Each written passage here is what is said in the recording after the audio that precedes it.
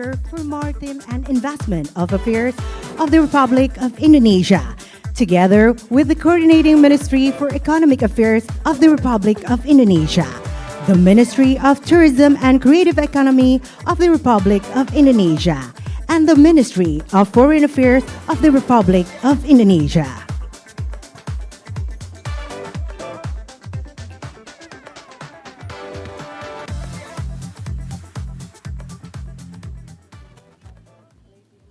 Fast-paced, ever-changing digital era, and you've got questions, concerns, and aspirations about your place in this dynamic world. How do you make a mark in the creative and digital economy? Can your unique voice truly make a difference? And where do you even begin? Let's dive right in, shall we? Here's the scoop. SEA stands for more than just Southeast Asia. It represents an ocean of untapped creativity and potential. New waves from the sea signals the beginning of something monumental, starting in Indonesia and reaching across Asian plus 3 countries, and then Asia in the next year. This year marks the launch of a long-term program that aims to capture every single concern and aspiration you have related to the creative and digital industries. We're not here to sponge up your thoughts, we're here to empower your ideas and amplify your voice. Think of SYF 2023, New Waves from the Sea as your platform, perfectly tailored to ride the waves of questions, ideas, and dreams you bring. You don't need to be a seasoned pro, we're all beginners here. SYF believes in the limitless potential of youth to reshape the creative and digital landscape, break barriers, and transform concerns into boundless opportunities. Here, we believe that creativity knows no bounds. It's inclusive and leverages talents from all sectors. This journey is about making, not just riding, the biggest digital waves, creating your own unique mark, and transforming concerns into the most significant opportunities. So, get ready to chart your course, explore uncharted territories, and catch the digital waves defining your journey. Together, we'll make SYS not just an event, but a movement. Yes, we're not here to just ride the wave. We're here to make the waves.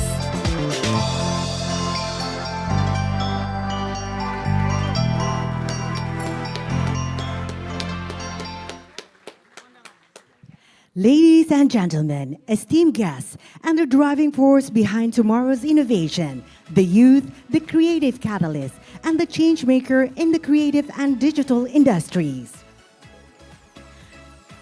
Today, we stand on the cusp of a remarkable journey towards building an inclusive, creative, and digital economy ecosystem accessible to all. And leading us in this remarkable journey is a visionary, a champion of innovation, and our main sponsor for SYS 2023.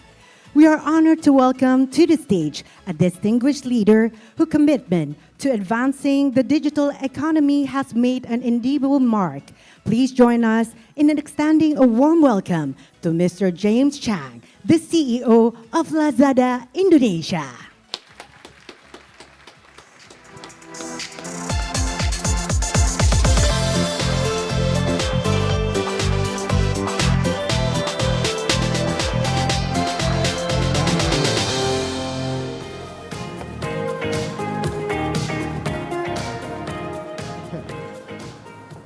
Wow. Good morning, ladies and gentlemen. And ad interim Coordinating Minister for Maritimes and Investment Affairs of the Republic of Indonesia and Minister of State-Owned Enterprises, Bapak Erick Thohir, thank you so much. And the Deputy of Tourist and Creative Economy Coordinating Minister for Maritime and Investment Affairs, Bapak Odo Manuhutu, thank you very much. I'm very honored to be here in front of you on this very important day, which I believe will be the beginning journey to support our youth and young generations of Asia.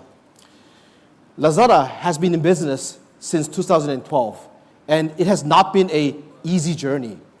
As a startup, we faced many difficult challenges. We started with a dream, and the dream was to create, at that time, the first e-commerce of South Asia. But when we first started the business, we were faced with a lot of practical, realistic reality. Many of the sellers, and I was there as a founding team in 2012, knocking the doors on the shops and SMEs around the street, and none of them had access to internet. And many of the shop owners didn't feel the need to have computers or printers at that time. So to get the business going, we had to think, how can we find affordable internet for these SMEs and entrepreneurs to start the business and join our, we call it at that time, online revolution. And we even donated laptops, bought thousands of printers to help them print the shipping labels. And at many times, we wanted to give up our dream because reality is very, very harsh. So today, it is very important for us to answer this question. What does our youth need? And what can we give to the young generation? This sounds like a simple question, but it is not simple at all. I myself got this very wrong in the past. So I have a boy, 10 years old, and I was thinking, the world is changing fast. The technology is evolving at an exponential speed with digital algorithms and AI. So in the future, what's the best path for him? I want to find the best path that he can be successful. So I did what I did. I asked one of my colleague technology enthusiasts, in this evolving technology future, what is the best path that my son should take? And he told me, James, that's not the right way to think about this. Our job as an adult is to empower and support for the youth to have their dreams come true, not to show them what is the right path that you define as a success. So I went to my son, asked him, what do you want to be when you grow up? What is your dream? And he told me, Dad, I want to be a YouTuber. Okay, so then it really dawned on me, and I realized, you know what? It's about, I went through that tough reality. So it's about how to create a better reality that the young youth can dream freely, take their dreams into a goal, and take the goal into a plan and take action while keep dreaming. Today, after 11 years, we're very fortunate, and thank you to all the ecosystem of South Asia that we're able to empower more than 20 billion US dollars of transactions for SMEs and young entrepreneurs. Not only that, we serve on a monthly basis more than 160 million users in Lazada platform. This would not have been possible without the support of the ecosystem. And that ecosystem allowed our dreams to come true and make us even dream bigger. Along our journey, we were acquired by Alibaba, and we had suddenly access to this global leading edge technology. So we thought we have to dream bigger. So we changed our mission. Until this day, our mission is to accelerate the progress of South Asia through technology and commerce. And our approach of how we empower and support also evolved. So we're no longer buying printers anymore. That's not needed. But we set up Lazada University. It's a free university that any entrepreneur who's new to digital economy is able to learn, understand, and grow their business. Not only that, we partner with Indonesia government in creating Kemenkomarves, Gerakan Akselerasi Karya Layak Digital, which focused on empowering more than 10,000 since 2021 of the professionals and educators, students and teachers about the digital economy. And this is way we believe we're giving forward. So ladies and gentlemen, as distinguished guests and delegates, what do you dream today? I want to make a proposal. Let us dream together. Lazada is committed to do our part to support the youth of Asia. But let us dream together. Let us dream for a reality that does not kill the dreams of the youth because it's too harsh. Let us dream for the reality that empowers, supports, and enables the youth of Asia. I believe together we can make it happen. Terima kasih.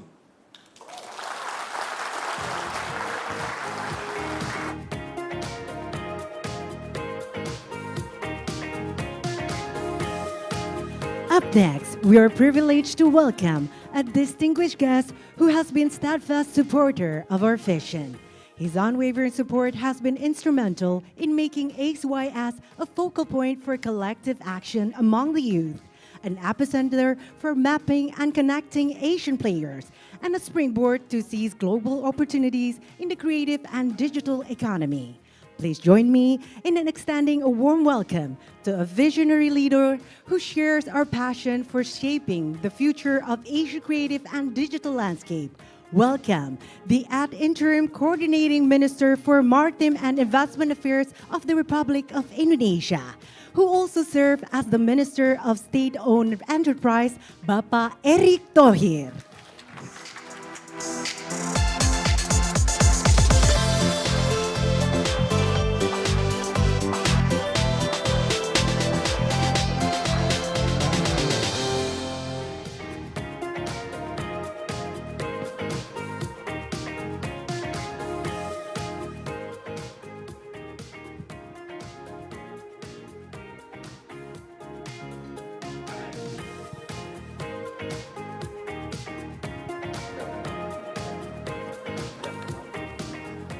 Tes.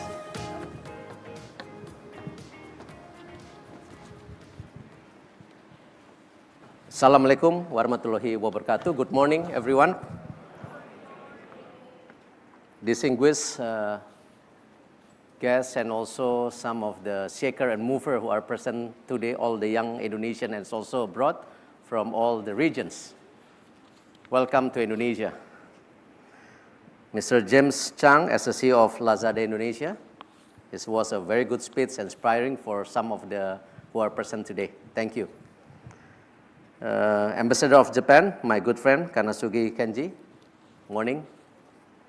Mr. Ambassador of Cambodia, who are also present this morning. Representative from New Zealand, who are present today. Paudo, as Deputy Menko of Bidang Parekrafts, who are also present today. I stand here before you today, humble and honored to discuss a topic that has my concern as a crucial for our region's futures and beyond. We are here to talk and about the needs for collective action among our youth in the West Asia region, starting with Asian Plus 3, to advance our creative and digital economy. The visions align perfectly with our forwards to harness Asia dynamic economy and demographic dividend to drive a vibrant, sustainable, creative, and digital economy. Our journey commences on the symbolic date, Indonesia Youth Pledge of Hari Sumpah Pemuda, a day attached to this history celebrates unity and determination of our youth. As we are ventures forward, the ACYS 2023, the inaugural of this annual series focusing on the Southeast Asia assumes center states aligned with the slogan, "The New Wave from the Southeast Asia." This event is designated to address the challenges that face us by providing a platform for our young people across the Southeast Asia region to develop skill, share ideas, and express their creativities. This summit is more than just a gathering. This is a catalyst for innovation and entrepreneurships. It's a creative industry. It is a beacon for a cross-border collaboration and knowledge sharing, and most importantly, it bridges the connect of our young creative to international investors, creating opportunities that might have been seams of our reach. But it doesn't stop here. This is growing opportunities for Southeast Asia creative and digital economy require a robust support of cultural diplomacy. Therefore, this is initiative projects the government of committing to enabling a sustainability ecosystem, like what you said, James. A support for our creative and digital economy advance, especially in Southeast Asia. Indonesia will be still the largest in terms of economy digital in Southeast Asia. I think we around cover will be 40 to 50% of the total economy. The number of economy digital Indonesia will reach around 4,500 trillion. Let me count in US dollar later on. So this is the market that you tap in, but at the same time in Southeast Asia, is around 600 million populations. Indonesia itself, majority is young demography. This is something like we said, discussion during the conversations in the private room before. I think we need to collaborate on the win-win partnerships between all the countries and who are present today. Our mission is clear. It's about fostering collective action among young Asian creatives to become a global players. It's about providing a platform for young creatives to develop skills, share ideas, and connect with the potential investors. We aim to initiate cross-border collaborations among Asian young creatives and promote the Asian creative scenes on the global scale. This isn't a vision, it's a path of futures where Asia leads the world and creative and digital economy. Along with Lazada as our partners and with the President's endorsement, our path to realizing these visions is now wide open. As the coordinating ministers for Maritime and Investment Affairs, and the most important as the Minister of State Enterprise, which oversees two large telco companies, we are very much committed to supporting this event and connecting us to shareholders who can make this a vision reality. I believe in our youth. I know that collectively there's nothing we can achieve. Our journey begins here. I look forward in seeing of ACE YS 2020, we take those crucial steps toward a better, more innovative futures of Asia. Thank you. Kami mohon kepada Bapak Erick Thohir untuk tetap berada di atas panggung untuk melanjutkan ke sesi foto. As we embark on this exciting journey at ACE YS, we would like to capture a memorable moment of unity and shared vision. I invite our distinguished guest, Mr. James Chang, CEO of Lazada Indonesia, and all of our esteemed speakers and representatives from our ACE YS Steering Committee to join us on stage. Please, let's come together for a group photo, a symbol of our shared commitment to shaping Asia creative and digital future.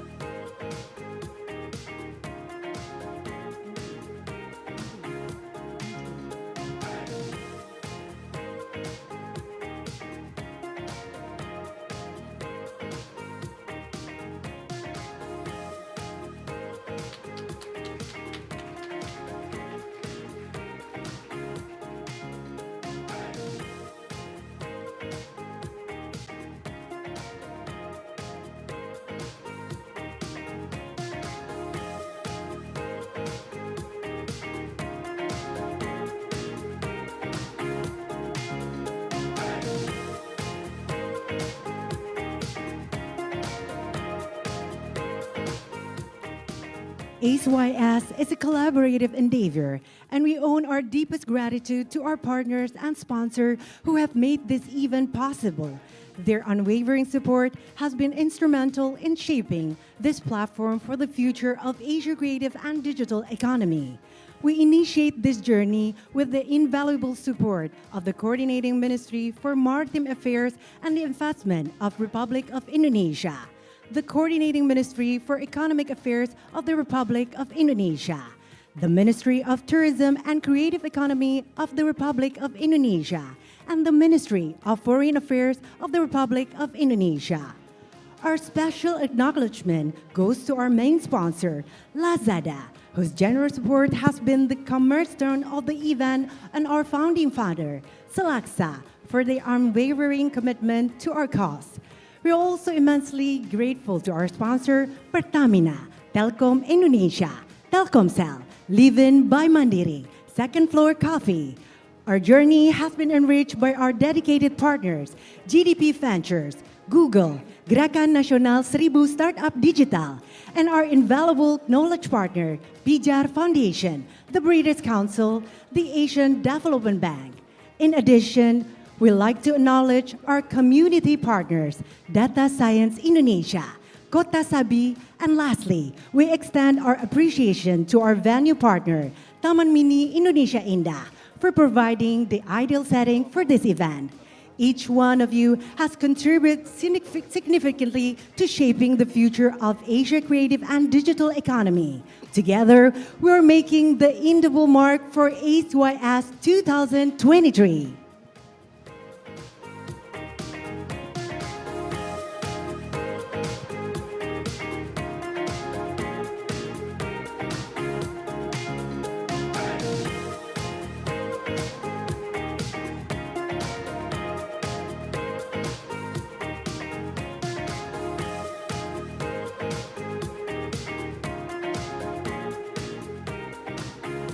The 21st century has brought us unprecedented challenge, and the answer for this challenge lies in the presence of artificial intelligence.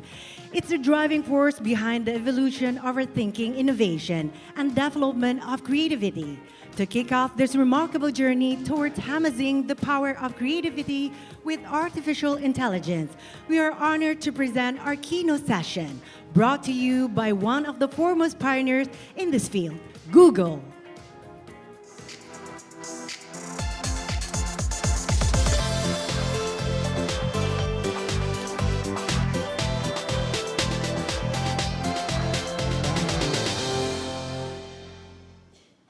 Selamat pagi. Good morning, everyone. Bapak Erick Thohir, Minister of State on Enterprise. Bapak Odo, Coordinating Ministry of Maritime and Investment Affairs. Ambassadors of ASEAN countries and dialogue partners. Delegates, ladies and gentlemen. My name is Agung from Google Indonesia. On behalf of Google, I'd like to extend a sincere gratitude for extending the invite to us. It's an honor to be among such distinguished individuals who have a strong dedications to foster the growth and development of digital and creative economy in Asia. Google has a long-standing commitment to supporting digital and creative economy in Indonesia. Through our products and business, we aim to empower creators, such as yourself, entrepreneurs, and businesses to reach their full potential. For example, through our training programs like Gapura Digital and Women Will, we have trained more than 2 million small and medium businesses since 2015. Our YouTube platforms, as Pak James wanted to aspire to be a YouTuber, we have enabled millions of Indonesians to build audiences and generate income for their creative content. In fact, YouTube creative ecosystem has contributed 7.4 trillion rupiah to Indonesia's GDP in 2022. Thank you. And of course, our Google for Startups program provides mentorship, training, and funding to help Indonesian startups succeed. In today's keynote, we'll talk more about artificial intelligence, the buzzword, and connections in the creative economy. We believe that AI has the potential to be a transformative force for creative economy. AI can be used to generate new ideas, creating engaging content, and personalized experience.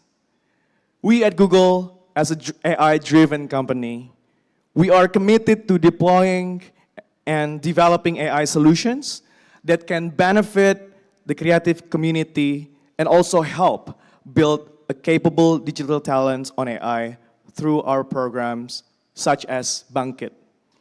We actually run these partnerships with the Ministry of Education, Culture, Research, and Technology, where we have trained students with comprehensive machine learning courses. In a recent study by Access Partnerships, we know that adoptions of AI can help Indonesia build a strong digital economy that contributes to productive growth, unlocking at least 2,612 trillion rupiah in economic benefits for business in 2030. You'll shortly hear from our Vice President of Engineering, Amar Subramanya, to talk more about our generative AI products, BART. We believe that BART has the potential to be a valuable tool for Indonesian. We are excited to see how they will use it to create a new and innovative works of art, music, literature, and more. Unfortunately, Amar could not be here with us today due to urgent family matters. Nevertheless, we are still able to hear his keynote through his video that we just recorded yesterday, only for all of you here. So I hope that you are all inspired by our session today. Thank you and enjoy.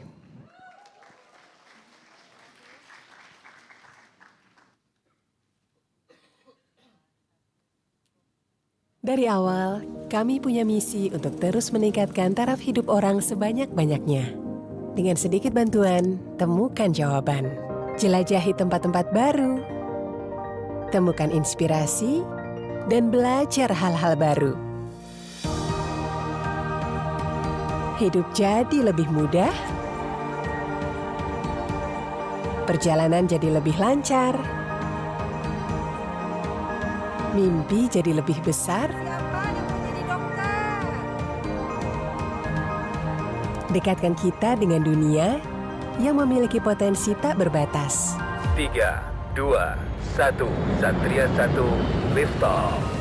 Dan untuk menyambut era baru Indonesia bersama AI, kita semua punya kesempatan yang sama untuk maju dan berkembang. Kesempatan untuk temukan solusi baru, bantu hidup jutaan anak bangsa. Cari jalan keluar ke semua tantangan yang ada. Kami sadar, ambisi berani harus diimbangi dengan tanggung jawab yang besar.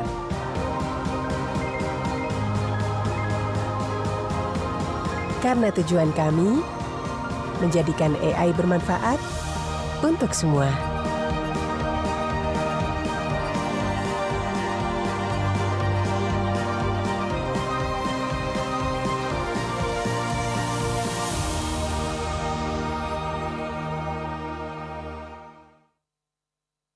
Language is at the core of human understanding, connection, learning, and creation. Through most of my career, I have focused on solving large-scale problems in natural language understanding, which is a branch of AI that focuses on how computers can process language, more like the human brain. Hi, everyone. My name is Amar Subramanya. I'm the VP of Engineering for Google Bard. I've been at Google for about 14 years, and I thought I should start this talk with a picture of my first day at Google as a research scientist 14 years ago. Unfortunately, I couldn't find a picture, but I turned to AI to help me create one. Now, all decades of research have led to where we are with AI today. The last few years have been especially transformative.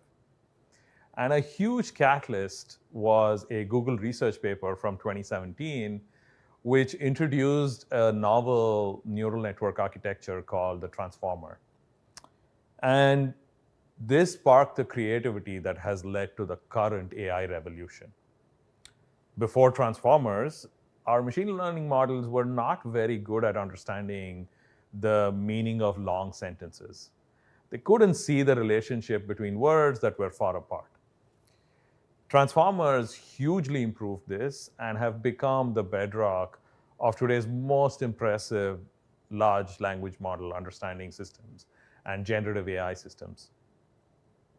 In 2019, we introduced BERT, or bidirectional encoder representations from transformers. That's a mouthful. And BERT has helped search understand user queries better than ever before by understanding words in context. This allowed people to ask questions as they naturally would, rather than by just stringing words together. Lambda, a conversational large language model released by Google Research in 2021, paved the way for more generative AI systems that have captured the world's imagination, like our latest Pathways language models, or PaLM models. Now, these ongoing sparks of creativity, collaboration, and scaling of learnings and AI training techniques culminated in an early experiment named BARD. So, what is BARD? It's a conversational AI tool that lets you collaborate directly with Google's most capable models.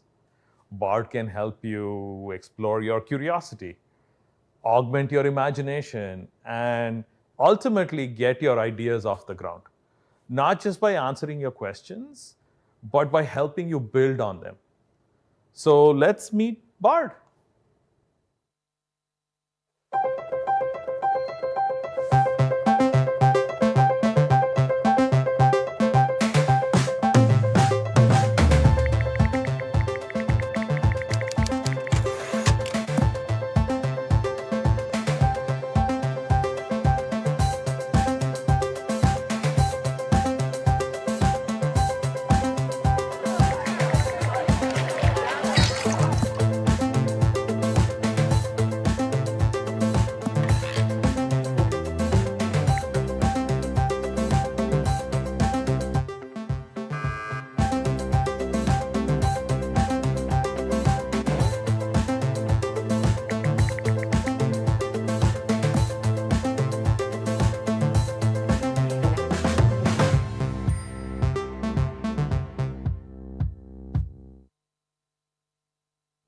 Give it a try if you haven't already, and no hard feelings if you totally ignore this keynote while you play with BARD.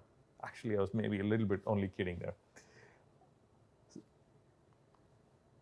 LLMs, or large language models that power products like BARD, these models can feel like magic. But what is an LLM really? So let's maybe spend a little bit of time understanding what these models can actually do and how they're built. So in the early days of computing, programmers used hand-coded rules, but real world is complex and messy. So this approach only worked for a small number of tasks. Now, as you can see from in this image, the developer is required to explain all the attributes of a cat. It has 4 legs and 2 ears. And already you start to see how this rigid structure could lead to errors. If you start to think about it, doesn't a tiger also meet this description? People got excited when neural networks, or more generally machine learning models, were able to take on some of the messier pattern recognition tasks. So for example, if you want a computer to recognize what cats are, you gather a lot of examples of pictures of cats, and it learns to recognize those patterns of pixels. But this is still a pretty narrow approach, learning about specific tasks and concepts. More recently, AI models that power tools like BARD have taken a new approach. What if you feed the model a massive amount of text data? For example, the large language model that first powered BARD when we launched was trained on over 1 trillion words. Let me just repeat that. 1 trillion words.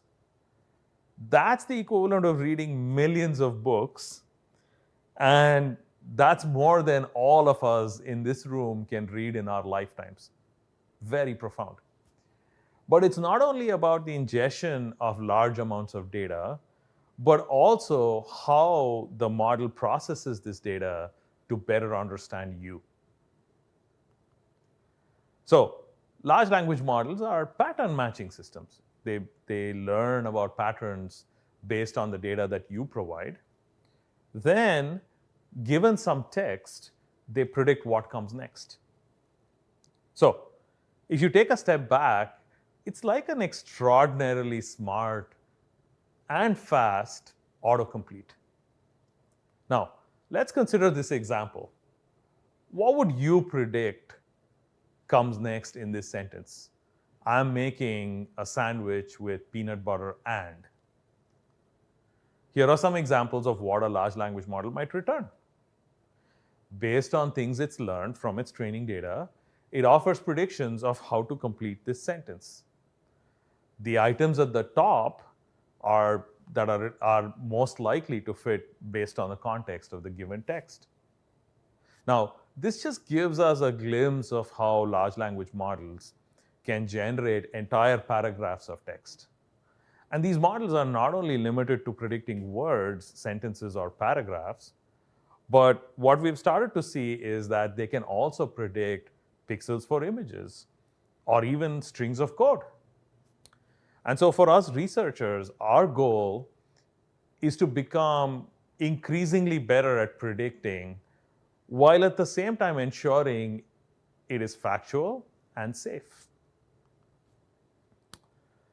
So now that we understand a little bit more about how large language models work, how they're built, let's jump to talking about creativity. So what is creativity? It's our ability to see the world in new ways, find hidden connections, produce something new that ultimately pushes the boundaries of what is possible to drive change. Whether it's a new work of art or a scientific discovery, creative breakthroughs all began by someone trying something new. Asia has shared a history of creative boundary pushers, from ancient Chinese astronomers charting the heavens to Japanese potters embracing the art of kintsugi, to Indonesian architects designing wonders like the Borobudur temple. Emerging technologies can often be catalysts for new creative possibilities, sparking imagination. Human creativity has continuously reinvented itself.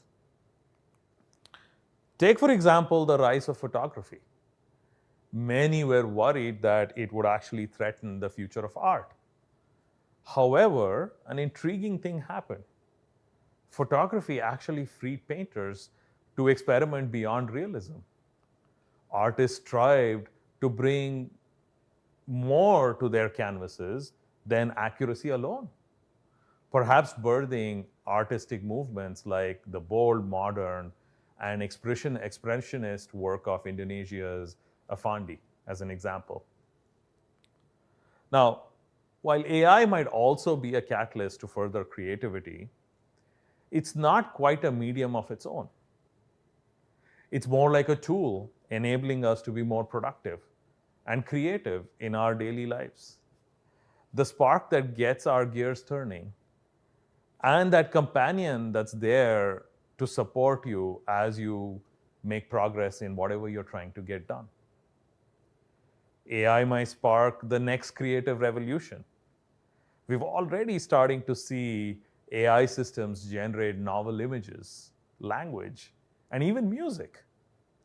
It can help overcome creative blocks, inspire new directions. For example, an artist might use an AI generative tool to explore bold new visual styles that they wouldn't have considered otherwise. A musician could collaborate with an AI that suggests unexpected melodies. AI tools could even uncover hidden creative talent that people who never imagined themselves as artistic, thought initially. But to truly augment human creativity, we must design AI thoughtfully. AI should be built to empower creators and expand the reach of their voices. We are excited about how it will interplay with human creativity. Not replacing it, but enhancing it, enabling it, and elevating it. I see AI innovations like Bard as a tool and creative partner for brainstorming, generating surprising connections, helping from ideation to realization, or just getting through all your daily to-dos so you can focus on the things that you love. So, just to walk through a few examples, a student might use Bard to generate stories to help them better understand a difficult concept that they're trying to learn. A fashion designer might snap a photo of street art in Bangkok and use it to ideate on new trends and designs. An entrepreneur might ask Bard to help digest and craft responses for their ever overloaded inbox. A chef might work with Bard to iterate on their latest seasonal menu. An artist might have Bard generate HTML code for a sketch of their new website so that they can publish their portfolio. I am so excited to hear about what you'll try next and to help your exploration. So in the next few slides, I just want to walk through some of the most recent advances in Bard that will help you on those journeys. So Bard is now available and used in over 40 languages across 220 countries and territories, including Indonesia. And it's been incredible to see more and more Indonesians try out Bard in the past few months since we've launched in Bahasa Indonesia. And sometimes hearing something out loud can help you approach your idea in a different way. That's why you can now listen to Bard's responses. This is especially helpful if you want to hear the correct pronunciation of a word, or listen to a poem or script. Simply enter the prompt and select the sound icon to hear Bard's answers. We also know how important it is to get the style and tone just right. Whether you're working on something in the professional setting or a personal setting. You can now change the tone and style of Bard's responses to 5 different options: simple, long, short, professional, or casual. For example, you can ask Bard to help you write a marketplace listing for a vintage armchair and then shorten the response using the dropdown. We've also just recently launched extensions that make it possible for Bard to collaborate with apps like YouTube and Maps. And even your own content from Docs and Gmail. You can find, summarize, and answer questions across your personal content all in one place. So let's take an example. Let's say you're planning a trip, and we know that's a project that often takes going to many different websites and using many different apps. You can now ask Bard to grab the dates for that work for everyone from Gmail, look up real-time flight and hotel information, see Google Map directions to the airport, and even watch YouTube videos of things you should do when you get there. All in one conversation. Just amazing. So, or imagine you're applying for a new job and you're using Bard to help with the process. You could ask Bard to find my resume, for instance, titled June 2023 from your drive, and then ask it to summarize it into a short paragraph, and then continue collaborating on your new cover letter. Extensions are now live in English and will be expanding to new languages soon. We're committed as part of launching this to continue to protect all your personal information. So if you choose to use the Workspace extension, that's Gmail and Drive, your content from Gmail, Docs, and Drive is not seen by human reviewers, not used by Bard to show you ads, and not used to train the Bard model. And of course, you're always in control of your privacy settings. when deciding how you want to use these extensions, and you can turn them off at any time. Bard's creativity isn't limited to text alone. Images are a big part of how we put our imaginations to work. So we've brought the capabilities of Google Lens into Bard. Whether you want more information about an image or just a little bit more help coming up with that perfect caption for a picture you just took. You can now upload images with your prompts, and Bard will analyze the photo and help you get things done. Users have already been able to do some pretty cool stuff with this. So let's take a look at a couple of examples. One of our users uploaded a screenshot of a landing page, was able to get detailed feedback on how it can be improved, and then actually use Bard to write code that incorporated this recommendation. Here's another one where a user found a very creative way to combine a number of features to help them get through a task that otherwise would have been really cumbersome. So they combined the power of image recognition with tables and Google Sheets to expedite their own personal expense management process. They uploaded images of their receipts from their work trip, and with Bard's help, they were able to get all the information into a single table and exported it into Google Sheets. Now, if you think about it, creation and collaboration often go hand in hand, right? So sometimes, it's important for you to collaborate with others through your creation process. So we've made it very easy to build on others' conversation with Bard. When someone shares a Bard chat with you through a public link, you can continue that conversation and ask Bard additional questions about the topic or use it as a starting point for your own ideas. Bard is also getting better at mathematical tasks, coding questions, and string manipulation. These advances are another example of how our research can be quite creative. Let me explain. So, remember we talked about how large language models are like prediction engines. When you give them a prompt, they generate a response by predicting what words are likely to come next.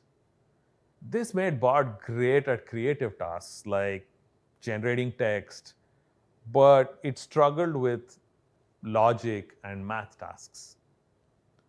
So to address this, we took inspiration from how the human brain works via Daniel Kahneman's book, Thinking Fast and Slow.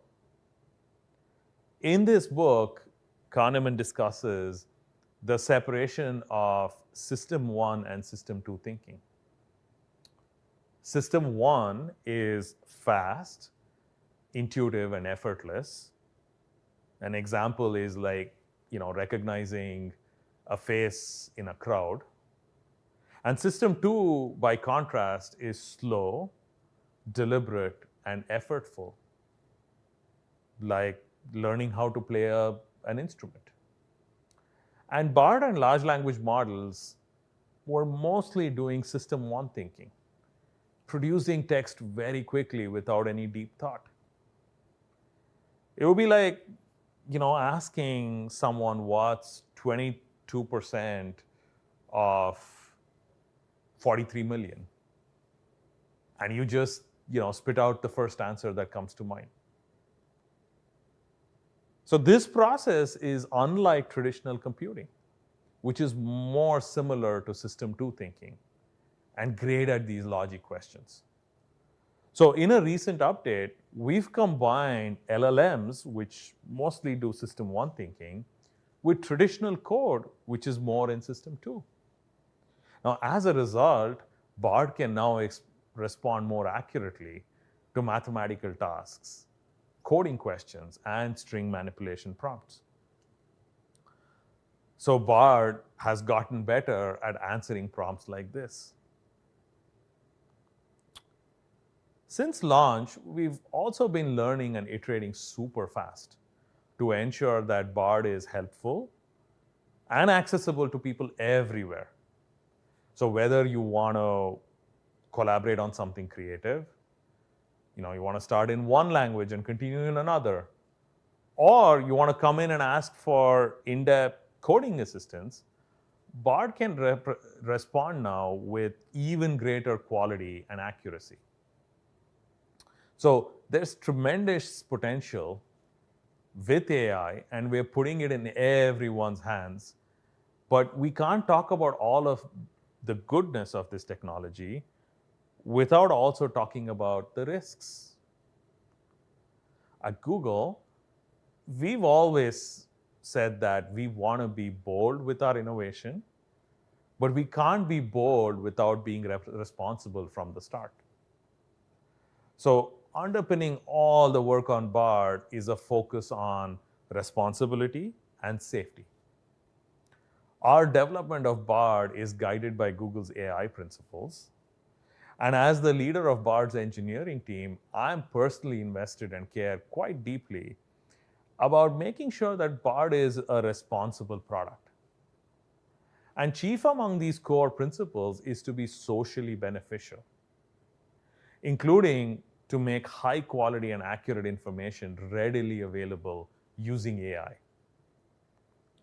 Now, given Google's origins as a search engine, dedication to factual information is integral to our mission. And a well-known problem for large language models is hallucinations, which is basically presenting inaccurate information in a very convincing way. And we're doing a lot of work to combat this. Generative AI makes it easier than ever to create new content, but it also raises questions about trustworthiness of information online.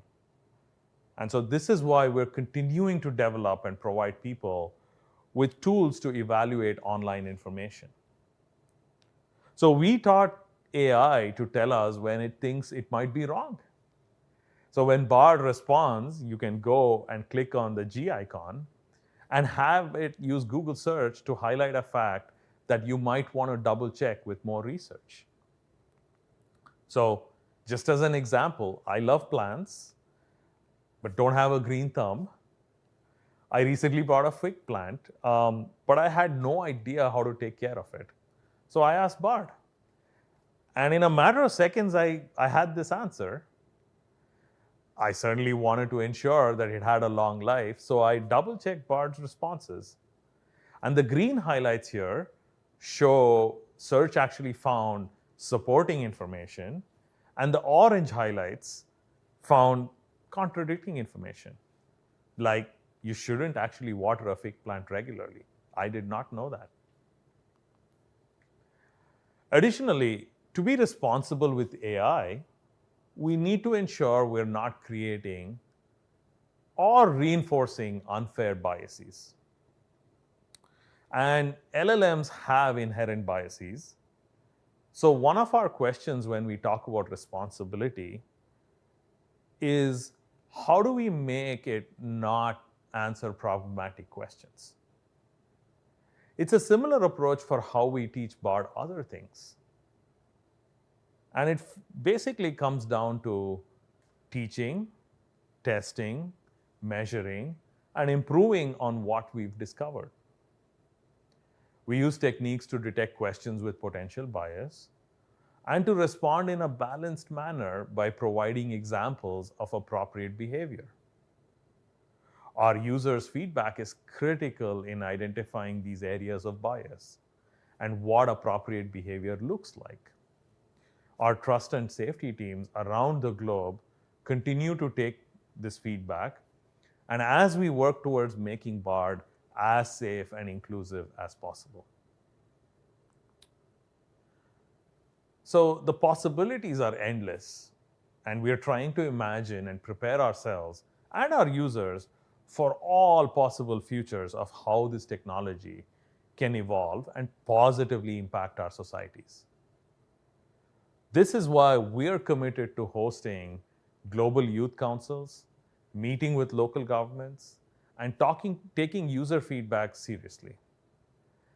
It's our way of making sense of these possibilities and designing solutions to increase accessibility to AI and improve the lives of our users. I can't wait to see what our augmented imagination can create and achieve. AI is opening opportunities across fields, from sciences to the arts. There is so much good I see coming from AI. It can help deal with effects of climate change, forecast floods, track wildfires in real time and predict how they will spread, and even improve the accuracy of early cancer detection. Research coming out of Google DeepMind continues to lay the foundation for how we build on and inspire humanity's most useful inventions. For example, AlphaFold can now accurately predict 3D models of protein structures and has the potential to accelerate research in every field of biology. WaveNet creates more natural sounding speech for products used by millions of people around the world. And let's not forget how AlphaGo was the first computer program to defeat a professional Go player, the first to defeat a Go world champion, and is arguably the strongest Go player in history. Now, my colleague James Manika poses a very interesting thought experiment. Let's imagine it's the year 2050. AI has turned out to be hugely beneficial to society. I think it's very useful for us to ask ourselves, what happened? What opportunities did we realize? What problems did we solve? Where did our imagination take us? What comes to your mind when you hear these questions? Maybe it is musicians collaborating with AI to weave strands of melodies into complex symphonies. Maybe it is architects iterating on space-defying forms, dare I say in space? Students accessing personalized learning no matter where they grew up. Global collaborators communicating with ease as AI tears down language barriers. Artists inventing new mediums to inspire generations to come. The bounds of our creativity will only continue to expand, equipped with AI tools like Bard that augment our imagination. I want to conclude by asking you to commit to be part of this AI journey to grow our collective imagination. And to get started, try Bard and see where your curiosity takes you. A big thank you to Amar, the VP of Engineering at Google Bard, for its insightful keynote. Your wisdom has ignited our imagination and enriched our event. Our next keynote speech delves into critical topic of intellectual property rights, balancing access and protection in the Asian digital economy scene. The insight we're about to receive are the results of a wealth of experience and knowledge in the industries. Without further ado, let's turn our attention to our distinguished speaker for this session, former VP Head of Creative, the Walt Disney Company Asia, Dr. Alan Aoyang.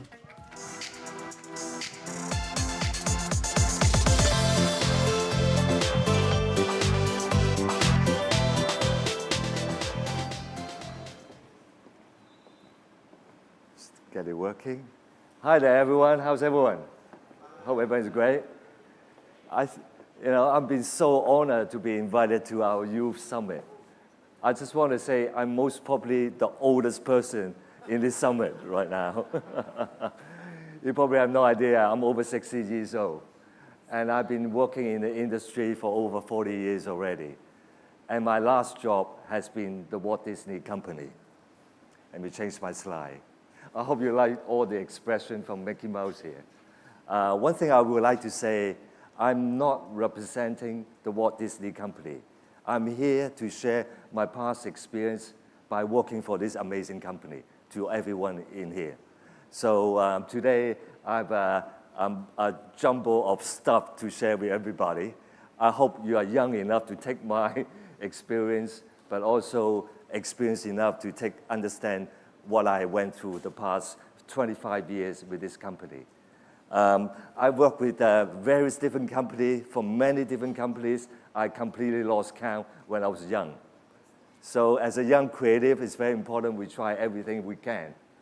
But when I joined the Walt Disney Company, I just stay for 25 years. Okay. I always love to share this video about some of the things that we do, not just from the Walt Disney Company, from any company around the world.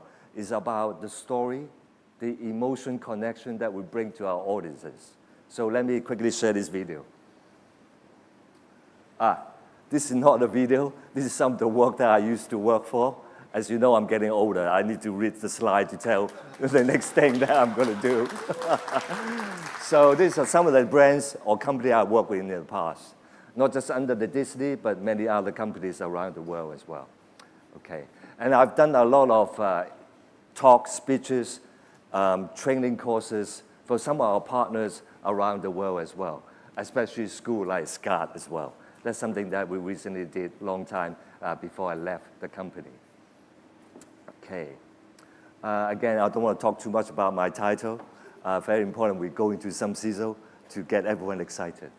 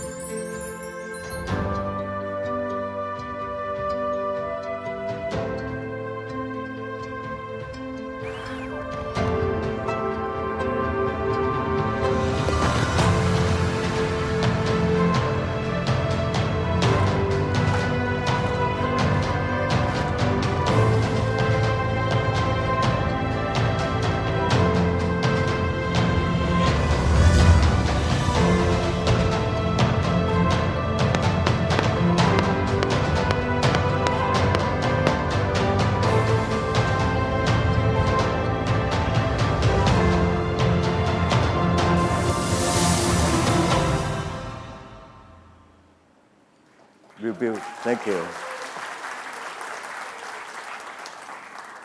You probably saw the word heart and soul. That's the magic of what creative people do. Heart and soul is the most important thing. Without the skill, without the Photoshop, without an illustrator, your heart and soul is the most important thing for us to create the right stuff for this world. So to me, it's very important we stay in mind. And you probably saw some of the word. If the elephant can fly, so can you. We can create stories that nobody can hear of. We can create experience people can remember for a lifetime. You know this character, right, from Zootopia, right? Everybody knows her. What I love about her is all about the thinking behind her going through her hardship, trying to find a career, or her dream to become something in her life. To me, it's very important we stay true to our dream as well. This is a little picture when I was 5 years old. My sister dressed me already in a Mickey and Minnie t-shirt, and I was wearing a 101 Dalmatian when I was 5 years old. So when I started working Disney, I look at some of the old pictures. Oh my God, you know, I've been Disneyfied when I was only 5 by my sister. So all those emotion memories is very important for us to bring into the real world through your creativity.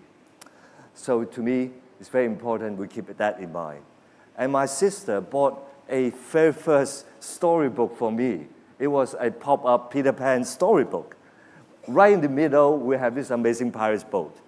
When I was 5, I couldn't figure out how can a flat 2D book can pop up a 3D boat for me to enjoy. So at the end, I ripped it open, try to figure out how it works. So to me, it's very important we keep our curiosity at all times. Whether you're young 5 years old to 18 to 28, even now I'm 60, going to be 61, I find the whole world has so many things for me to find out to make me curious about why and what and why. So that's very important for any creative people to keep in mind. Curiosity is the best thing ever. Everyone has it. Some of the childhood memories as well. You know, this is a very old poster of the Star Wars Empire Strikes Back when I was like very young in Hong Kong. Again, some of the memories bring back into my real life today. I saw this credit at the beginning of the movie.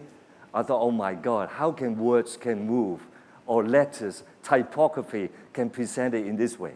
Of course, to today's world, to you guys, you boys, this is easy. But at that time, it's one of the most inspirational graphic I ever seen. And I want to get into this world as well, eventually. Again, I love Star Wars. You know, I'm not trying to sell you guys about the Disney franchise, whatever. But if you look at Star Wars, it's not so much about the technology. By the way, if you've seen the latest kind of movie from Star Wars, they still use a wire to plug it into a wall to get everything transferred, connected. It's not about the technology. It's about the story behind the father and son, the dynasty, the empire, the evil, and the good as well. So although it's all about storytelling. Whether you're creating an illustration or a piece of graphic, we must communicate. We must tell a story. My biggest mentor is Bruce Lee. You know, I got booed once at a Marvel conference by sharing this picture. He said, no, that's not your superhero. But when I was like, in that time when I was 70, this is the guy that actually became my mentor. You know, he gave me inspiration to do something very different, just a tiny little place in Hong Kong. Lucky enough, you probably don't know, this is the boy, that was me. I kicked Bruce Lee 3 times in the stomach. 3 times in the stomach. I think a lot of people hasn't done that yet. And since then, I've been always feel proud that I've done it with this superstar, or this so-called, I wouldn't say he's a movie star. Actually, he's an inspirational guy for everybody around the world as well. If you don't believe it, if you go to the museum in Hong Kong about Bruce Lee, you will find me a little picture of me right in the corner of the right-hand corner too, to prove it. Actually, I kicked him 3 times in the stomach. Okay, talk about Bruce Lee. He always had this saying, be water, my friend. As a creative person, for my 50 years of trying to be creative, we have to stay flexible. Of course, you've got to insist on your quality, increase of your desirability, increase of your story, insist on your storytelling, but most important that stay flexible on everything you do. It's still flexibility in art and design in today's world as well. Always believe, this is something I learned also from my years of experience as a creative person, always give more than you think you can. If your boss asks you for 1 idea, you give them 2. If your girlfriend asks you 3 things, give her 4 things. Because we are creative people. Being creative, we are generous about our ideas and our expression as well. Okay. Mentor. I have Bruce Lee, I have Star Wars. Everybody needs a mentor. Whether you dream about it or a mentor is already not around, or anyone around you, you need a mentor to communicate, to talk about, to express your idea through. I've always been a very quiet boy when I was 5 years old. I never say 1 word. But I need to express. I need to tell people how I think. So find a way to express. You need a mentor to help. Since we talk about Marvel, you know, I always love to share something from Disney in my past experience as well. When we started off Disney, 20-something years ago in Shanghai. Actually, I focused quite a lot for the last bit of business in China as well, and the whole Southeast Asia and Asia as well. The China growth was phenomenal. It's all about the digital growth. But to what you see today, that's nothing. But that was done almost 15 years ago. The whole idea is doing something digitally under Marvel. We can share quite in a phenomenal scale and speed to all our audiences around Asia.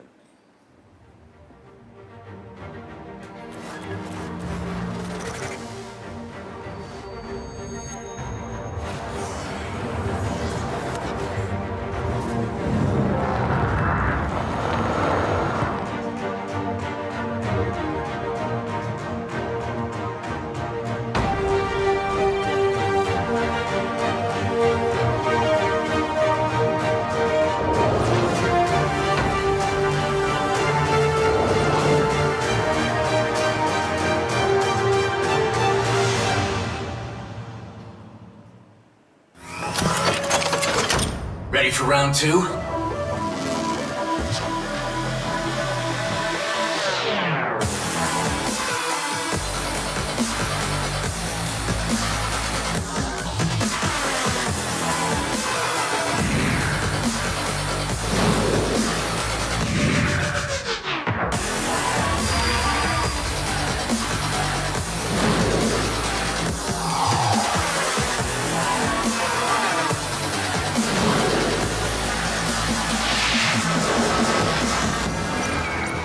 Watch this. Come on, guys. Yeah!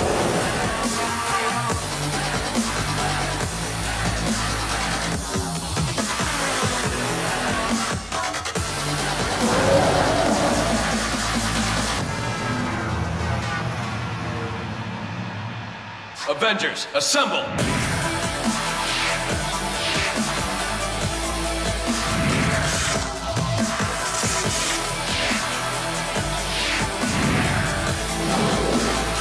Hey, Spidey pals.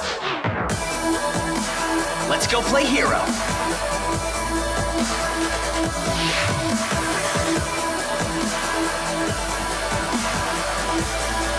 I am too good at this.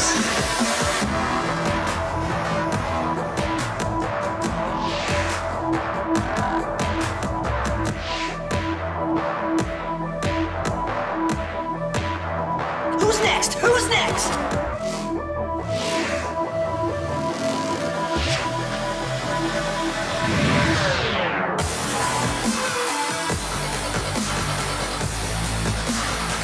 If we do not act, Earth will fall!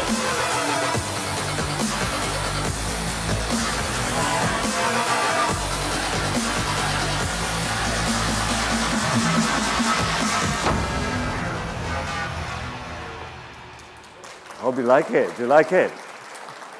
So this is a video or sizzle we created to help us to push what we call the style guide. Probably some of you kind of aware. We provide this to our customer, to our partners to create product around the world. So that was like really putting a flat 2D artwork into something that moves and tells a story. Hopefully it will translate more story by sharing this in a digital world as well. That was done almost like 15 years ago. But again, this is something that we want to share. I would like to share with you. What we try to get at when the digital expansion is so huge, we also need to mirror something, not just by sharing things through the movies or digital content, but also anything that we do will be digitized and movable as well. It seems like you guys really love the sizzle. Maybe I'll share another one. It's all about how do we localize some of those so-called American content into our world as well. So if you love Star Wars, hopefully you will enjoy this one.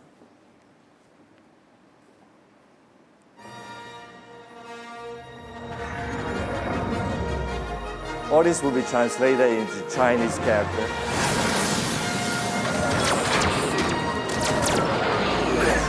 With Chinese motif or Asian motifs.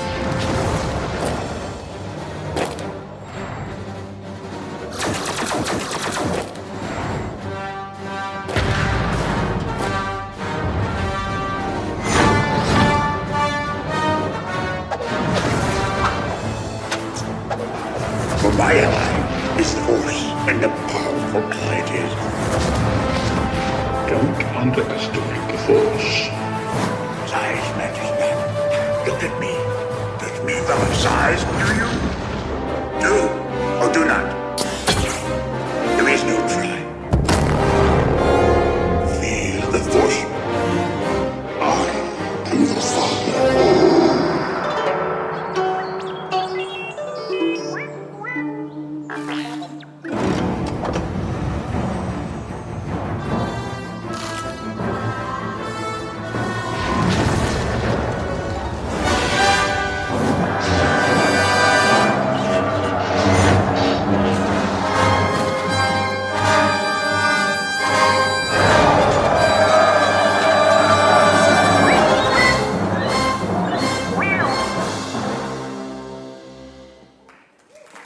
Thank you. This is the kind of style that we create on what we call Art Pack, and we share with our partner to create more opportunity in terms of selling us through product creation around the world. Seems like you really like Star Wars. Should I share you another video on Star Wars as well? Yeah, right. So this is how we actually use some of the graphic art and apply to product ideas and product concept. So think about the creativity or whatever you create right now, we can translate into the lifestyle of everyone's needs as well. Okay, let's go and take a look.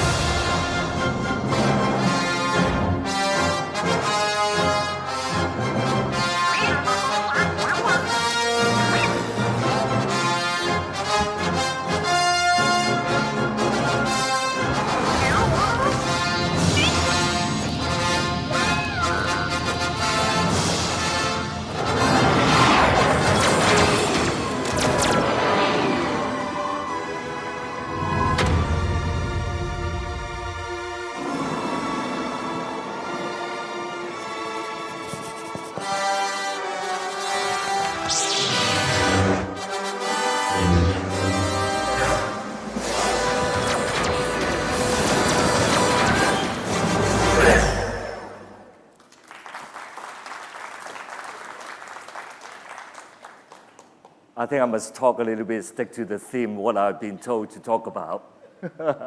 Want to show you amazing video of some of the past work that I did. Intellectual property rights, balancing access and protection into the Asian digital economic scene. It sounds very boring, doesn't it? I don't know, make it sound like a lecture or a teaching class. My experience. If you want to protect your story and idea, it's so terrible if you just release it into the digital economic world, because there's no way you can protect it. Am I correct? You have an idea, you have a story, you share it through the digital world. How do you protect it? Very difficult. If you want to have people have access of your ideas, you cannot protect it. You want people to see it, you want people to touch it, you want people to understand your story. You want people to understand your design or your message behind your story. So the way I look at that is, the digital world right now still is, I call it the WWW, not World Wide Web, is a wild, wild world. How do you protect your idea or your thinking? The way I look at it is very important. Creativity is for mankind. You don't own it. Everybody has the right to create, for some people to enjoy, to laugh at, to cry at, to love. but only your skill, your story, and style can be protected legally. When you have story, it's very difficult to protect. When you have skill, yeah, just a certain kind of skill, people can learn about it. If you talk about style, like a paper cut style or wood cut style, whatever, people can follow too. But when you put the three together,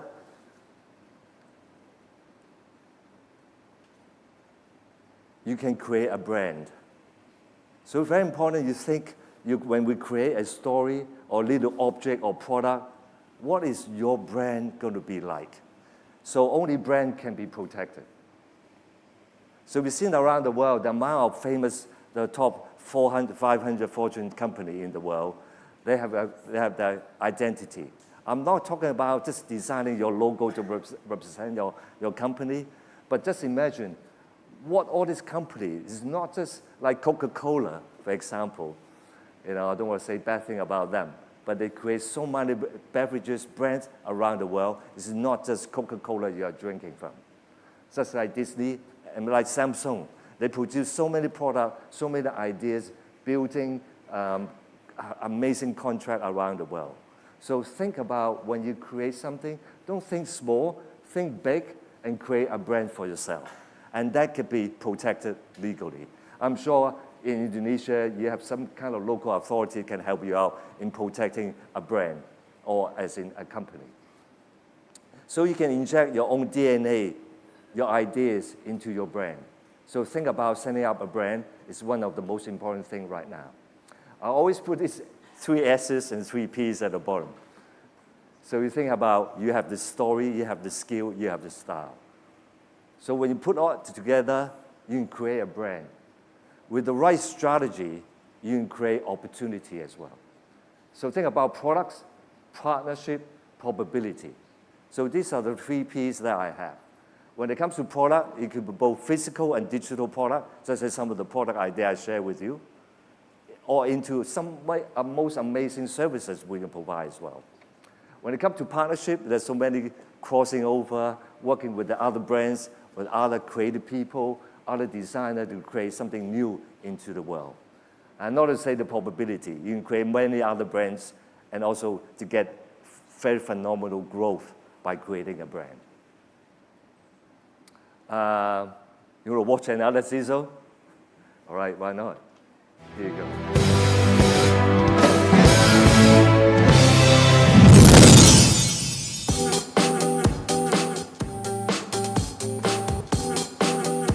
So these are some of the ideas we had. How to take different brands into different story, apply into different lifestyle products across the world. Of course, we look at seasonal trend, what's happening right now, what you predict in future will be like, we create them.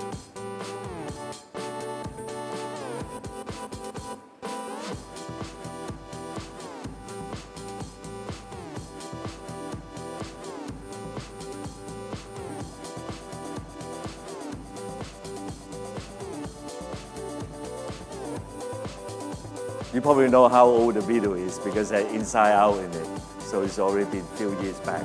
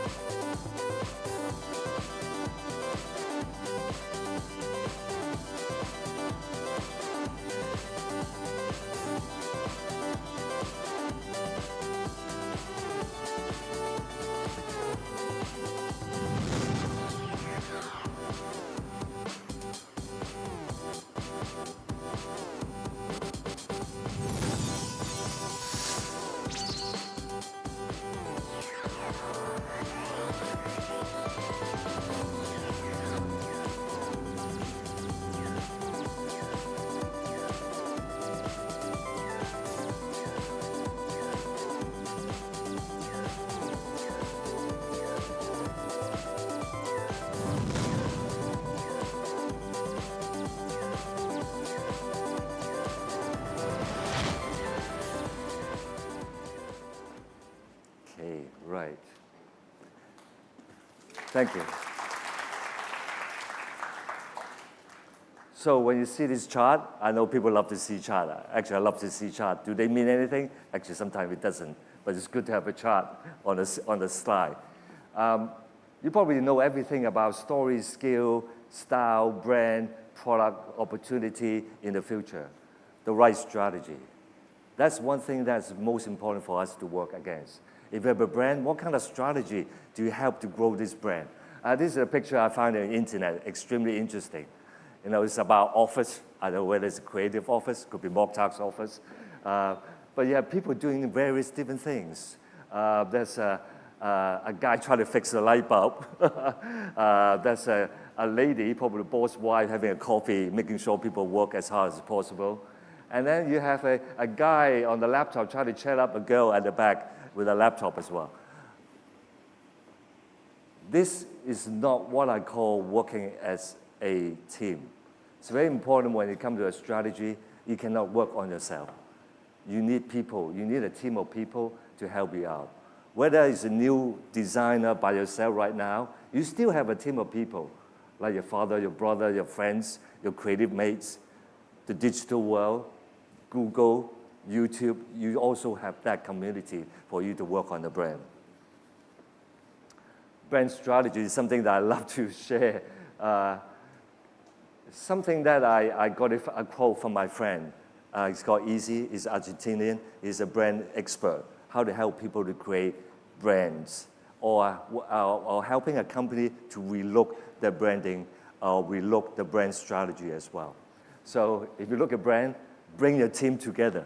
As I said, if you don't have a team, talk to your father, talk to your sister, talk to your brother about your ideas. Sometimes I even talk to a taxi driver in Hong Kong about my ideas. So very important, you have a team of people to work together. Redefine your plans. If it's not working somehow, can we do something better? Ask a lot of questions. As I said earlier, curiosity is the one thing that drives creativity. So ask questions. Why, and why we have to do this? Nothing is impossible. Don't look for shortcuts. Sometimes shortcuts means mediocre quality. So it's very important to think about, we do it, is this quicker way or this cheaper way, we can get it done. Absolutely. But is it a quality product?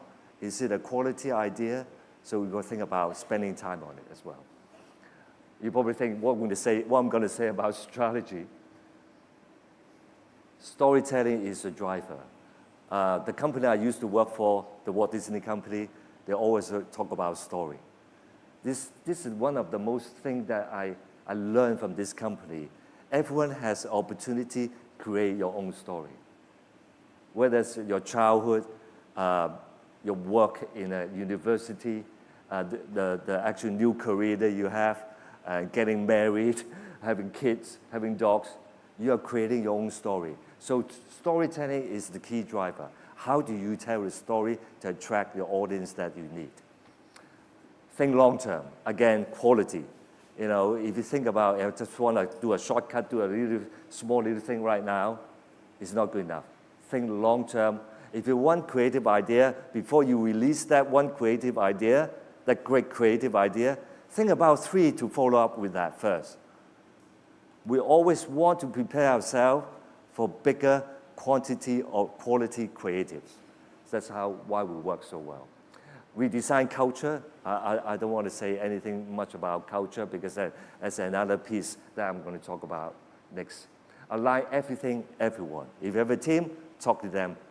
We have the target, and that's our goal. So important we set that right. Take customers seriously. Again, you know who pays your salary, who pays your electricity, your customers. So very important. All our consumers, all our customers are very important to us. Engineer mind-blowing experience. Again, this is one of the most difficult parts. It's about your creativity. How to do something different that nobody else has done. That's one of the toughest parts. Grow your business, of course. And you can call for help if you don't do it, you can't do it alone. Actually, I had to say, call me to help you out as well in the future if you're stuck. So don't just sit there by yourself. You have the whole world to get your help, to get help on. some of the struggles that you will probably be facing through. Okay. Building creativity. So as I said, I'll repeat some of this before. In our past company, even some of the work that I used to do, not just from Disney, but previous company as well, I think, having a culture of creativity is very important, where your ideas can be protected and respected. Change your perspective about things. As I say about Bruce Lee, be water, be flexible. Always has a mind for changing things. And that's the most important part as a real good creative person. Be optimistic. This is the word that I find it hard to take sometimes. When you face so much work, you got to deliver things on time, so much trouble, but it's always tomorrow. The best creative people face optimistic in a very good way. So stay happy all the time. Make time and space. We must use time creatively. I wish I had done a lot more things when I was younger. Now 60 years old, there's a lot of things I couldn't do anymore. But when I was younger, I could have done a lot more. That's always I said to my team member while I was still working. Check your ego at the door. When it comes to creativity, there's no boss idea is the best idea in the world. I'll always ask my team member, even the junior person, what do you think? So taking ideas from other people is very important. Not just your own ego will work, but other people's ego should be respected as well. Actively listen.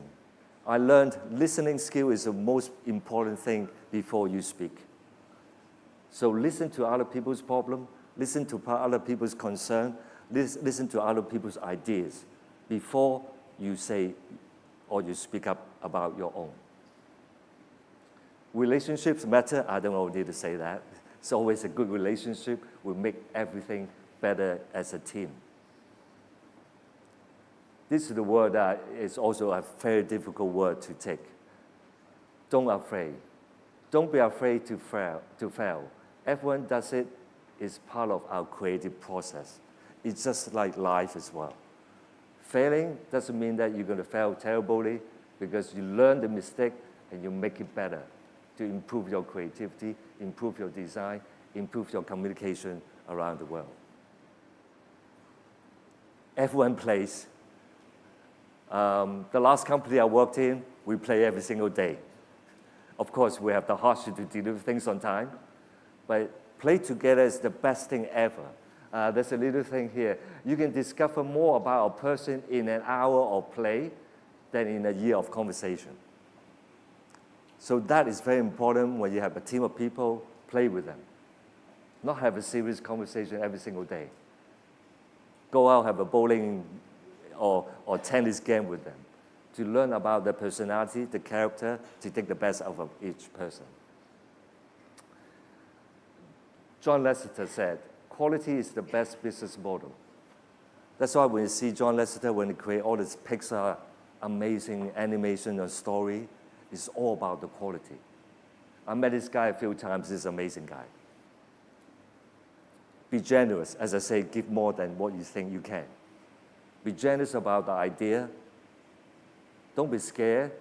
Don't be mean to share the ideas. I talk to my wife every single day about my ideas. She probably had enough every single day. But one of the ideas, you might agree, right? So it's very important we really be generous about our idea. At the end, just putting it all together, I'm sure that will be a final piece of creative puzzle that puts all these ideas together, and that's teamwork. All right, so this is probably will be my last CISO before the end of today. Let me share with that.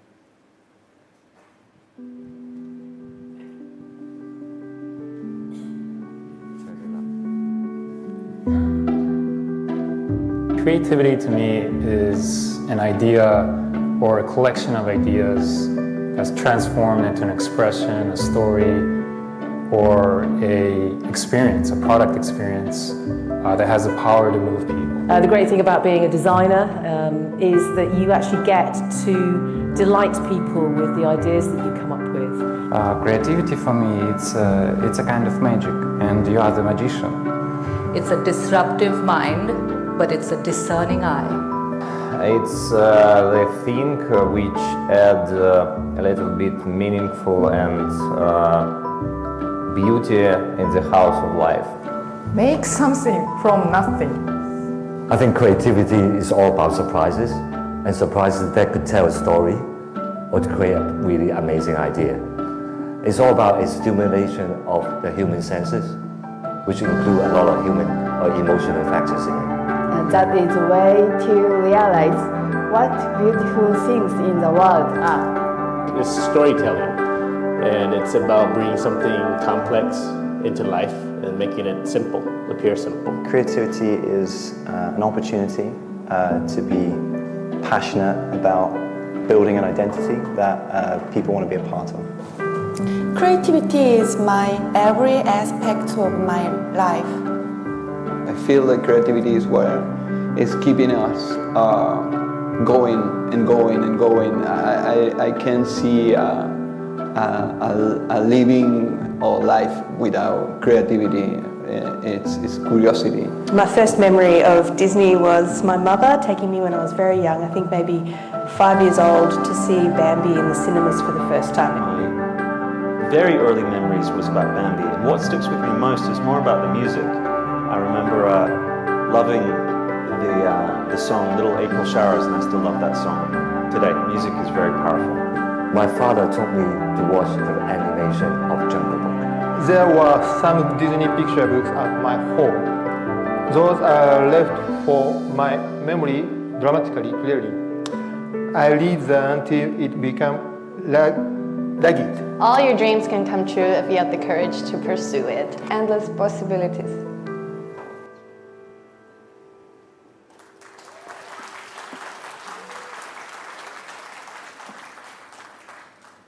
It still works? Yes. Thank you very much for today. This is me riding a motorcycle. That's what I've been doing for the past years. I think creativity is like riding a motorcycle on an open up highway. No limits. So please, work hard, guys. Talk to you soon. Thank you very much.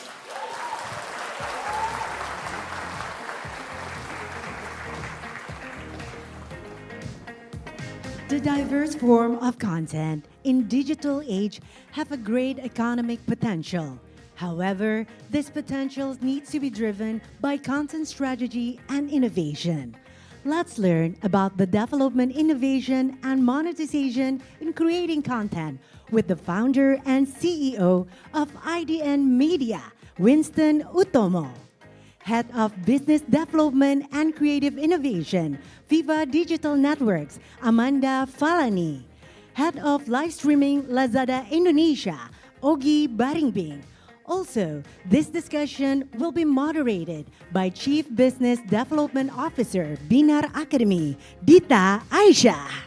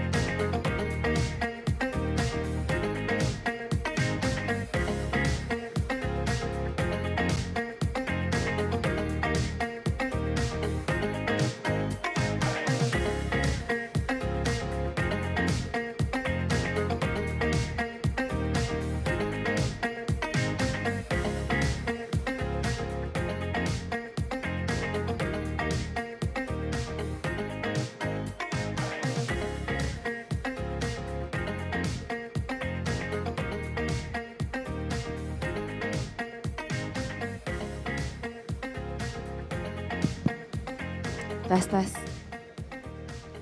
Okay, good morning, ladies and gentlemen. Welcome to ACE Youth Summit 2023. My name is Dita, and I will be moderating today's session on Creative Talks panel discussion. Today, we're gathered here to discuss about a very important topic that is at the forefront of our digital age, which is content innovation and monetization strategies. And today we are joined by very esteemed panelists. So let me introduce some of them. First, Winston Utomo, founder and CEO of IDN Media. Please join me to give him a round of applause. IDN Media is the Indonesia's leading media platform company for millennials and Gen Z, whose vision is to democratize information and bring positive impacts to society.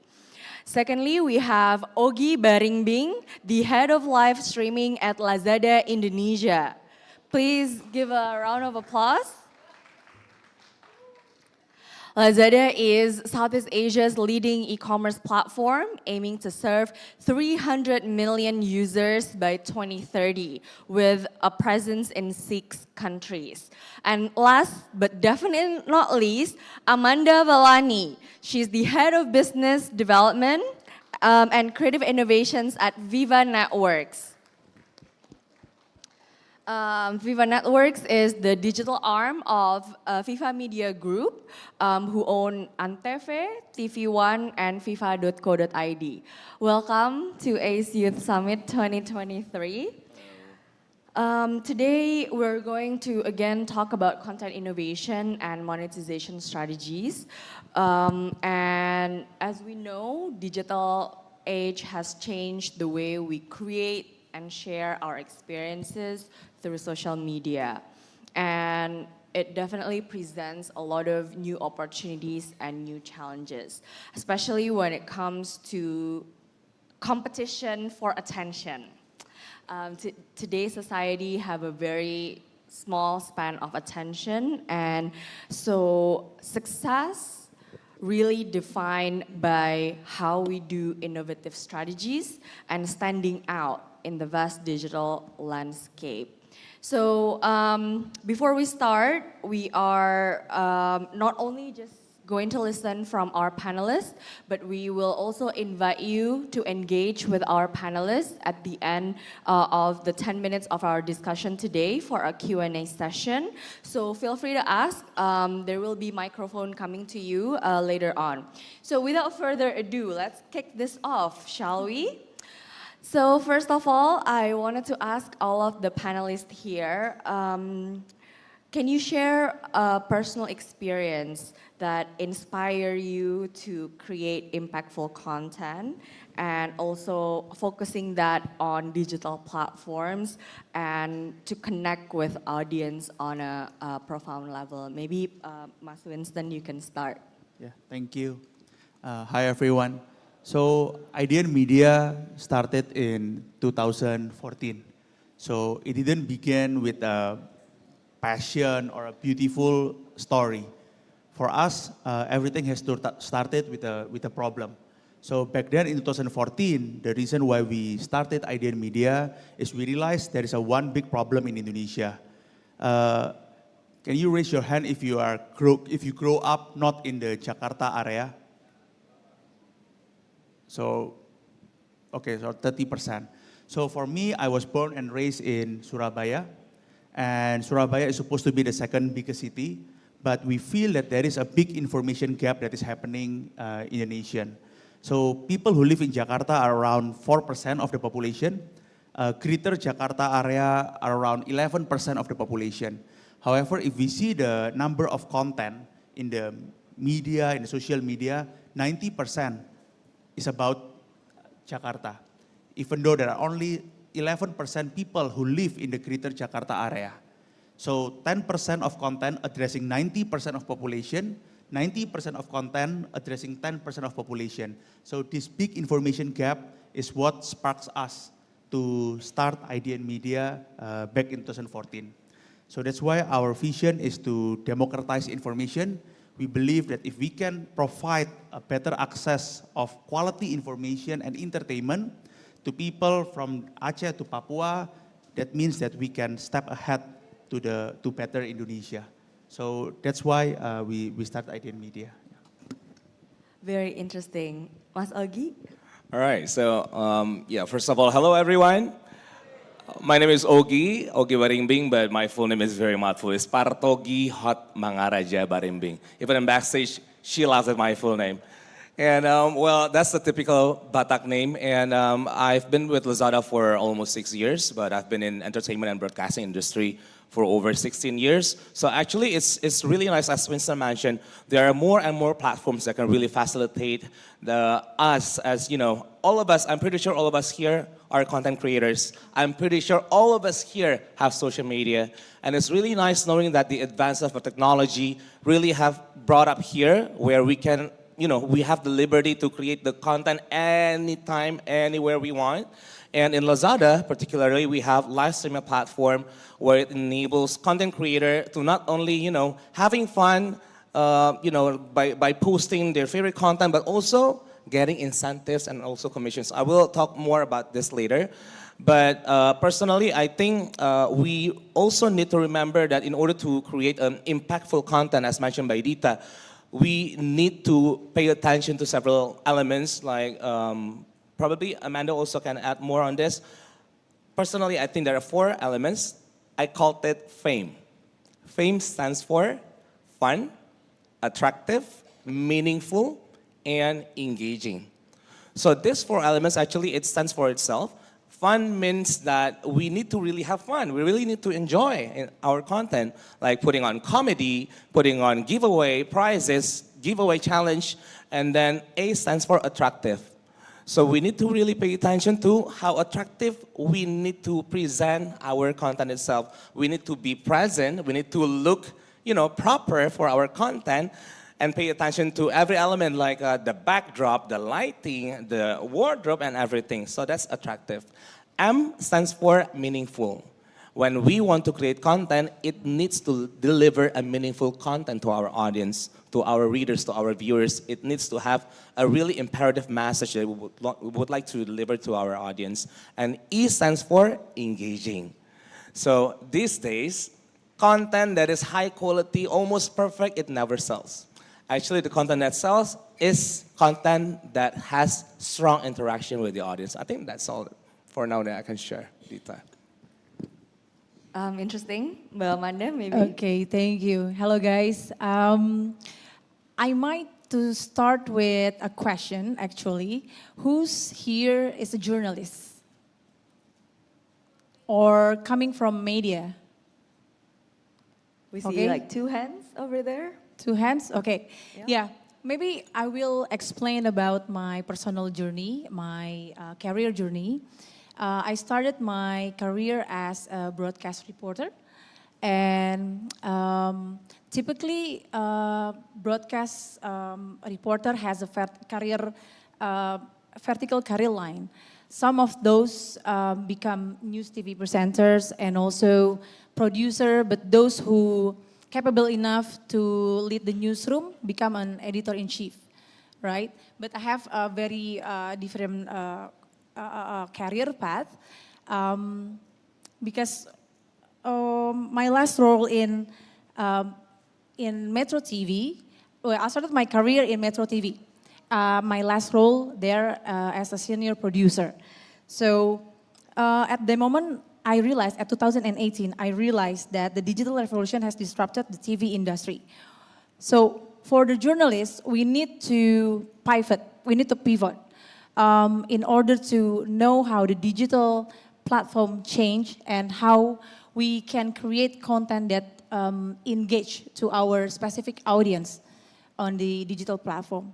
So I then moved into digital media startup called Narasi. The co-founder is Mbak Nana, and she is still now the co-founder. And we actually had tremendous digital content experiments to build online community, and also we create engaging content. Those 5 years are really important to me as a journalist, or as a TV journalist, and becoming a digital journalist. That actually really shapes our mindset as a content creator before coming into the digital platform, how to engage with specific community. We need to find our niche. We need to know their needs. We need to know their pain point. Because before in TV broadcast or news TV, FTA, we just create a massive content for everyone, just to spread awareness. But in digital, journalists need to learn the SEO, how the SEO works, the algorithms, and all of that. So that's how maybe content creators and also journalists now how to put into account, create an engaging content to a specific audience at the moment. Perfect. And maybe still want to deep dive a little bit on your media experience, Mbak Amanda. You have a taste of traditional media and then moving into digital media. And so what kind of evolution in the media industry that you've seen, not just in Indonesia, but throughout Asia over the past decades? And what are the key trends that have changed that you've witnessed so far? So the evolution is, it's very, we face a big evolution in content creation, actually. Somehow we cannot produce content that specifically for FTA TV audience and then match with our digital audience. Because, the FTA TV based on Nielsen, the ratings, the share, and the digital platform, it's more specific. We know exactly, how many views our content get viewed, and also, all of the key metrics, how many times our content are shared, and all of that. So this big evolution need big digital shift in terms of mindset. So the big evolution in the technology should align with changing of digital mindset of the creators, of the people who create content. I think that's the most important thing. Yeah, content has become more personalized, right? Exactly. Targeting more niche audiences. Cool. Maybe Mas Winston, IDN Media has also transformed the digital landscape in not just Indonesia, but the larger Southeast Asia. Can you share, a personal story or experience how IDN Media play a role in deepening audience engagements? Because obviously now content and information doesn't just come from the big media, but also personal content creators. And so how do you maintain that audience engagement and fostering meaningful connections with your audience? Okay, thank you. So maybe I'll share an angle of how IDN Media evolve and how IDN Media keep engaging the audience in the past 10 years. So when we first started in 2014, our main value proposition is millennials and Gen Z. So that is our main value proposition. Back then, no one knows what millennial means or even Gen Z. If you see the Google trend, people start talking about millennials in 2017 and 18, it became the overused word. Now, Gen Z is the overused word. But we already believe in millennials and Gen Z since 2014. So that's the first one. 2016 is when we create a new platform that allows people to contribute content to us. So we call it the community generated content. So that is one way we can increase the audience engagement. So we have a platform that allows people to write content to us and we curate with our machine and with our human editor before we publish. So by decentralizing content creation, we can have much more content and much more diverse content from all over Indonesia. And then as the company grows, 2017, we started to focus on this new sector called creators economy. So the story actually, end of 2016, there is one brand contacted us to work for the KOL campaign. This is 7 years ago, so KOL is not a mainstream word. We don't know how to do it, but we have a principle, if there is an opportunity, just take it first and think about it later. So we take the order, we actually quite mess up the campaign, but it teaches us a lesson that, wow, this is going to be the next big thing. That's why 2017, our main focus is on the creators economy. So we focus on creating businesses around creators and talent. And then 2021, that's what we see that live stream is going to be the next big thing in Indonesia. If we see in China, Japan, live stream is the main content format, but Indonesia, the biggest content format is still the short video in a vertical format or like a TikTok style. But the next biggest content format for us, we believe, is live stream because faster internet speed, more bandwidth for the users, cheaper bandwidth. Also, users want a more interactive content between the idol or the streamers and themselves. So we see that live stream is going to the next big thing. That's why 2021, we focus on live stream. 2022, we started to focus on the entertainment part of the business. Why we focus on the entertainment? Just to give you a bit of the macro perspective, Indonesia right now is around 4,500 in GDP per capita. The next phase is to hit 10,000. Whenever a country moves from 4,000 to 5,000 to 10,000, the main growth driver is coming from the domestic consumption mostly. And first is the middle class, the power of middle class. So the middle class, there are more people moving from the aspiring middle class to the middle class, which means they have more disposable income. When they're more disposable income, they want a better quality of life. So after the primary needs are being fulfilled. So the three industries that will grow, usually in other countries, even for example Russia as well, is the travel industry, F&B industry, and entertainment industry. Travel industry, which means that people who do not travel in a year now will have once a year a holiday to different part of Indonesia. F&B, people who don't eat out, now once a week or once a month they will eat out to the mall or to other restaurants. Entertainment, they will have more disposable income to spend on entertainment, which is for OTT, for virtual gift and live stream, for music, for going to cinema, for movies and so on.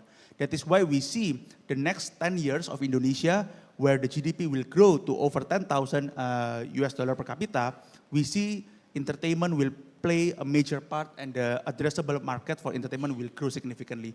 That is why from last year, we expand our ecosystem, not only from media, creators, live stream, and now adding entertainment to our ecosystem. Yeah. Very interesting. Please?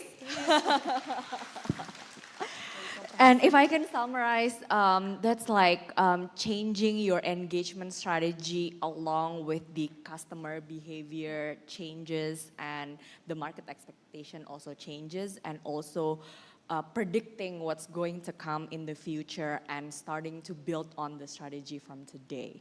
Right? And if you guys are not aware, if you know JKT48, IDN Media is the, I guess, owner of that brand. Such a big fan of what you do, Mas Winston. And maybe we shift a little bit to you, Mas Ogi. Lazada maybe has a little bit of a different take on this, right? As an e-commerce that serves 6 countries around Southeast Asia.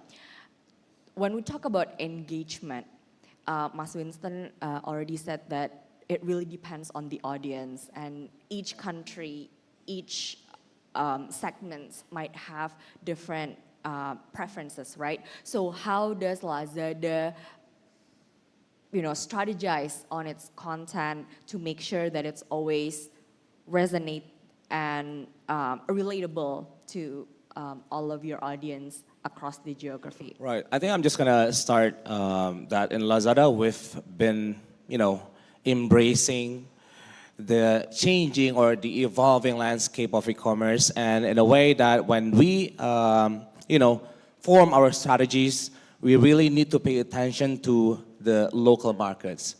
I'm sorry, I'm still a little bit. So, I think before we create the content itself, we really need to deep dive into the local market. We really need to understand the local language. We need to know the local culture, the local barriers, challenges, even the trends, in order for us to be able to provide the content that is relatable with the local customer. And then after that, we can create the localized creative content. But of course, we cannot do this alone. That is why we continuously working with KOLs, influencers, creators, because we want a content that can resonate well with the local target audience, right? There's one thing that captivated a large number of audience, appreciated more by digital society these days, especially Gen Z, and I think the other two speakers would agree with me on this, and it's called authenticity. People these days are craving to have that kind of bond. They want to feel connected, and that is how localized creative content can fill in that hole. Like for example, in Lazada Indonesia, we have Merdeka Sale. Merdeka, it means independence, by the way. So I think it's quite obvious. The objective of the campaign is to foster the celebration of Independence Day, of course. And the key activities will be something that related to put the exposures on local brands, and then the color tone will be, the color tone will be red and white, the colors of Indonesian flag. But that's just a generic example. To be more specific, Lazada Indonesia pioneered Harbolnas. I'm sorry. Twin dates, discounts. Harbolnas, it stands for Hari Belanja Online Nasional. Oh, thank you, Winston. 3 seconds.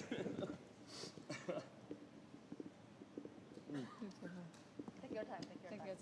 Sorry, I'm still sick. Yeah, so Harbolnas, or in English is National Online Shopping Day, right? Actually, Lazada Indonesia, we established it over a decade ago in 2012, because back then we found that there's a significant interest towards local brands. And it's still happening, it's still going strong. Local brands are emerging everywhere, right? And that is why Harbolnas is still happening this year, later in December. But if I may correlate this with shoppertainment, actually in live streaming, we have our in-app live streaming channel. It's called Last Live. So in Last Live, we have various programs that promote different categories. For example, for beauty category, we have an IP called Last Beauty Besties. So it's a program that emphasizes on beauty tutorials, beauty hacks, review on beauty products that are well-known among Gen Z. We also have Dapur Lazada, or Lazada Kitchen, that highlights home appliances and groceries category, and many, many more. Oh, there's one more. Sorry, I can get too excited when I talk about this.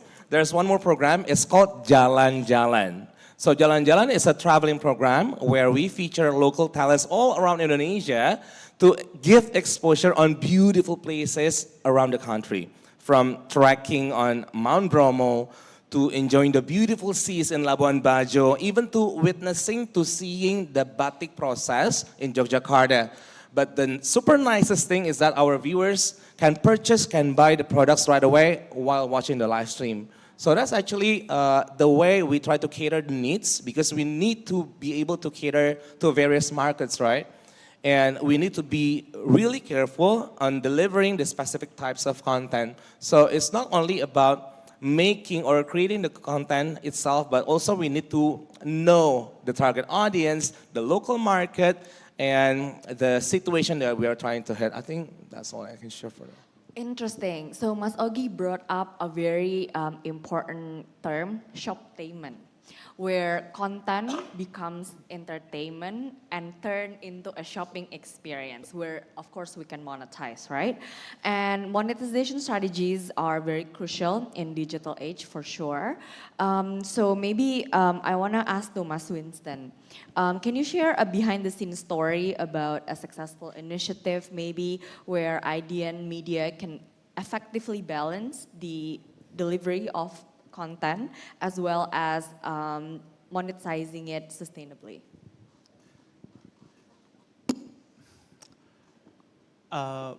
For us, I think it starts with the mindset, that in the end, no matter how good the content that we produce, it has to have a business sense toward it. Because if we cannot monetize it, if we don't have revenue, then we cannot have enough capital to produce another content. So this kind of mindset has to be adopted and understood well by everyone in the company. So there should be, in the newsroom, there should be a clear wall between the editorial team and the business team. But there should be a collaboration between these two teams to be able to create program or content that we can monetize together. But it all starts, well, at the end we have 5 customers. The first one is the TIMI, or the people who work in IDN Media. That is our first customers, and we focus to make sure that they can perform well. If they perform well, we can have more users, or more readers, or more people consuming our content. The more people consume our content, the more advertisers want to use our platform. So, like Lazada want to use our platform. So, because we have a lot of users, we have a lot of advertisers or clients. When we have more clients, the more partners want to partner with us. And when we have more partners partner with us, there will be more investors willing to invest in us as a company. And then we can have more capital to hire more people, and that the cycle goes on and on. So first is the understanding of everyone is actually a customers, and we should always think with the customers in mind. Like it's our team, for the people operations team. The main focus is to make sure that the team can work well. So for the product team, to make sure that they can create a good product and give chance to the business team to monetize the product. And for the business team is to be able to monetize the product very well. So by understanding this concept that everything connect to each other, and in the end, it's still a business, which revenue should be higher than cost to be able to make profit, but deliver value along the way. That is our focus. Yeah. And in IDN Media, we're quite fortunate. We've been on the green. We've been profitable for the past 5 years, since 2018, and hopefully we can continue growing, expanding the company while still keeping the bottom line healthy. Yeah. May I add a little bit? Add a little bit, yeah. Because that's actually how I got connected with Winston. Because we've been working for quite some years, right? And actually the key metric, as mentioned by Amanda, the key metric for e-commerce is DAU, daily active user. That is why we work a lot with media, and particularly with IDN, we actually put media placement there that intends to bring direct traffic. Like for Last Live, for live streaming, actually we managed to get lots of traffic, to get a lot of unique viewers, UV, from IDN. So after this, I'm expecting a discount, of course. I also expect a media order. Live negotiation on the stage, guys. Very interesting. Now, maybe I want to move on to Amanda. So given the diverse markets in Southeast Asia, how do you tailor your monetization strategies to fit with different consumer segments? Sure. So one of the FTA TV under FIFA Media Group is ANTV.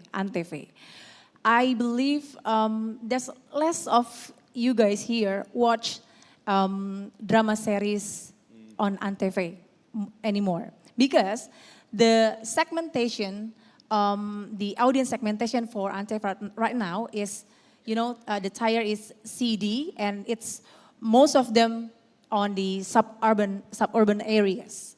But the market is very big.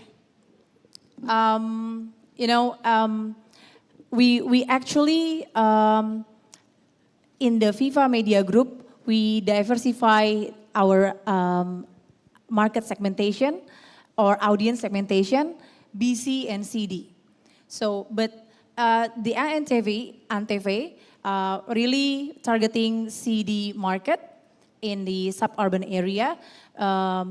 But we know the market for, if you're familiar with INTV, one of the FTA TV that the digital that I really supervise on or at the moment, they always play India series.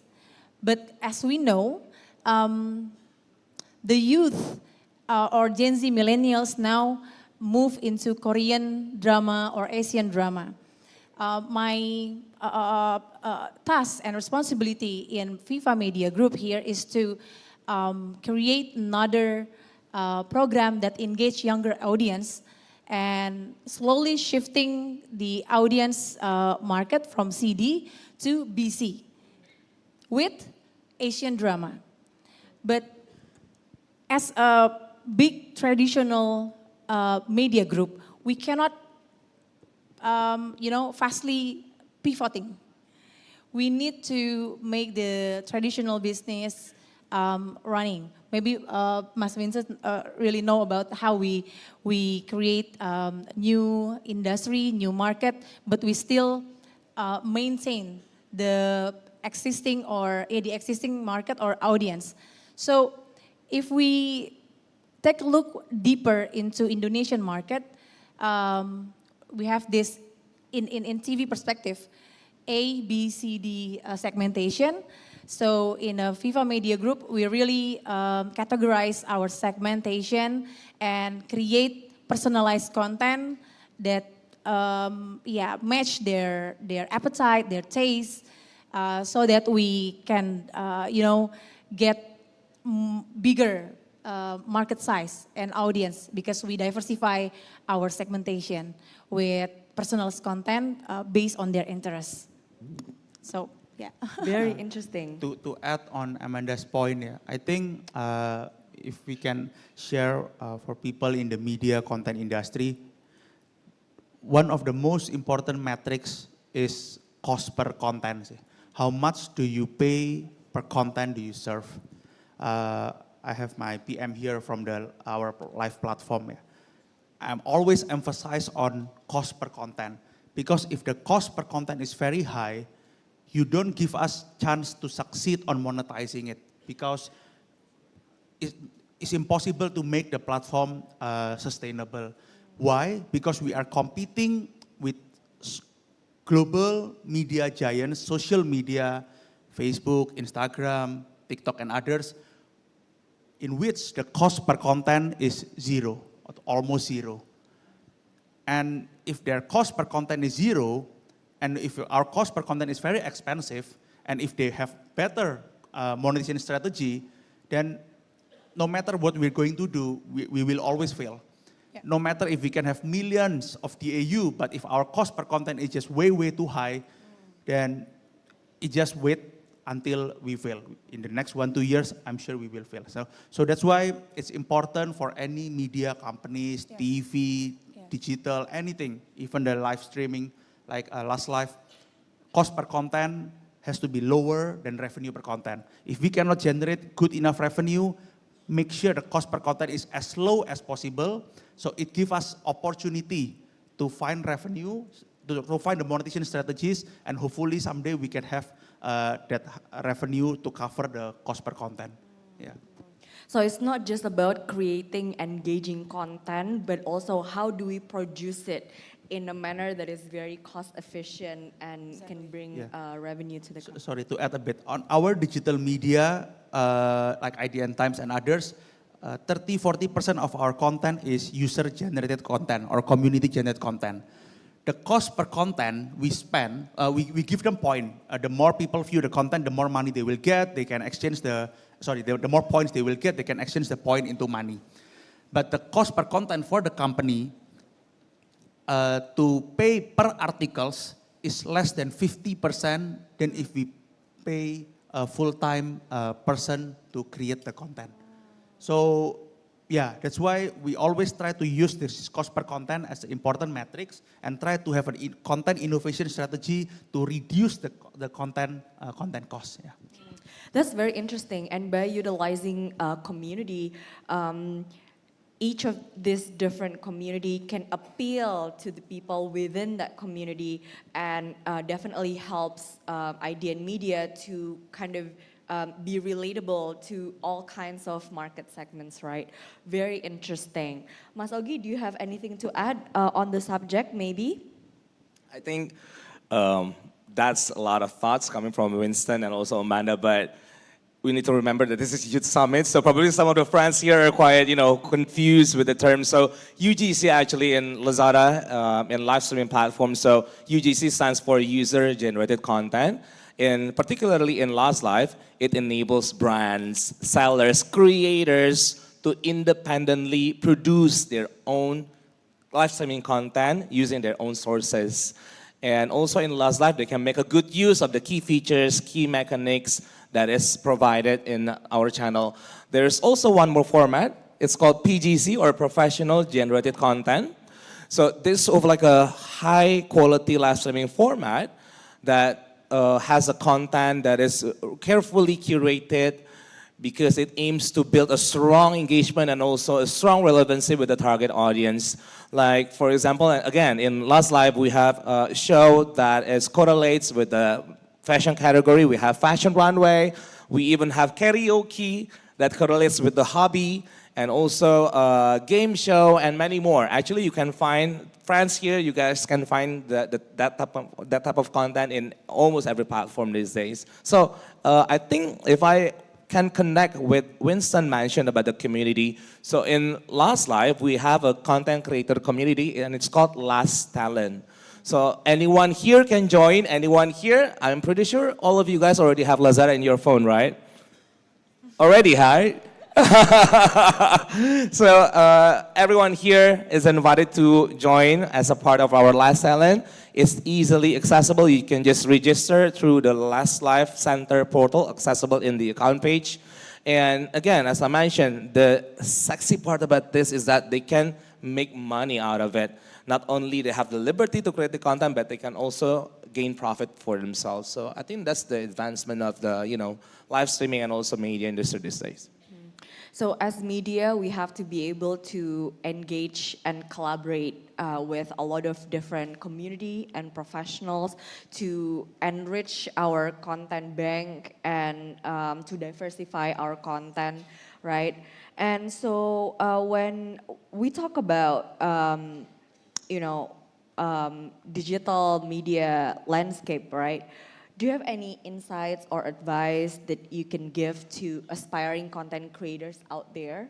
I think you have all successfully built media giants leadership in Indonesia, and I'm pretty sure there's a lot of content creators out here and entrepreneurs who wanted to start their name, right? And jump into the bandwagon. So do you have any insights or advice to help them make content that's relatable, meaningful, and sustainable? Anyone? Well, yeah, to compete with, this great ocean of content, I already, Mas Ogi already highlight about the authenticity. But the authenticity actually also means creators or media should have and show their values on certain issues. Because most of Gen Z or millennials or targeted audience right now really put their trust on not only brands but also the media publisher that shared same values. You need to show your values and be bold about it. For instance, maybe for a certain brand or advertiser that sells skincare product that really go eco-friendly, environmental friendly, and so on. but they need to be consistent on, like this Go Green campaign. But those are values that really needed by the customer or audience at the moment. So yeah, maybe authenticity also need to align with values. That's for me. That's for me. Interesting. Mas Ogi, maybe? So thank you for pointing that out because I think in Lazada, our strategies are always aligned with the different consumer behaviors and cultural preferences across Southeast Asia. And as one of the leading e-commerce players in Southeast Asia, I think we need to constantly do research. As I mentioned before, we need to really recognize and really know the target audience, right? And based on our internal research, particularly for Indonesia, the customers here, they favor discounts, for example, and then giveaway, and then best price, best quality, best service on their top products or top brands. And also we found that our customers here, they are very influential driven, meaning that they are, they are seeking for, they are longing for an interaction with their favorite KOLs or influencers. So having said that, in Last Life, we create various programs that feature KOLs that are experts in their fields. For example, KOL fashion designers, KOL chefs, KOL beauty makeup artists, and many more, because they are considered trustworthy and believable for our target audience. And I think we need to also remember about the engagement part. So live streaming itself, as Vincent mentioned, it's the booming industry. It's happening everywhere. But again, we need to really correlate with what our audience want in our program. And I think it's also related to the products, or when I talk about products, it's the key features inside the UI, inside the live streaming room itself, where we can, in Last Life we have the generic features, likes, comments, shares, everyone knows about that, right? But we also have a rewarding gamified mechanics such as voucher rain, and then collectible voucher, voting voucher, because we want to give this benefit, this profit to our viewers. And we believe these key features or key mechanics, it could help our brands and sellers to grow a stronger relationship with our customers on a more personal level. And at the same time, it opens to unlimited ideas for them to create content as well as to drive conversion. Interesting. Mas Winston? Maybe I'll share if people want to start something, or if people inside the company want to make a new initiative. For me, there are two most important things. The first one is the industry. No matter how good the idea is, if we are in the wrong industry, if no one is buying it, then the product will not be able to take off. So choosing to be in the right industry is the first step and is the most important step for any kind of initiative or any kind of new venture that we are going to start. The second is the team. The team who's going to execute it is the most important, the second most important part. The product, the strategy, the marketing, everything else comes afterwards. But these two should come in the beginning and should be the most important thing. And maybe one more sharing is staying on our own lane is very important. For us as Idea and Media, we always have our business principles, our value that we believe we're going to do it in the next decades, 20, 30, 50 plus years. Let's say in the past, 3 years ago, when the capital in the tech industry is very, is a lot, there are a lot of capital in the tech industry. Many companies switch from finding product market fit to just burning as much money as possible as their main strategy. But it doesn't align with our principle. It doesn't align with our value and our strategy.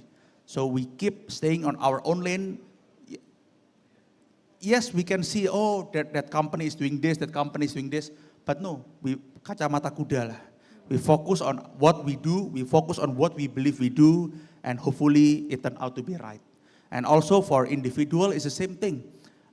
We can always be jealous or envy of our friends doing other things, but if we know what we are going to do in the next 10, 20, 50 years, if we know what kind of legacy, what kind of impact we're going to have in this life, and we focus solely on our craft to make sure that we are a better version than yesterday, I think that is always have to be the strategy and the mindset for individual or even a company.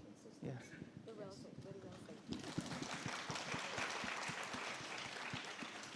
Very deep, and full of wisdom right there. All right, ladies and gentlemen, our panel here has given us a lot of insights and experience and wisdom, perspectives that are super useful about content innovation and also monetization. So I wanted to open up the floor for Q&A from you guys. So raise your hand if you have any question, and the microphone will come to you. Maybe the gentleman with blue shirts over here and then pink shirt over here. Please, microphone. Okay. Please keep your question concise and to the point so we can accommodate as many questions as possible. Yep. Thank you, Mbak Dita. Hello everyone, good morning. My name is Hendra. Basically, I want to ask all of you guys, what do you think about the tipping point of everything is a content materials? I mean, like, you know, everything, literally everything now become a content. Everyone become a content creator, but I believe that there is something, maybe it could be dangerous in the next few years, maybe. And the second question is how we define the authentic and genuine content. All of that, I mean, we know a lot of content right now is like shitty or techy, but are we believe that that content is authentic and genuine? Because I mean, sometimes they have a lot of engagement, view, and those metric, but it's sadly it's just vanity. And yeah, what do you guys think about that? Thank you. Okay, thank you.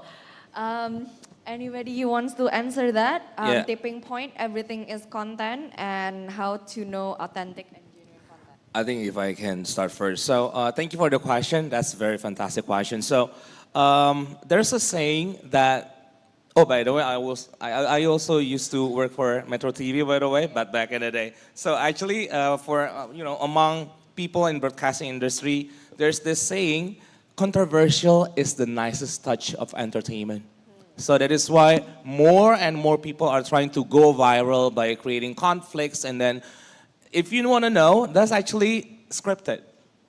So if you ask about how to differentiate about the genuine type of content or authentic one, actually you can tell. As a viewers, as audience, and I believe in Indonesia, people here, we already know which one is authentic, which one is, just set up. And I think it's really, it has highly imperative if we can create the content to remember that we want to deliver a meaningful information. So I think it's very famous that in Indonesia in particularly, that when people want to get famous, they just, jump into the bandwagon and then just do whatever people do because they know, oh, that one will make me famous. But that kind of instant move, it won't stay long. It will just be there, be in the, be recognized by people, but it won't stay long.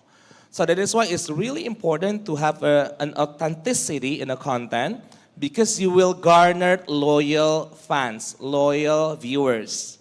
And they will still there because they know the content itself, it correlates with their interests, it correlates with their personality and characters.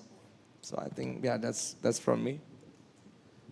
Yeah, if we see 30 35 years ago, the booming of television, free-to-air television, color television in Indonesia. Back then, if you're old enough, I think you know that everyone has the same fear. How can you give license to only several companies? It means that they are controlling the flow of information in Indonesia, right? They can use the television for any kind of agenda. But somehow there are more regulations, people start to become smarter in the way they choose the type of content, and it becomes normal. Now it's the opposite side. It's not only controlled by several companies, everyone can create content. Which one is better? For me, I think the second one. Because right now, by decentralizing the content creation, everyone can create content. I think it's better for us as a society. We are not being controlled by only a few companies or a few licenses. However, as platform, we should always take steps and measures to make sure that misleading information, hoax, incorrect information is being curated and filtered properly. So it's always an ongoing process, but I think we should not go back to 30, 40 years ago when we don't have the freedom to express or to create content. Now is the best time, but whatever regulations or whatever initiative we make should be able to enhance the experience of this free content and freedom of expressions. I couldn't agree more. That's the beauty of the media and also the platforms these days, because you can never limit the content that people can produce. You can never tell what kind of production, what kind of content that you will see, but you can limit what you want to see instead.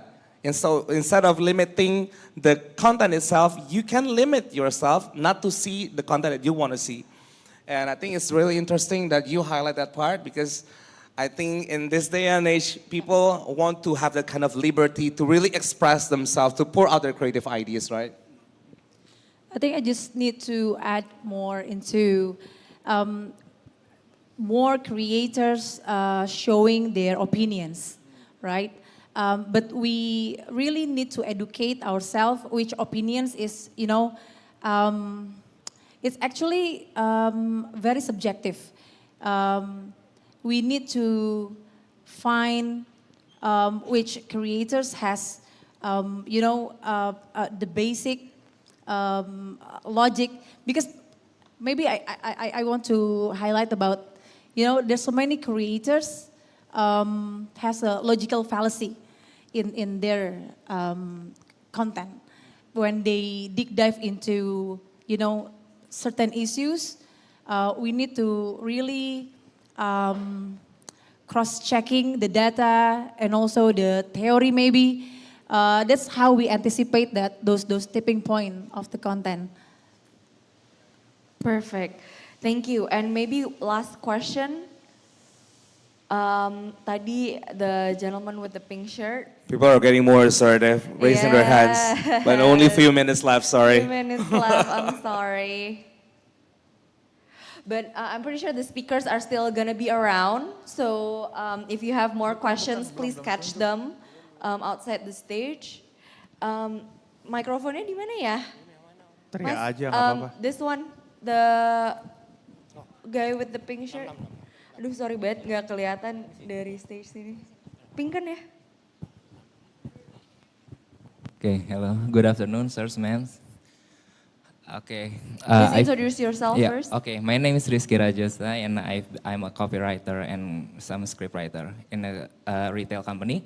So I would like to know, I working in a content division also, so it's kind of hard for us to create content, especially for some platform, because we find it really hard if we just mirroring the content. We created one content and distribute to some platforms, and it's really generate the sales or even the awareness. So I would like to know how we maximize our content in multiple platforms, because that things really almost makes us fight in a creative room, please.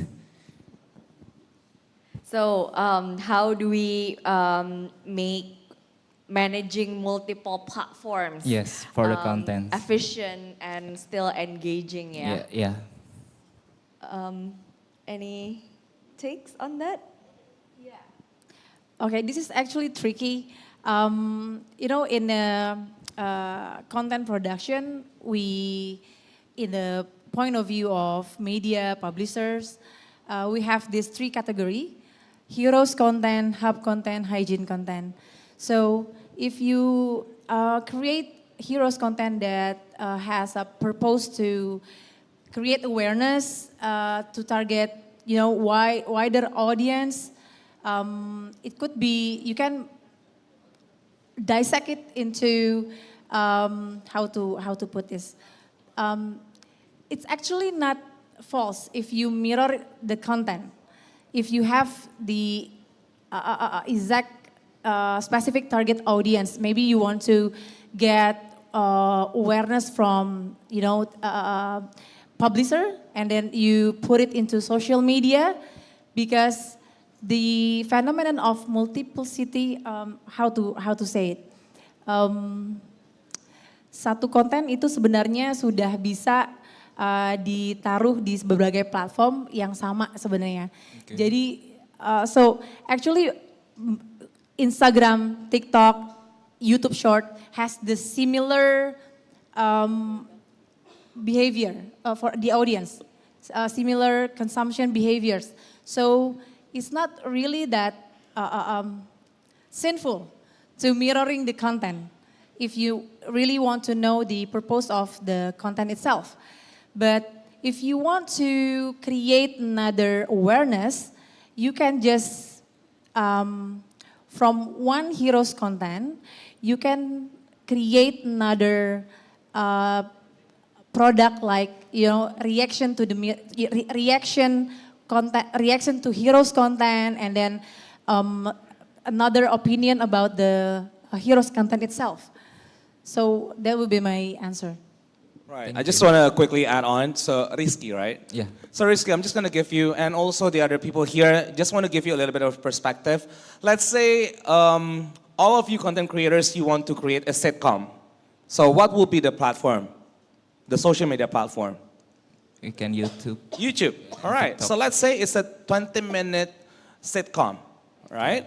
So that's the full video, or as mentioned by Amanda, that's the hero product. That's the original content displayed on YouTube.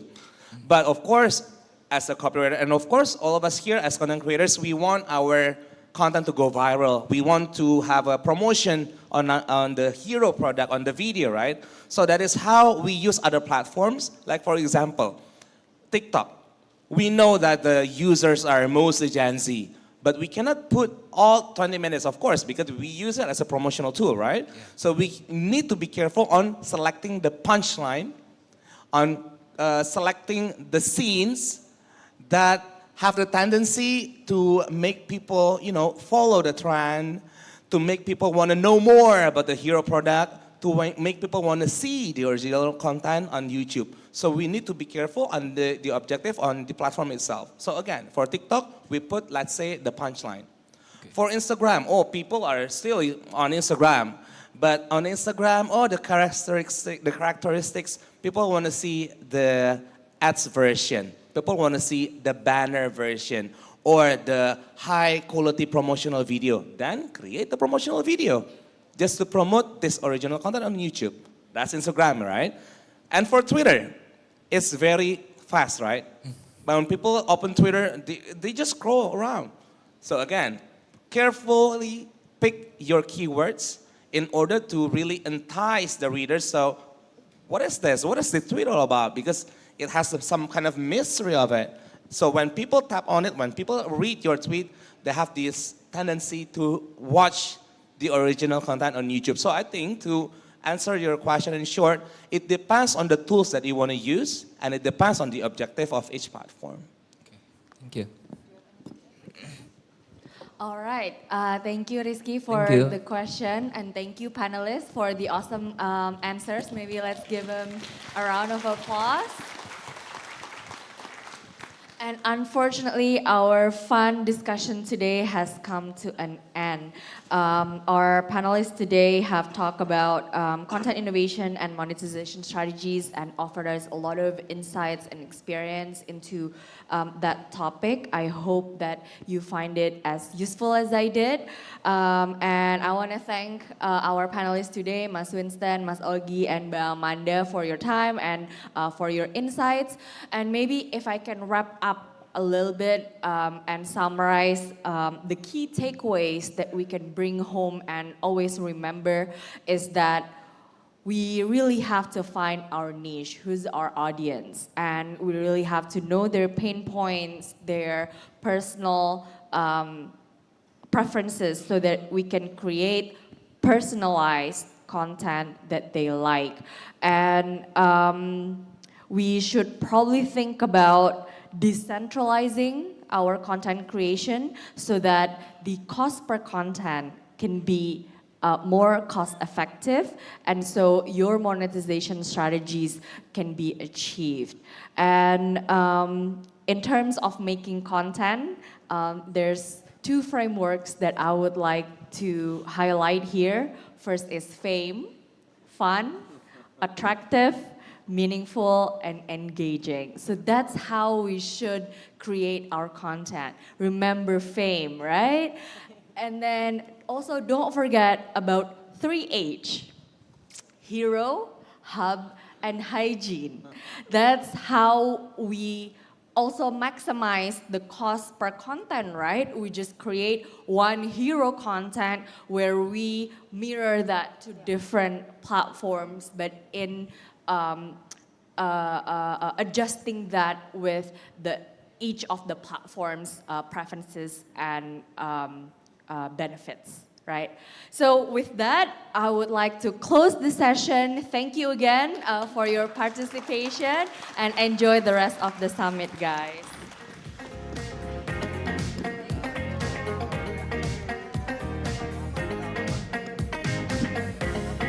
After our current session, we'll be taking a short break. Use the time to refresh and recharge as we prepare our next exciting session, Tunes, Tech, and Triumph, Mastering Digital Music Success, which will be commenced at 1 p.m. We have an amazing lineup of speakers for the session, including Indonesian singer Afgan, music creator Tami Aulia, Senior Product Marketing Manager YouTube Southeast Asia, Olafina Harahap, Deputy Coordinating Minister for Tourism and Creative Economy at the Coordinating Ministry for Maritime and Investment Affairs, Odo Manuhutu. And it will be led by radio DJ at Mustang, Reza Al-Kadri. So make sure to return promptly at 1 p.m. to join us for this exciting discussion on the future of digital music success. Siap-siap, jangan ketinggalan selama tanggal 1 sampai 15 November. Ada diskon terbesar di Lazada 11.11. Makin kerasa diskon terbesarnya kalau kumpulin Lazada Coin. Caranya, klik ambil koin yang ada di homepage Lazada dan kumpulin koinnya dari sekarang. Supaya harga check out jadi lebih murah. Saatnya menantang keberuntungan dengan spin wheels dan berburu hadiah spesial. Nah, ada yang pernah kepikiran untuk main game spin wheels di acara resmi? Di booth Lazada, kalian bisa merasakan keseruannya. Cukup tunjukkan aplikasi Lazada dan dapatkan kesempatan untuk dapetin berbagai hadiah seru yang bikin mata berbinar.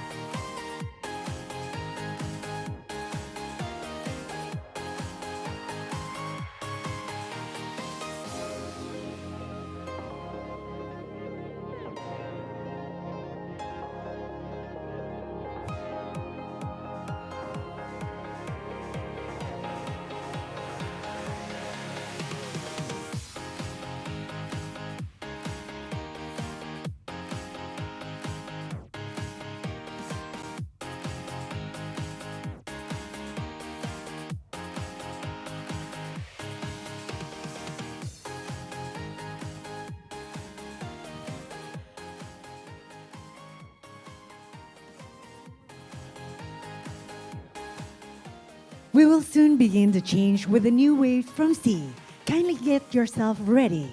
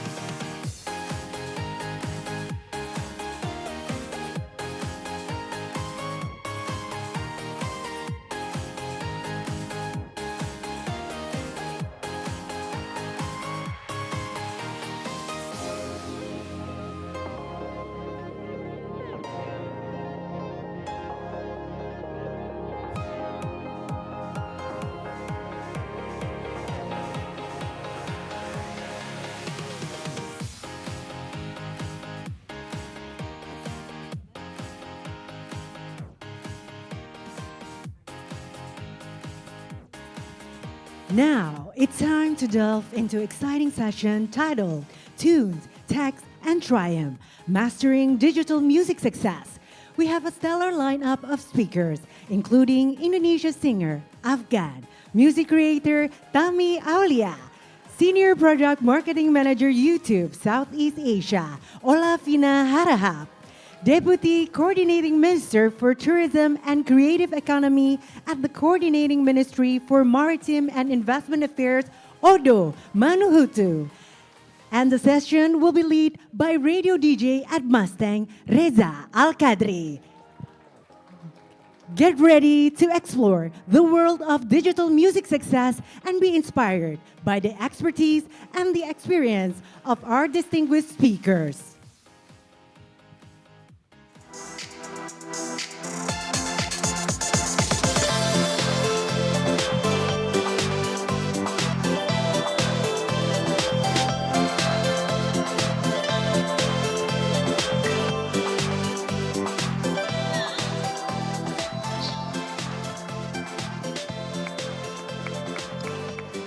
Halo semuanya, selamat siang.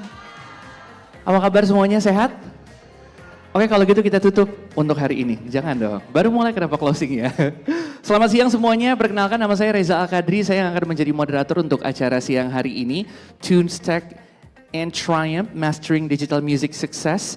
Di mana kita akan langsung meng-invite ya narasumber kita seperti yang sudah ada di layar di belakang kita. Yang pertama kita pengen mengundang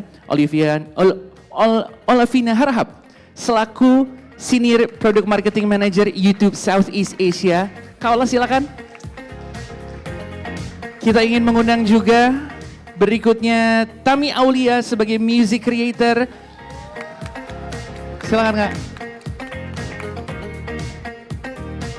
Berikutnya kita ingin undang juga Afgan Shahreza selaku Musician and Singer.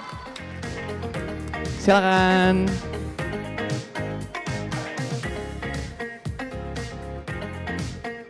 Silakan di sini Afgan. Dan yang terakhir kita akan mengundang kepada Pak Odo Manuhutu, Deputy Coordinating Minister for Tourism and Creative Economy Kemenkomarves. Selamat siang Pak.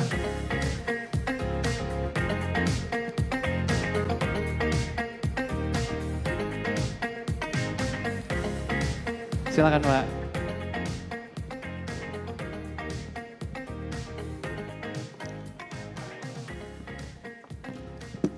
Oke, sudah bersama dengan kita di sini, pasti waktunya kita pengen ngobrol tentang dunia musik dan tentunya era digital yang sekarang makin berkembang. Pastinya kita akan memulai dari pertanyaan satu persatu. Kita mulai dari Kak Ola dulu, dilanjutin ke Tami, ke Afgan dan Pak Odo. Pertanyaannya, terakhir itu mendengarkan musik apa sebelum datang ke sini? Nah, sebelum datang ke sini atau mungkin ketika lagi siap-siap supaya nggak deg-degan ngomong di depan umumnya, mungkin lagi dengerin lagu apa? Boleh? Satu persatu? Kebetulan kemarin kita habis launching Impact Report ada Mbak Raisa, terus aku langsung ngecek videonya Raisa. Oke. Singelong langsung ya? Yes. Oke, kalau Tami gimana? Oke, kalau aku karena aku Blink, jadi Oh, aku tiap waktu tuh ngedengerin lagu-lagunya Blackpink. oke. And then kalau karena daily content aku juga cover-cover musik, jadi aku juga sedang mempelajari lagu-lagu yang akan aku cover nantinya. Biasanya kayak gitu. Oke, biasnya siapa kalau Blink? Aku nggak bisa pilih satu sih, Nggak bisa semua. Iya. Aku sih pilih satu bisa, Jenny nggak usah. Sama-sama, tapi aku pro Jenny. Oke, terima kasih. Kalau Afgan gimana? Yang lagi didengerin apa nih? Tadi kebetulan nggak denger lagu sih. Oke, dengerinnya apa kalau gitu? Nggak denger, gue tadi baca ini briefing. Oke, nice answer. Tapi Biar nggak kalau salah ngomong, biar kalau nggak yang salah ngomong. akhir-akhir ini lagi suka didengerin berarti apa? Ya single terbaru boleh Single lah. terbaru. Promo dikit ya. Iya. Ada yang udah mendengarkan di sini, sudah dengerin? Oke, pertanyaannya aku ralat ya. Sudah dengerin setiap hari? Ya? Looping terus? Mantap. Terima kasih Terima kasih dulu ya. dong. Oke, mungkin dilanjutkan Pak Odo nih. Terakhir dengerin lagu apa Pak? Boleh kita... Sepertinya Malik and the Essentials. Oh, Nice. Untitled. Untitled ya. Nanti akan ada sesi karaoke mungkin enggak ya? Kita langsung masuk ke pertanyaan kita. Pengen nanya dan pengen tahu lebih lanjut. Yang mungkin pertama akan kita mulai dengan kedua musisi kita di sini dulu. Pertanyaan pertama pengen cerita-cerita dikit. Apalagi kalau kita ngomongin soal Afgan. Kita tahu Afgan sebagai seorang musisi yang udah menemani kita. Kalau misalnya di sini mungkin ada yang dengerin Afgan dari lagu-lagunya yang apa coba? Terima kasih cinta. Terima kasih cinta millennials sadis. nih kayaknya ya. Udah 15 tahun soalnya lagi. Tuh berarti udah 15 tahun. Dan mungkin kita semua sekarang lagi ngalamin yang namanya masa digital. Afgan mengalami dari masa sebelum digital, transisi dan sekarang udah aktif di dunia digital juga. Nah pertanyaannya, perjalanannya gimana nih Afgan? Di dunia musik dan lo sendiri melihat perbedaannya ketika lo memulai karir sebagai musisi dan sekarang sebagai seorang Afgan di tahun 2023.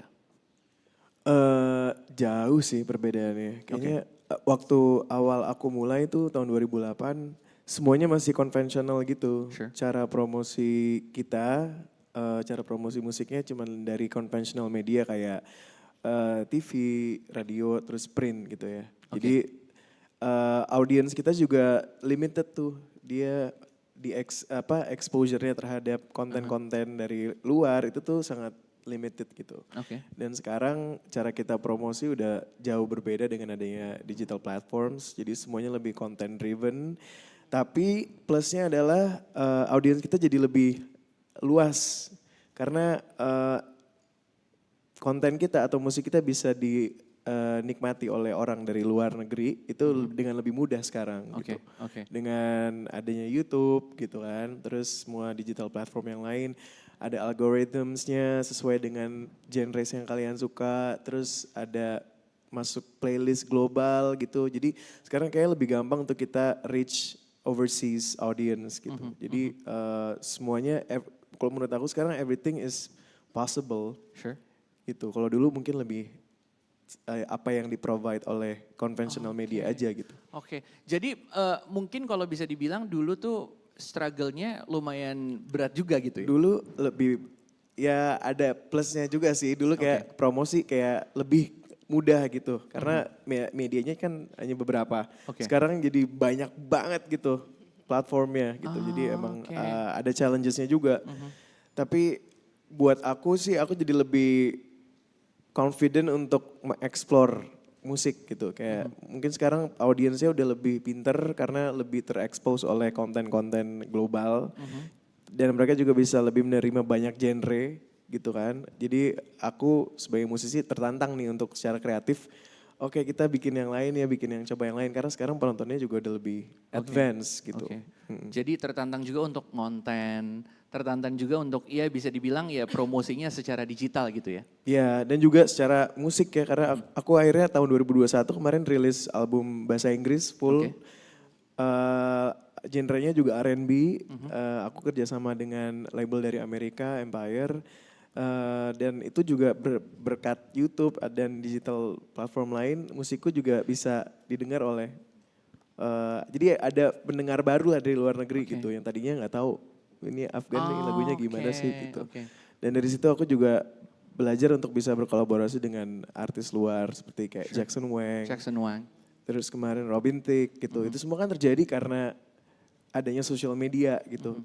Jadi bisa connect dengan lebih mudah sama sesama musisi dari luar gitu. Jadi sekarang everything is connected and anything is possible kalau menurut aku. Ya balik lagi ya, nggak ada yang nyangka bisa dengerin musik lo, tapi ternyata dari belahan dunia yang lain, gitu ya.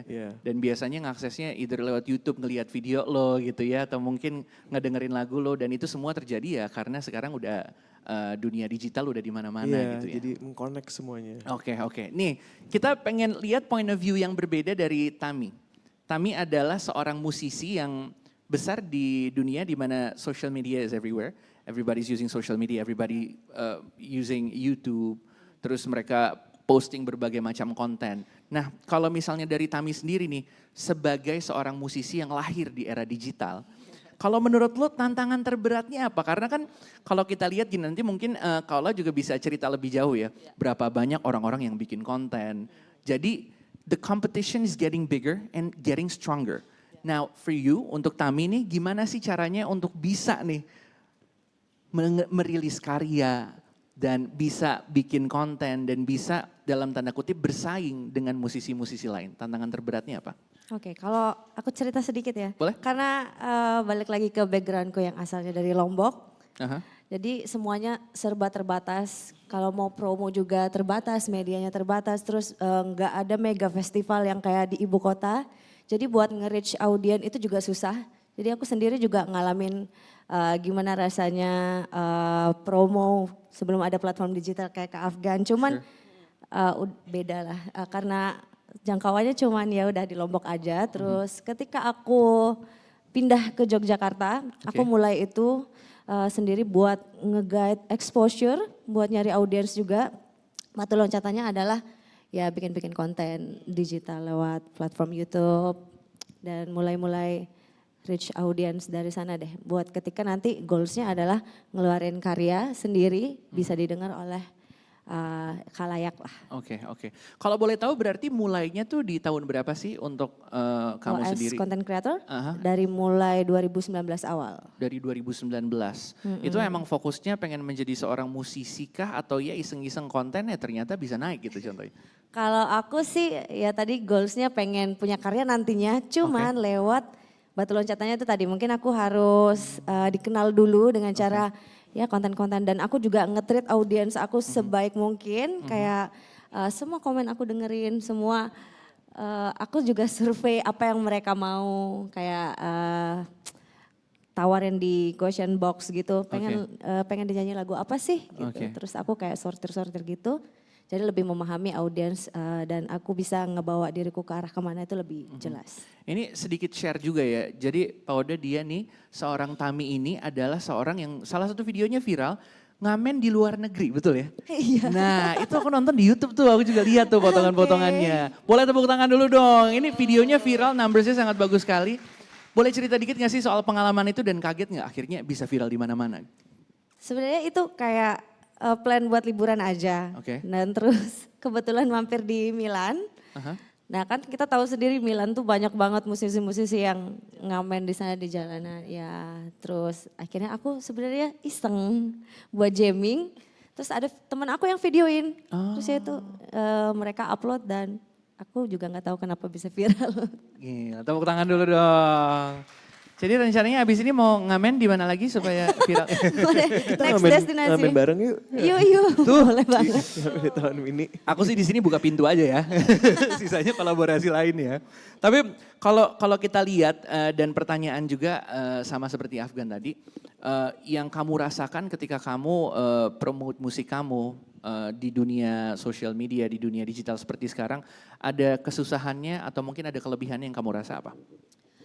Yang aku lihat kesusahannya itu buat gimana ya? Terlalu image-nya karena aku kayak awalnya berkarir di dunia cover ya. buat ngelawan image itu sih. Jadi musisi cover itu sendiri, cuman nggak apa-apa, malah jadi challenge aku buat next kalau berkarya yang bisa. Jadi challenge, jadi kayak pengen lagi nih, pengen As original as possible sih sebenarnya itu. Makanya sering-sering post di YouTube ya. Apa? Sering-sering post di YouTube ya. Iya. Terus kita sekarang beralih ke Kaola di sini. Karena kita udah dengerin cerita dari kedua musisi ini, tentunya yang kita pengen tahu adalah setelah denger cerita ini, hal spesifik yang dilakukan oleh YouTube nih. Apalagi untuk mendukung industri musik khususnya untuk musisi-musisi Indonesia seperti apa? Pastinya banyak ya, tapi mungkin sebelum aku cerita apa yang dilakukan mungkin ada baiknya kayak kenapa dan kita YouTube merasa penting dan perlu mendukung industri musik. Salah satu alasannya yang pertama adalah kita tahu dari riset yang dilakukan Ipsos, 75% anak muda di Indonesia yaitu yang 18 sampai 24 tahun itu ke YouTube untuk mencari musik. 70%? Ya, lebih dari 75% ke YouTube untuk mencari musik yang mereka lihat di sosial media. Terus yang kedua karena banyaknya penonton yang datang ke YouTube untuk mencari musik, secara global kita tahun lalu memberikan payout yang cukup besar juga ke industri musik sekitar $6 billion. Indonesia berapa tuh? 6 miliar dolar ya. 6 miliar dolar secara global dan 30%-nya itu dibayarkan karena konten-konten user generated. Seperti kayak tadi Tami cerita ya. $6 billion globally dollars in 2022. Nah, yeah, that's the statistic. And then kayak seperti tadi Afgan bilang juga ya, apa namanya, it's important for artis kayak Afgan untuk meraih audiens baru dan memang hasil riset kemarin kita meluncurkan YouTube Impact Report yang dilakukan oleh Oxford Economics. Di situ kita mewawancarai, Oxford actually bukan kita, Oxford mewawancarai beberapa perusahaan, user dan juga kreator dan salah satu temuan yang menarik di industri musik adalah 83% perusahaan musik setuju bahwa YouTube itu tempat yang penting untuk reach new audience dan juga untuk breakthrough new artist kayak tadi sebenarnya Tami juga udah cerita gitu. Jadi bukan hanya Tami but actually the industry itself most of them agree that YouTube is important to reach new audience gitu kan. Nah, karena melihat situasinya betapa pentingnya YouTube sebagai platform untuk industri musik, tentunya kita harus melakukan sesuatu untuk mendukung kan. Nah, dukungannya itu ada beberapa bentuk sih, misalnya kalau kayak artis-artis seperti Afga atau Tami, kita biasanya ada tim yang membantu supaya channel mereka terus berkembang. Jadi mulai dari awal sampai gimana caranya bisa channelnya bisa lebih banyak lagi subscribersnya. Selain itu kita juga pastinya ada fitur-fitur yang khusus untuk mendukung industri musik. Mulai dari gimana caranya mereka bisa terkoneksi lah, terhubung dengan fans-fansnya sampai mengembangkan bisnis mereka sebagai artis gitu kan. Misalnya misalnya kalau ketika artis masuk ke dalam YouTube kan pengennya bisa ditemukan oleh penonton. Kita misalnya ada fitur namanya samples. Jadi musisi itu bisa ngasih kayak sneak preview dulu musiknya kayak apa sih, kalau nanti orang suka dia bisa nonton fullnya. Terus kalau dari sisi konsumsi YouTube itu punya multi format namanya. Jadi penonton bisa menikmati berbagai macam bentuk, misalnya dari shorts, long form video buat music videonya sampai ke live stream. Terus yang ketiga pastinya pengen tadi Tami bilang engage dengan fansnya. Fans participation itu juga didukung di YouTube dengan misalnya kasih komen, kasih like, itu kan bentuk fans participation. Dan yang terakhir mungkin lebih ke untuk tim di belakang layar ya. Tim di belakang layar tuh bisa menggunakan YouTube untuk belajar mengenai audiensnya di fitur namanya sih Artist Analytics. Jadi bisa lihat gimana sih caranya, lagu apa sih yang disukain dari Tami atau dari Afgan. Orang nontonnya dari mana, demografinya seperti apa. Itu mungkin bisa menjadi informasi tambahan ketika ingin bikin karya-karya baru selanjutnya. Jadi dari sisi fitur sih itu. Dan yang terakhir mungkin lebih ke program ya, nggak cuma fitur aja. Dari sisi program pastinya kita juga secara global banyak sekali program untuk mendukung industri musik. Tapi kalau di dalam Indonesia sendiri kita punya program yang misalnya membantu mereka mengembangkan channel. Misalnya kemarin ada di 10 kota nge-shorts bareng, itu ngebantuin kreator-kreator baru untuk bisa pakai shorts dalam konten mereka. Atau kayak Tami kemarin pernah menjadi salah satu artis yang tergabung di acara YouTube Music Night. Itu kita kayak musisi-musisi baru kita kasih opportunity untuk bisa ketemu sama fansnya, atau kayak program seperti Trending Star mencari bibit-bibit baru di dunia musik. Jadi ya secara keseluruhan itu mulai dari program, produk sampai juga support dari sisi internal juga. Oke. Ini menarik nih karena tentunya YouTube sangat membantu kreator-kreator, musisi-musisi, khususnya seperti Tami tadi sebagai salah satu success story-nya yang udah bisa dibilang memiliki audience yang jadinya lebih besar. Jadi bisa banyak orang-orang yang mendengarkan lagunya dia, musiknya dia, kontennya dia. Nah kita beralih ke Afgan nih. Setelah mendengar tadi paparan dari YouTube nih, Kak Ola tadi udah cerita-cerita soal yang ditawarkan dari YouTube. Nah, dengar-dengar juga mau rilis album lagi, album internasional. Apakah betul? Iya, jadi Januari aku mau rilis project. Januari. Wow. Thank you. Jadi project ini sama Empire juga, label dari San Francisco yang aku kerjasama di album sebelumnya. Sure. Terus aku ngerjain album yang ini lebih ke EP ya. Aku ngerjain EP ini di London kemarin awal tahun ini dan Januari aku mau rilis gitu. Oh, Januari 2024. Aku bikinnya April tahun ini. April 2023 dibikin, dirilis Januari 2024. Kira-kira akan melakukan apa dengan YouTube? Pastinya sih harus ada sesuatu ya kita ya. Yuk langsung ditembak di panggung. Ini ada orang labelku langsung ditodong nanti. Ya cuman yang ini emang lebih sekarang kayak orang lebih kebuka lah gitu tentang mental health, tentang mental struggles gitu. Dan itu yang aku banyak buka lah di album yang ini tentang my own struggles, my own journey gitu. Jadi lebih jujur lah. Musik yang sekarang gitu. Jadi prosesnya udah bisa dibilang lumayan matang, dikit lagi mau rilis. Dan kalau mungkin boleh cerita-cerita sedikit gitu ya setelah dengar paparan dari YouTube tadi. Kepikiran gak sih untuk bikin konten seperti apa? Kepikiran gak sih atau mungkin kira-kira ternyata tahu nih gara-gara ngobrol gini ternyata bisa diginiin ya. Nah gak sekedar cuma untuk posting lagu dan didengarkan sama banyak audiens. Kayaknya sekarang orang lebih mencari pesan dari karya tersebut gitu. Kalau itu relate ke mereka, mereka bisa lebih punya kayak connection yang lebih dalam sama karyanya gitu. Jadi kayaknya tadi aku mikir-mikir mungkin bisa bikin kayak candid interview atau candid moments selama ngerjain album ini. Dan setiap lagu tuh apa yang aku rasain pas lagi buat itu benar-benar bisa dikomunikasiin gitu dengan satu konten di YouTube mungkin. Jadi lebih relate lah orang sama what's the meaning behind the song. Bener. Jadi nggak cuma sekedar lagu tapi ada makna di dalam itu yang tentunya bisa diolah. Nah kalau dari YouTube sendiri Kaola ngelihat musisi-musisi yang mikirin karya out of the box gini berarti YouTube juga ikut seneng gitu ya karena bisa ngelakuin banyak hal. Gimana Kaola? Iya benar banget sih, karena emang kita pengennya seperti itu ya, YouTube itu bisa menjadi bukan cuman kayak share the music tapi behind the scene stories gitu kan, prosesnya, journey-nya bisa di-share gitu. sama akhirnya nanti begitu dikeluarkan how it relates to the audience sama the fans juga bisa di-share lagi gitu, jadi kayak satu kesatuan untuk kayak berbagi lah, nggak cuma berbagi musik tapi juga makna di belakangnya. Terus mungkin pendengarnya juga bisa share ceritanya mereka di komen, jadi ada interaksinya tuh direct gitu.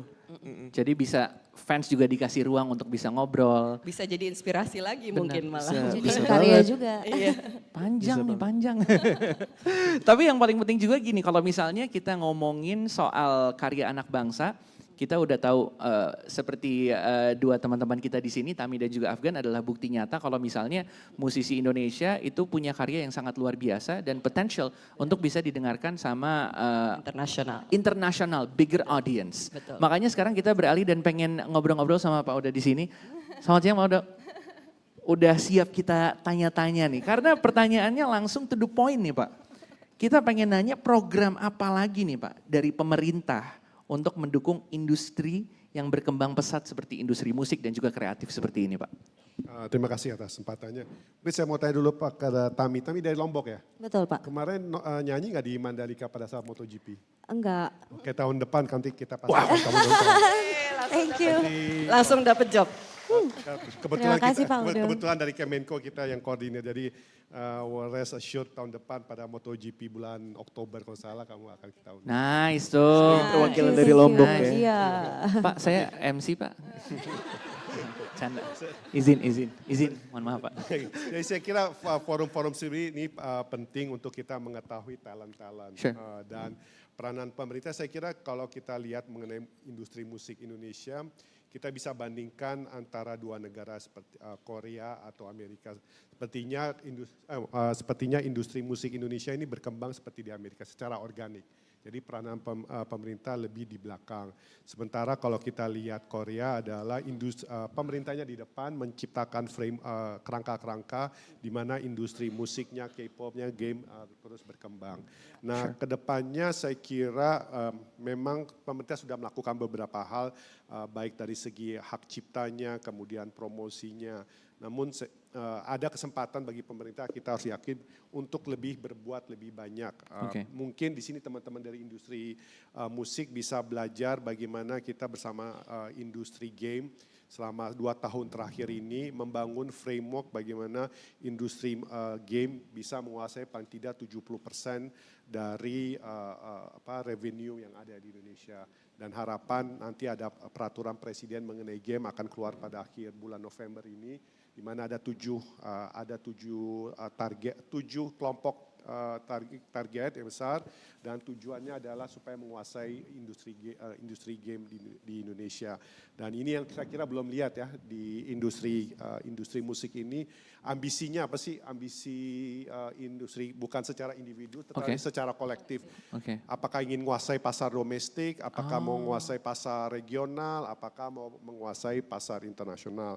Tadi disampaikan Pak Afgan, saya panggil Pak Afgan ya sebagai bentuk penghormatan aja, penghormatan. Saya kira yang perlu Indonesia lakukan dan ini tentu nanti kita perlu duduk bareng lagi melihat adalah ada tren yang terbaru saya kira nggak sampai 1 bulan lalu ada boy band dari K-pop, dia menyanyikan dalam bahasa Korea namun langsung diterjemahkan oleh AI ke bahasa Spanyol, Jepang, Cina, Inggris, pokoknya 6 bahasa dengan aksen lokal. Jadi teknologinya sudah demikian maju. Jadi teknologi yang membuat adalah sebuah startup di Korea Selatan. Dan pelajaran dari ini semua adalah untuk industri musik Indonesia bisa berkembang harus dibangun ekosistem yang sehat. Apakah dari penghargaan terhadap hak ciptanya, ini ada masalah kecil ya, mengenai hak cipta untuk pembagian royaltinya, kemudian bagaimana mengkaitkan industri musik ini dengan makanan, fashion, dan tourism. Dan kalau kita lihat seperti di Korea Selatan, ini dikaitkan dengan ada nama suatu kawasan di Korea, di Seoul namanya Hongdae. Hongdae ini jadi semacam pusatnya industri musik indie di Korea. Nah pertanyaannya Pak Agam, Bu Tami adalah apakah ada hal serupa di Jakarta? Di mana ekosistemnya itu ada sehingga nanti pemerintah bisa berbuat. Nah mungkin yang paling penting saya kira ke depan nanti kita harus duduk lagi dengan industri membangun suatu kerangka kerja yang besar baiknya masing-masing dari kementerian lembaga bisa bantu dari industri. Jadi contoh seperti industri game kita ada masing-masing kementerian apa yang harus dilakukan termasuk industri. Dan dalam membuat kerangka itu bukan pemerintah yang membuat. Maksudnya pemerintah kita di Kemenko kita ajak industri, kebetulan di sini ada beberapa perwakilan industri game, kita kamu tolong coba kasih tahu kita, we are in listening mode. Kamu kasih tahu kita apa sih yang bisa membuat industri Anda berkembang. Kemudian mereka menyampaikan, Pak, ini masalahnya A, B, C, D, kemudian kita buat rapat dengan Pak Menteri, kemudian diangkat pada tingkat presiden, disetujui suatu kerangka, oke, ini ambisi kita sebagai bangsa mengembangkan industri game untuk sampai menguasai 70%. Nah, kedua adalah mungkin kita bisa belajar dari negara-negara yang mengembangkan industri musiknya. Jadi ada afirmasinya, aksi afirmasinya, keberpihakan. Seperti di Prancis sejak 2006 adalah kewajiban radio-radio, semua radio yang secara umum, dulu 40%, sekarang 30% musiknya harus musik Prancis. Ada kewajiban. Kemudian seperti di Quebec, di suatu negara bagian di Kanada, kewajiban musik-musik yang dimainkan di radio 90% harus berbahasa Prancis. Jadi memang harus ada keberpihakan terhadap industri dalam negeri. Betul. Dan keberpihakan itu salah satu dibentuknya adalah buat kebijakan-kebijakan. Mungkin kalau saya ada concernnya adalah kalau kita ke Bali. Kalau kita ke restoran, hotel, lagunya semua bukan anti asing, anti barat, tapi lagu barat. Seolah-olah kita nggak ada apa bedanya apakah kita di Bali atau di Sydney atau di Phuket. Harusnya ada karakter Balinya yang muncul seperti kalau Ibu Tami ke Perancis, kan ke Paris, di restoran pasti lagunya Perancis. Feel-nya dapat, feel-nya Perancis. Jadi musik bukan suatu hal yang hidup sendiri, tapi dari bagian ekosistem keseluruhan. Apakah makanannya, minumannya, apakah terkait dengan industri teknologinya. Jadi mungkin kedepannya memang teman-teman di industri musik harus juga berhubungan erat dengan tentu saja dengan YouTube, tapi juga dengan universitas-universitas yang berbasis pada aspek teknologi. Mungkin itu, dan terakhir mungkin saya mau bilang adalah tadi ada pembahasan dengan teman-teman disampaikan bahwa content is king. Sebetulnya itu agak kurang tepat. Content is infinite, tapi yang kingnya adalah distributor seperti YouTube, platform. They control it. Kalau they control di algoritma, kamu dengar musik ini, akan didorong semua ke musik ini. Kamu seperti salah satu platform media sosial kan, kenapa ada penjualan tinggi karena algoritmanya tadi disampaikan Pak Algan didorong.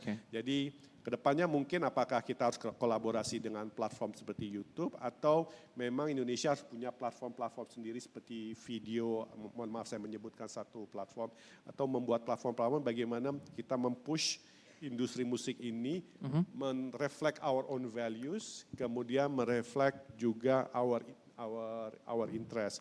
Karena musik bukan hanya musik, tapi musik juga mentransmit nilai-nilai Indonesia ke ambisi kita sebagai bangsa. Jadi yang saya bisa tangkap di sini emang ada open discussion yang bisa dilakukan antara industri musik dan juga dengan pemerintah gitu.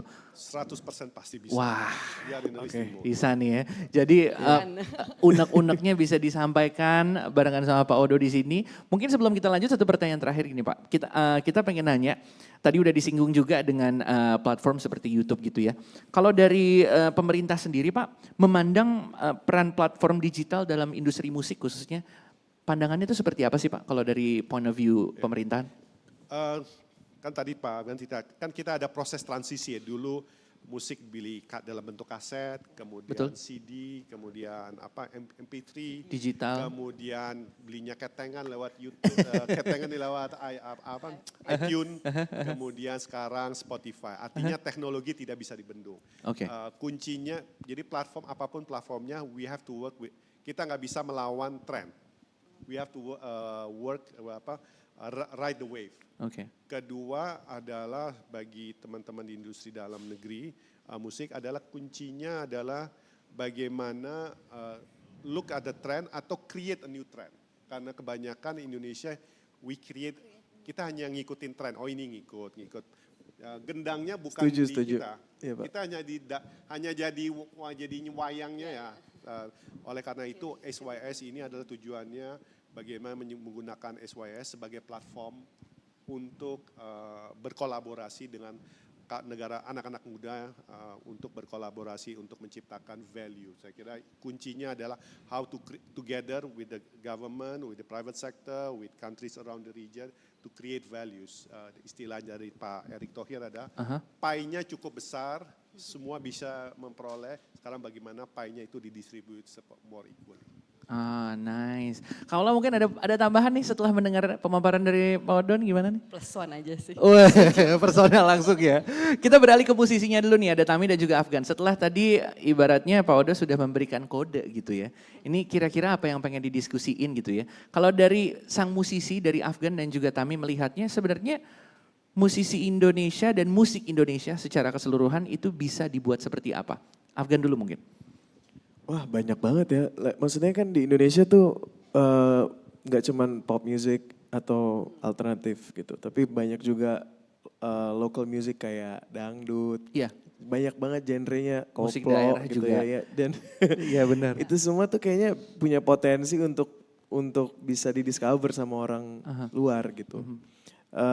Paling aku senang banget sih Bapak tadi bilang udah bisa ngobrol banyak nih sama government. Selalu bisa pasti. Berarti kita yang belum pernah ketemu aja ya Pak ya. Kalau saya sih mungkin dari harapannya dari musisi ya, government bisa facilitate collaborations antar negara gitu. Jadi kayak nggak cuman artisnya tapi juga expertsnya juga bisa belajar di luar, di-facilitate gitu. Terus membawa ilmunya balik ke Indonesia untuk di-apply gitu. Tapi with our signature lah pastinya gitu. Nggak ngikut-ngikut orang luar juga. Dan juga mungkin exposure gitu ya Pak ya. Pengennya kayak bisa di-facilitate untuk exposure dengan media-media di luar. Gitu walaupun dengan performance dan lain-lain gitu. Kayaknya yang bisa dilakukan bisa disupport Pak gitu Pak. Bisa. Tapi kalau dari point of view Afgan sendiri sebagai seorang musisi yang udah bekerja sama dengan musisi-musisi luar negeri juga gitu ya. Ngelihat kolaborasi-kolaborasi yang terjadi dengan contohnya Afgan berkolaborasi dengan Jackson Wang. Pasti kan mendapatkan point of view dari musik di negara gue tuh seperti apa loh. Nah yang akhirnya Afgan ngerasa ini harusnya di negara gue juga ada nih. Itu seperti apa? Kayaknya aku belajarnya pas lagi proses bikin albumnya ya. Kayak semua di situ udah jelas gitu. Kayak seperti tadi Bapak bilang sih ekosistemnya tuh udah jelas banget gitu. Jadi kayak producer rights, copyright, performing rights dan lain-lain tuh semuanya udah kayak ke struktur aja. Gitu. Jadi kerjanya mereka juga apa ya? Flow-nya enak. Gak ada gray area lah, semuanya udah saklek gitu. Oke. Jadi itu sih yang aku perhatiin, yang kita mungkin bisa lebih kuat lagi di situnya sih. Nah, mungkin setelah ini ada diskusi lanjutan ya Pak Odo ya? Iya Pak, boleh sih Pak. Berikutnya nih kalau dari Tami sendiri point of view-nya gimana tadi setelah mendengarkan juga pemaparan dari teman-teman yang lain? Itu sebenarnya juga yang disampaikan sama Pak Odo itu salah satu harapan aku untuk jangka panjangnya. Terus kalau harapan aku di sementara ini sih sebenarnya lebih ke karena back to my profile yang bisa disebut dari kota ketiga yaitu Lombok. Lebih pengen itu pekerja musik industrinya itu bisa setara gitu dilihatnya, jangan di underestimate. Karena aku sendiri juga ngalamin kalau pulang ke Lombok ya udah ditanyanya tuh kenapa nggak daftar PNS kayak gitu-gitu dan padahal sementara as a content creator ya jadi kayak cukup Pak Odo aja PNS. Menjadi content creator itu bisa kok menjadi sebuah profesi yang menjanjikan kalau dikelola dengan benar. Terus kalau aku boleh tambahin juga kita bisa menyeimbangkan ekosistem antar mungkin aku sebagai performance, terus komposer, pencipta lagu dan publisher itu biar bisa menikmati hak-haknya masing-masing kayak gitu. Jadi udah siap juga nih setelah mendengar jawabannya justru jadi termotivasi juga ya pasti. Untuk ngelakuin banyak hal. Apalagi udah ditantang untuk perform tahun depan, udah siap? Siap dong. Biasanya sih, Ini langsung mikirin, oh OOTD-nya apa ya? Kira-kira bawa lagu apa aja ya gitu ya. Jadi Gampang. pasti udah siap ya. Ready dong. Oke, nah kita kembali lagi nih untuk pertanyaan kepada YouTube. Kak Ola di sini juga masih ngobrol-ngobrol barengan sama kita. Setelah tentunya tadi ngelihat pemaparan dari teman-teman musisi, dari perwakilan pemerintah juga. Kalau dari kita lihat masa depan, ini kalau boleh nih sedikit mungkin sneak peek of what's happen in next year gitu ya. Kira-kira apa yang ingin dilihat untuk industri musik Indonesia ke depannya dari YouTube dulu? Sebagai perwakilan YouTube dan sebagai penikmat musik sendiri ya, individu, harapannya pastinya semoga lebih banyak bibit-bibit baru di industri musik yang bisa memanfaatkan teknologi seperti platform YouTube itu untuk mengembangkan dirinya di industri musik lah ya, tidak hanya sebagai tempat untuk mencari audience, tapi juga sebagai wadah untuk mencari inspirasi atau belajar dari musisi-musisi yang terdahulu dari lokal maupun internasional supaya mereka juga bisa menemukan jati diri mereka gitu kan. Biasanya kan musisi itu mendapatkan inspirasi dari mana-mana untuk bisa mengembangkan dirinya sendiri. So harapan saya sih seperti itu ya, lebih menggunakan teknologi untuk kebaikan di industri musik. Sama sedikit gini nih, karena tentunya di sini teman-teman audiens yang lagi dengerin kita dimanapun berada juga yang lagi nonton kita gitu ya. Kepikiran pasti ada satu yang kepikiran, kayaknya it's time for me to make a music. It's time for me to make my own music. It's time for me to make my own content. Dari YouTube sendiri, any tips for new content creator, new musician yang mungkin akan menjadi the next Afgan, the next Tami, atau mungkin the next Pak Odo juga. Gimana kalau dari Kak Ola? Biasanya tips kita untuk semua kreator mau musik atau bukan musik, intinya kuncinya cuma satu sih, konsistensi. Konsistensi. Iya, kalau memang sudah pengen fokus di dunia musik atau dunia apapun, keep at it, be consistent, apapun tipe konsistensinya ya. Mungkin ada yang biasanya upload sehari sekali, ada yang seminggu sekali, sebulan sekali, asalkan itu konsisten emang dan punya plan jangka panjang dan jangka pendek untuk kedepannya, itu sih yang biasanya selalu kita ulang-ulang ke semua kreator yang ingin memulai journey-nya di YouTube.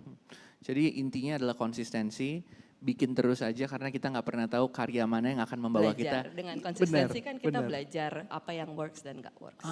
Oke. Apalagi dibantu sama analytics juga, dibantu dengan feedback yang sangat banyak sekali. Terima kasih banyak Kak Ola, tepuk tangan lo dong.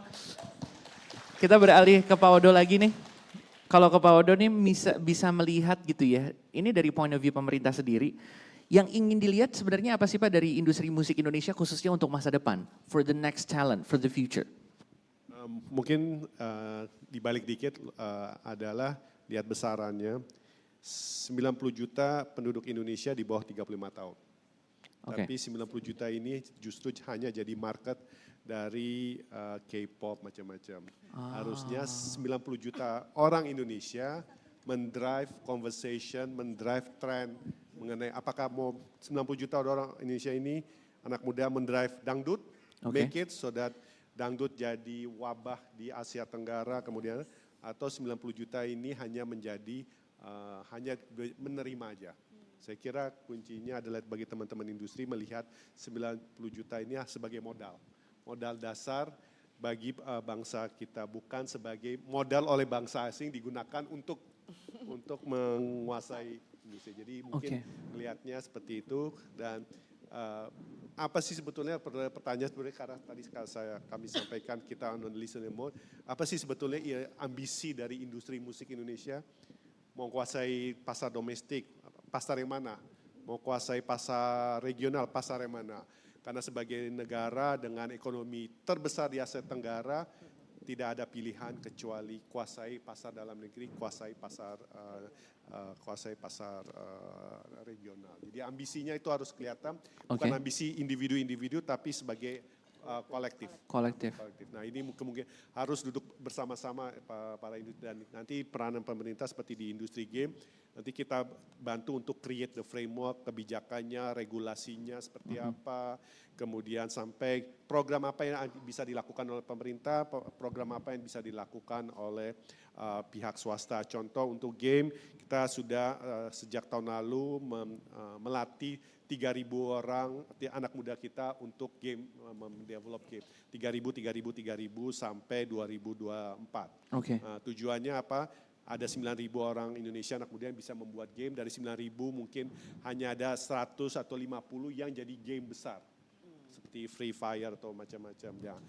Mungkin cara lihatnya adalah look at the ecosystem, bagaimana kita bersama-sama industri musik bersama pemerintah membangun ekosistem tersebut dengan target yang jelas, ambisi yang jelas, target yang jelas. Nah, di sini mungkin keinginan kita tidak ada yang lebih baik dari keinginan dari pemerintah adalah melihat anak-anak muda kita reach for their potential and capitalize on those 90 million young people under 35. Nah, oleh karena itu, no wonder K-pop comes to Indonesia. Because around 90 million of Indonesian are below 35. Kalau kita lihat di Jepang, di Korea, jumlah anak mudanya berapa? Di Korea hanya 7,5 juta. Oh. Anak di bawah 3 bulan. Jepang hanya 2,5 juta. So no wonder they come to us. Tapi kita, we don't appreciate our own capital. Jadi mungkin lihat besar. True. Jadi jangan mau cuma jadi listener aja juga, ayo bikin dong. Oke. Boleh tepuk tangannya dulu dong. Sama aku mungkin mau sedikit ngetes, tepuk tangannya yang usianya 35 tahun ke bawah. Sangat banyak, banyak sekali. Anda adalah market leader berikutnya. Wih. Ya, bikin karya ya. Terakhir untuk kedua artis kita nih, kalian juga tadi udah ngobrol banyak banget, pastinya udah banyak banget hal-hal yang bisa kita jadikan pelajaran. Tapi dari Tami dan juga Afgan nih ya, harapannya untuk masa depan di industri musik sebagai pelakunya. Dari Tami dulu. Kayak yang tadi aku sampaikan ya.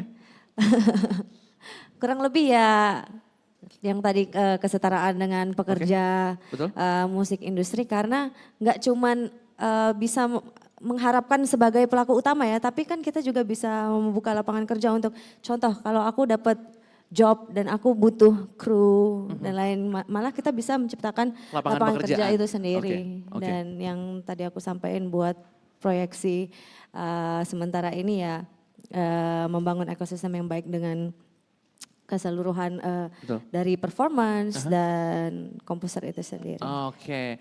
And what's next for you untuk karir? Apalagi nih yang boleh dipromo-promoin dikit nih? Ada salah satu single yang bakalan rilis untuk soundtrack film di bioskop Indonesia. Nice. Oke, aku akan dengerin di YouTube Music. Mantap. Thank you. Terima kasih banyak. Kalau Afgan sendiri mungkin yang pengen disampaikan lagi, mumpung sekarang ada dari YouTube dan juga ada dari pemerintah dan juga teman-teman yang lagi menyaksikan. Harapannya tadi ya? Iya betul ya. Harapannya kayaknya aku percaya bahwa potensi musik Indonesia untuk bisa dikenal globally itu sangat kuat gitu. Dengan talents yang kita punya. Betul. Dan dengan unique characters yang kita punya gitu. Jadi harapannya sih semoga in 10 years bisa lebih, we can create that global awareness through music, through Indonesian pop music. Atau Indonesian music lah gitu. Dan semoga in the long run bisa menjadi source of income yang kuat buat negara gitu. Dengan musik. Jadi, karena marketnya sudah sangat besar sekali. Yang calon pendengarnya tuh udah ada 90 juta. Ya kan? Dan di luar juga. Di luar juga sangat banyak sekali. Banyak juga pasti sebenarnya. Dan tentunya kesempatannya akan sangat besar sekali.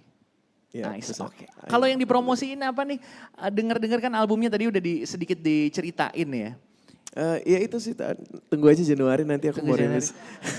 Penasaran kan? Nyanyi. Di sini ngomong bukan nyanyi. Pokoknya tahun depan akan banyak surprise. Tuh ditantang sama Pak Udo di sini suruh nyanyi katanya. Aduh, jangan Pak. Saya penyanyi tapi kalau disuruh akapela langsung jiper. Beatbox. Ya, but anyways ya, tahun depan bakal banyak karya seru dari aku dan Tami juga kayaknya. Ya. Aku juga tahun depan kayaknya. Oke, kalau begitu terima kasih banyak atas kesempatannya. Terima kasih. Ada yang mau ditambahkan lagi atau sudah cukup semua ya? Udah jelas ya kalau gitu. berakhirlah sesi kita untuk kali ini. Kita mengucapkan terima kasih banyak untuk seluruh teman-teman yang menyaksikan. Dan mudah-mudahan ini bisa menjadi tambahan ilmu untuk kita di Sabtu siang ini. Dan sedikit membuka mata kalau ternyata Indonesia memiliki potensi yang sangat besar. Bukan cuma untuk sebagai konsumen tapi yang memproduksi dan menjadi market leader baru. Tepuk tangan dulu dong untuk kita semua. Dan kita mau ngucapin terima kasih banyak untuk seluruh narasumber kita. Untuk kali ini Pak Oda terima kasih banyak, Afgan dan juga Tami terima kasih banyak. Paula terima kasih banyak untuk kesempatannya dan itu dia sesi kita untuk kali ini. Kita boleh foto dulu kali ya. Boleh foto dulu silakan. Setelah ini kayaknya akan ada diskusi pribadi ya. Silakan ke depan.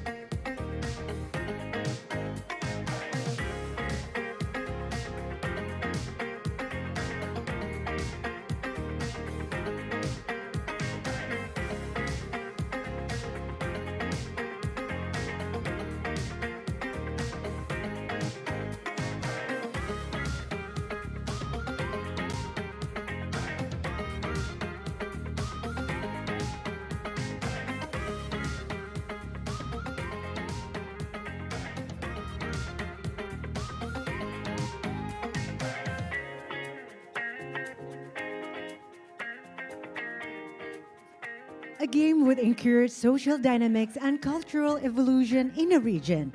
Let's explore the potential of games in making change with the CEO of Ananta Rupa Studio, Ivan Chen, CEO Agate International, Sheni Aprilia, and Country Manager Indonesia and Malaysia Riot Games, Reza Adi Pradipta.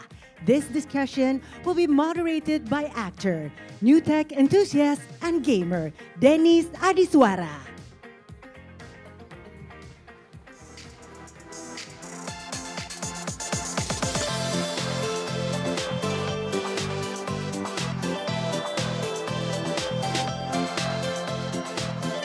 Halo, selamat siang semuanya. Saya Dennis Adiswara. Dan rame sekali, tapi yang rame pada di samping semua nih kayak ini. Nggak apa-apa. Buat semua teman-teman yang menghadiri acara ACE Youth Summit ini, terima kasih sudah datang. Siang-siang begini, saya tahu nanti malam kalian punya acara masing-masing, entah sama siapa, bukan urusan saya. Tapi kali ini saya pengen ngomongin sesuatu yang bisa mengganggu hubungan kalian.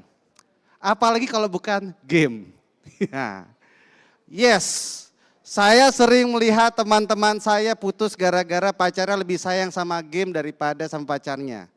Dan kali ini semua tamu yang ada di sini adalah orang-orang yang bisa dibilang langsung gak langsung penyebab dari mereka putus. Karena game mereka tuh bagus-bagus semua. Dan game tidak dimungkiri lagi sudah menjadi bagian dari hidup kita. Apalagi setelah pandemi kemarin, berapa jam kita bisa hidup tanpa game? Kayaknya nggak mungkin. Tetapi teman-teman juga harus tahu bahwa dampak game itu begitu dahsyatnya sehingga kita harus melihat lebih dalam lagi. Kenapa sih game bisa segitu serunya? Kenapa bisa segitu menyita perhatiannya? Dan apakah ada dampak-dampak positif lainnya yang bisa diambil dari game? Dan saya rasa semua narasumber saya pagi ini bisa menjawab itu semua. Mari kita sambut narasumber kita. Yang pertama ada Saudara Ivan Chen, CEO dan founder dari Ananta Rupa Studios. Tepuk tangan untuk Ivan Chen. Lalu yang kedua ada Saudari Sheni Aprilia sebagai CEO Agate Internasional. Tepuk tangan buat Saudari Sheni. Dan yang ketiga ada Saudara Resha Adi Pradipta selaku Country Manager Indonesia and Malaysia untuk Riot Games. Silakan. Apa kabar semuanya? Kok saya jadi formal ya? Kok saya jadi formal? Udah kita nongkrong aja, ngobrol-ngobrol aja semua. Apa kabar? Baik-baik semuanya? Baik. Oke, mic sudah dari tangan semua udah nyala, coba dicek. Baik. Tes. Tahu nggak teman-teman? Ada yang translate buat kita di situ. Wih. Translate dalam bahasa apa? Translate bahasa, halo yang translate bahasa Inggris, halo yang bahasa Indonesia. Oh iya. Iya. Akhirnya baru kelihatan. Iya makanya gitu. Itu artinya kita masih banyak menggunakan pekerjaan manusia ya. Pekerjaan manusia, bukan AI. Iya. Tapi nanti kita akan tanya tentang AI. Oke. Apa kabar semuanya? Baik, kabar baik. Oke, langsung aja ke teman-teman semua. Sini saya mau tanya. Gimana sih pandangan teman-teman masing-masing tentang perkembangan game di Indonesia terhadap anak muda akhir-akhir ini? Gitu. Siapa yang mau mulai? Ya, gini. Kalian tuh kan gamenya kompetitif ya. Gimana kalau nggak tonjok-tonjokan aja dulu gimana? Nggak. Mulai dari Ivan dulu deh. Oke, Indonesia ya? Ya, Indonesia. Landscape-nya ya? Ya, landscape-nya. 2020 itu pemain game Indonesia 100 juta. Oke, 2020 100 juta jiwa bermain game. Ya, di Oke, Indonesia. Di Indonesia. Akhir 2022 dari 224 juta online population, 174 juta orang tuh main game. Jadi naik 74 juta dalam waktu 2 tahun. Kurang dari 2 tahun ya. Segitu gabutnya kita. Ya, karena dibantu pandemi juga nih. Jadi Oke. game ini kemarin udah terbukti industri yang resilient dan selama krisis itu justru naik. Jadi terbukti dari 2008 itu juga ada krisis ya. Itu juga industrinya naik. Kemarin 2020 sampai 2022 memberikan ruang yang cukup besar. Seluruh dunia game itu naik 39%. Oke. Itu tinggi banget ya buat growth rate 39% itu tinggi banget. Oke. Nah, kalau misalkan dari Ivan sendiri gitu. Ketika mereka jumlahnya naik gitu, itu biasanya di mobile atau di konsol atau di PC atau di mana ya? Ini menarik. Jadi kalau dari data yang naik itu di mobile. Jadi data yang kita gather ya dari mulai dari 2018 sebenarnya sampai 2022 itu ternyata platform yang naik itu mobile. Naiknya itu 170%. Jadi di mobile naiknya berapa? 170%. 170%. Dan ini juga dipicu karena sekarang semua gadget yang kita pegang ya itu dites dengan menggunakan game engine kan. Jadi kenapa ada octa-core, kenapa RAM-nya nambah terus dan sebagainya. Itu dites memang buat bermain game. Dan makin murah, makin terjangkau. Dan orang makin membutuhkan gadget sehari-hari. Jadi ini kayak udah kayak singularity ya. Kayak kita nggak bisa hidup tanpa teknologi. Oke. Nah sebagai catatan tambahan juga Ivan juga ada game ya dari Lokapala ya? Lokapala. Oke, itu e-sports ya?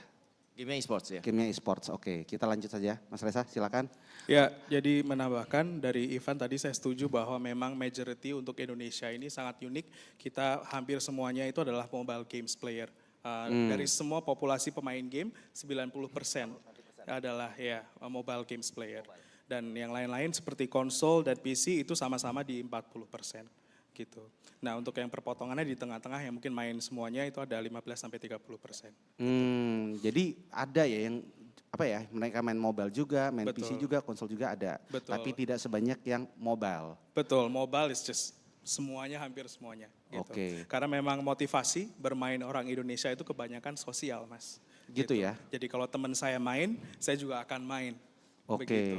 Jadi mobile ini membuat semuanya mudah, ditambah lagi tadi mungkin pandemi ketika kita semua harus terkurung di rumah, membuat kita yang tadinya bersosialisasi secara fisik, kita mencari cara sosialisasi baru, berteman dengan berteman dan mungkin bermain bersama melalui mobile games ini. Oke. Nah ini kan Mas Reza kan juga memantau perkembangan di Asia juga. Apakah ini trennya juga berlaku di Asia? Betul, jadi ini memang sangat unik untuk Asia market dan mungkin khusus untuk Riot, the reason kita kenapa ada APAC expansion itu karena kita melihat potensi market mobile yang sangat luar biasa. Oke. Gitu. Jadi mungkin Riot akan trying untuk penetrate, termasuk launching beberapa mobile games juga. Oke, agak sedikit mundur, Mas Reza. Dari Riot sendiri tuh mobile gamesnya ada apa aja yang sekarang? Betul. Jadi untuk mobile games kami yang sudah dirilis tentu ada League of Legends Wild Rift. Itu adalah bentuk mini dari game League of Legends yang bisa dimainkan melalui phones. Ya. Dan ini free to play ya, bisa di-download secara gratis dan bisa langsung dimainkan gitu. Nah, yang mau rilis bulan ini dan sangat exciting adalah Teamfight Tactics yang tadinya hanya bisa dimainkan di PC, sekarang bisa dimainkan secara crossplay. Di PC bisa dan di mobile bisa, jadi ketemu antar pemain PC sama mobile itu juga bisa. Oke, jadi baik Mas Reza maupun Mas Ivan berkompetisi di sama-sama bikin game e-sports ya? Betul. Yang rukun-rukun ya sebelahan ya, tolong ya. Sayangnya seharusnya saya di sini nih biar enggak. Oke, sekarang saudari sini silakan. Ya, mungkin tadi kalau yang tren dari sisi gamernya udah diceritain, mereka paling jago-jago deh, kayak ngerti banget market Indonesia juga, dan market Indonesia juga suka game kompetitif misalnya gitu ya. Cuma kalau ditanya mungkin kalau dari POV lainnya adalah tadi udah sedikit dimention sama Mas Reza juga, sebenarnya kalau gak cuma di Indonesia sih, tapi kalau at least yang kelihatan sehari-hari kan di Indonesia ya, dari mulai anak kecil sampai of course yang udah remaja mungkin yang di sekitar sini, mereka tuh main game tuh udah jadi part of lifestyle gitu. Misalnya, part of lifestyle? Iya, maksudnya jadinya kayak anak kecil sekarang ada yang pesta ulang tahunnya tuh di Roblox gitu. Gimana? Pesta ulang tahun kan kalau zaman kita dulu mungkin di McDonald's gitu ya, sebut merek gue ya. Cuma kalau zaman sekarang tuh ada tuh mulai ada anak kecil yang adain pesta ulang tahunnya tuh di Roblox. Oh, dirayakan secara virtual di dalam ekosistem Roblox ya, dalam game ya? Betul. Oke. Nah yang mau gue sampein, maksudnya angle lain lah ya, selain dari tren di market yang gamernya banget adalah kalau kita lihat di Agate, yang kita lakukan juga di Agate secara aktif adalah karena tadi part of lifestyle dari mulai anak kecil sampai udah gede. Jadi sebenarnya kita ngelihat ke depannya tuh akan semakin banyak orang, anak muda yang pingin atau beraspirasi untuk bisa kerja jadi seseorang lah gitu di industri game. Karena dari kecil hidupnya tuh memang revolves around games gitu. Jadi mulai terserah mau dari developer bisa atau jadi streamer atau jadi apapun lah gitu ya. Dan ini yang sebenarnya tren mungkin yang cukup long term juga. Sebenarnya semakin sekarang sebenarnya semakin kelihatan sih, kayak mungkin ya remaja gitu ya, pengen jadi apa? Pengen jadi streamer atau misalnya pengen jadi e-sports player gitu. Kalau kita di AGT ya fokusnya ke yang pengen develop games gitu ya. Yang bikin game ya. Betul, jadi mungkin itu sih kalau ditanya tentang perkembangan terkait industri game di anak muda tuh gimana sih. Jadi selain main sebenarnya perlu kita pikirin juga nih gimana biar mereka itu nggak cuma sekedar main tapi bisa jadi produktif lah gitu ya. Oke, jadi nggak cuma sekedar main tapi produktif dan itu semua apa ya terjadi juga di Indonesia ya, anak-anak muda di Indonesia ya. Benar. Dan ini kan juga align sama apa yang mau dilakukan oleh pemerintah juga ya supaya Indonesia tuh nggak cuma jadi pasar gitu. Tapi ya kita juga dapat cuannya juga gitu loh. Betul. Nah ini kita balik lagi ke situ. Siap. Itu menarik juga itu. Soalnya memang sih akhir-akhir ini pemerintah sangat-sangat melek dengan game ya. Tapi nanti dulu teman-teman ya. Kita mulai dari perkenalan dulu. Dari satu persatu kita gali lebih dalam lagi. Mulai dari Kak Ivan. Iya Nis. Kak Ivan ini kan bikin game Lokapala tuh. E-sports ya. MOBA ya. MOBA. Oke. Tapi Kak Ivannya sendiri dengan Ananta Rupa Studios itu udah bikin game sejak kapan sih? Dulu mengawalnya gimana gitu? Kita mulai 2011, jadi kita mulai itu dengan services. Jadi bikinin game buat perusahaan lain, buat perusahaan lain di luar game ya, yang ingin engage dengan customer-nya mereka melalui game. Oh jadi justru bikinin game untuk klien? Yes. Terus klien bayar gamenya nanti ke Anantarupa gitu. Betul, jasa. Jadi dulu kita jasa dulu. Oh, jadi belum bikin game sendiri ya? Belum. Belum, oke. Nah, kalau boleh tahu dulu banyak yang menentang nggak sih mau bikin game? Atau sebelumnya punya pekerjaan lain? Sebelum jadi developer game, apa pekerjaannya? Sebut dong. Dulu di film. Loh, Ini saya kan juga di bully. film. Loh, Tapi saya di bottom feeder, saya stuntman Pak. Anda dulu stuntman? Iya. Oh gitu, tepuk tangan buat Ivan. Ya, jadi dulu adegan berbahaya Anda lakukan ya? Jadi dulu saya ngefans sama Om Dennis, mau ketemu nggak mau ketemu aja nggak dijawab gitu. Oh enggak gitu dong. Tapi apa yang membuat akhirnya berubah haluan ke game? Passion saya storytelling. Oh, Jadi oke. dulu memang nggak lulus kuliah kan, jadi nggak lulus kuliah terus pengen kerja tapi yang berhubungan sama storytelling. Waktu nggak lulus kuliah itu industri game belum kayak sekarang ya, belum aksesibel. Game engine Ya. tuh belum ada, game engine baru ada Torque waktu itu, Torque. Kalau inget Torque, tahun 2000 awal ya. Terus kemudian, ya tahun 2000, nggak tahu ya, belum lahir ya. Terus ya udahlah, bisanya bela diri terus akhirnya ke film gitu. Jadi Bolo Dupa. Oke, terus abis itu sekarang malah ke game ya sampai Yes, sekarang. yes. Tapi saya juga ingat bahwa Anda dulu juga pernah bikin bersama teman-teman di Anantarupa Studios museum VR pertama di Indonesia. Bener? Di Asia Tenggara ya. Wow. Boleh diceritakan itu Oke, gimana jadi itu maksudnya? dulu karena kita tuh servicing to client ya, jadi kita perlu update buat teknologi. Jadi memang passion kita di teknologi dan di storytelling. Nah di teknologi itu kita selalu adapt new teknologi apa yang bisa kita tawarkan ke klien-klien kita kan. Oke. Jadi 2012 itu kita bikin augmented reality museum pertama tuh. Oke. Dan itu ternyata pertama di dunia ya, karena 2016 baru ada konsep serupa ditayangkan di CES 2016. Jadi kita selalu lebih awal. 2013 kita bikin game horror VR, tapi kita nggak publish, cuma buat demo. Terus 2014 kita bikin VR museum platform. Itu Ya kan? buat di mana itu? Di World Expo ya kalau nggak salah ya? Bukan, itu yang VR tourism platform yang di World Oh, Expo. Jadi oke. bedanya satu museum ini karena kita butuh waktu itu kenal kalau sekarang di setiap sekolah kan bisa ada perpustakaan nih. Ya. Dulu gue mikirnya di setiap sekolah tuh harus ada museum. Tapi dengan cara kita bikin gateway-nya lewat VR gitu. Jadi lewat VR dia bisa berkunjung ke museum manapun. Jadi anak-anak muda kita bisa mengenal culture kita dari tempat dia berada, nggak perlu traveling. Oke. Nah 2015 baru bikin VR tourism platform, itu juga pertama di dunia. Oke, jadi ini benar-benar sebuah contoh ya teman-teman ya bahwa yang namanya teknologi itu bisa digabungkan dengan pendidikan dan kebudayaan. Yes. Gitu. Sehingga bisa lebih apa ya, bisa dibilang lebih imersif apa ya? Jadi lebih ke ini sih, kita lihat teknologi itu hanya sebagai sarana ya. Ya kan kayak AI lah sekarang ya, tapi itu hanya sarana aja, tapi it depends on visi kita apa sih buat teknologi itu, apa yang kita lihat, kebutuhan kita apa yang bisa diakomodasi oleh teknologi tersebut, itu yang lebih penting sih. Yang lebih penting itu ya, jadi intinya visinya apa, terus teknologi adalah menjadi sarananya ya. Yang penting tujuannya teman-teman, tujuannya. Oke, balik lagi ke sini, penanya deh. Kan kamu CEO ya sekarang ya di Agate ya? Ya. Cie. Gimana nih? Peran perusahaan kalian dengan kebudayaan Indonesia itu bagaimana? Kalian melihat kebudayaan Indonesia itu menjadi sesuatu aset kah atau kekuatan kah atau gimana?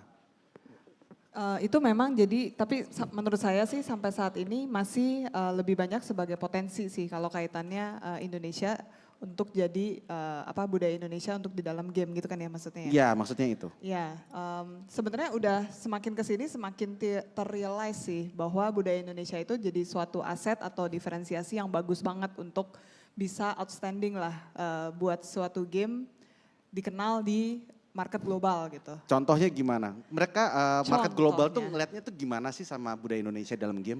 Ya, jadi misalnya contoh sebenarnya ini bukan gamenya Agate, cuman gamenya ada developer Indonesia yang lain namanya Mojiken tuh. Iya. Ada yang A Space for the Unbound kalau nggak salah nama judul gamenya ya. Oh ya. Nah itu luar biasa sukses di tahun 2022-2023 ini di mana dia dapat banyak award, lalu juga dapat reviews yang luar biasa bagus-bagus gitu ya. Dan commercially juga successful juga gitu. Dan itu kan mengangkat kehidupan pelajar SMA ya kalau nggak salah di tahun 90-an gitu kan di Indonesia. Dan itu jadi itu sangat fresh banget sih. Jadi maksudnya budaya Indonesia itu kan luar biasa kaya. Ini Bapak ini paling jago deh Pak tentang budaya Oh tenang, Indonesia. saya tanya lagi nanti. Ya. Oh, Saya takut ditodong soalnya. Oh tenang. Nah jadi luar biasa kaya tapi unknown gitu kan, relatively unknown di global market. Jadi ini sesuatu yang menurut saya ya sangat bisa digarap sih gitu untuk jadi diferensiasi tadi gitu kan. Oke, jadi sesuatu yang mungkin apa ya sehari-hari buat kita kayak tukang bakso, ya kan, warung, betul, kayak gitu. Pocong gitu kan ya. Pocong nggak sehari-hari juga sih, cuma salah juga ya. Cuma maksudnya ada produk yang lain lagi nih dari Game Dev Indonesia juga gitu kan, yang setan-setan Indonesia gitu kan ya. Setan Indonesia yang mungkin setiap hari ada di TV atau film. Ya, walaupun mudah-mudahan nggak pernah kita lihat gitu kan ya. Itu ternyata relatif unknown ya atau cukup asing buat orang-orang di luar sana. Sehingga melihat itu sebagai sesuatu yang wah unik sekali gitu ya. Betul, tapi yang pasti kita jangan lupa juga adalah selain unik juga tetap harus ditwist supaya familiar gitu. Karena kalau terlalu aneh juga kan aneh banget gitu ya. Terlalu asing ya buat terlalu mereka asing, ya. betul. Jadi harus ditwist juga sih. Kalau yang kita lakukan di Agate juga sempat sih kayak misalnya tadi pocong tapi pocongnya dibuat keren nih. Ada yang versi cute-nya terus nanti dia bisa evolve jadi yang lebih kerennya gitu ya. Pocong keren tapi gitu kan. Oh, kayak pocong gitu. kok jadi Pokemon kayaknya itu ya. Mirip. Ada evolve. Ya, Oke. ya. Mungkin Mas Reza mau menambahkan mungkin? Dari apanya? Ya bagaimana bisa kebudayaan Indonesia itu mungkin bisa jadi kekuatan untuk karya-karya game Indonesia mungkin nggak tahu ya kalau dari Mas sendiri kan dari Riot kan. Tentu. Ya. Dipakai nggak itu elemen-elemen Indonesia itu dalam game keluaran Riot? Ya jadi kita pasti sebagai game publishers melihat bahwa player experience first gitu. Jadi ketika player itu merasa mereka feel resonant dengan semua campaign yang kita kerjakan, pasti dia akan relate themselves dan akhirnya akan menjadi part of it gitu. Nah tadi saya sampaikan salah satu unsur utama orang Indonesia bermain game adalah social gitu kan. Jadi ketika temennya bermain, dia bermain. Nah untuk itu kita sebagai Riot Games melihat bahwa community marketing itu sangat penting di Indonesia. Dan ini sesuatu yang mungkin saya juga nggak temukan di company-company saya sebelumnya gitu, di mana komunitas menjadi senjata utama gitu ya untuk marketing strategy. Di Indonesia, dulunya apa gitu. Mas kalau boleh tahu? Ya kalau saya kan tadinya mungkin kayak kerja di kayak let's say di Microsoft gitu yang very profit oriented gitu kan. Biasanya sih mungkin kita juga cara marketingnya itu lebih kayak yang zaman dulu banget lah, yang awareness, kemudian interest, desire yang kayak gitu, ya betul, yang funnel gitu. Nah kalau di game cara kerjanya nggak seperti itu gitu, kayak rekomendasi dari temen untuk ngajak bermain itu like very important. Dan bagaimana caranya membuat orang-orang ini justru menjadi agentnya kita, jadi sales agentnya kita untuk eventually tell their friends to play. Itu yang akhirnya bisa terbentuk dari komunitas. Mas. Nah, Mas Reza kan juga saya lihat tuh ngurusin di Indonesia dan Malaysia. Ada beda nggak untuk mengurus dua negara ini dari behavior atau perilaku konsumennya? Tentu sangat berbeda. Jadi dari SES-nya sendiri, dari social economics-nya, status orang-orang ini sangat berbeda ya. Kalau di Indonesia itu kan kita sangat komunal dan sangat banyak orangnya gitu. Tapi biasanya agak pelit. Jadi they don't actually invest that much on cosmetics and stuff gitu. Tapi kalau pemain Malaysia itu they tend to be more individualistic. Jarang kayak misalnya mabar-mabar tuh hanya istilah yang ada di Indonesia honestly. Kayak di Malaysia tuh mungkin mereka yang namanya mabar ya udah sendiri-sendiri dari rumah gitu. Oh nggak kumpul ketemu secara offline. Betul, karena kalau di Indonesia kita lihat orang mabar tuh bener-bener oh ya kita ngumpul ya, bahkan mereka bikin grup WA kan. Janjian di Indomaret atau di di kafe-kafe Indomie di mana gitu kan.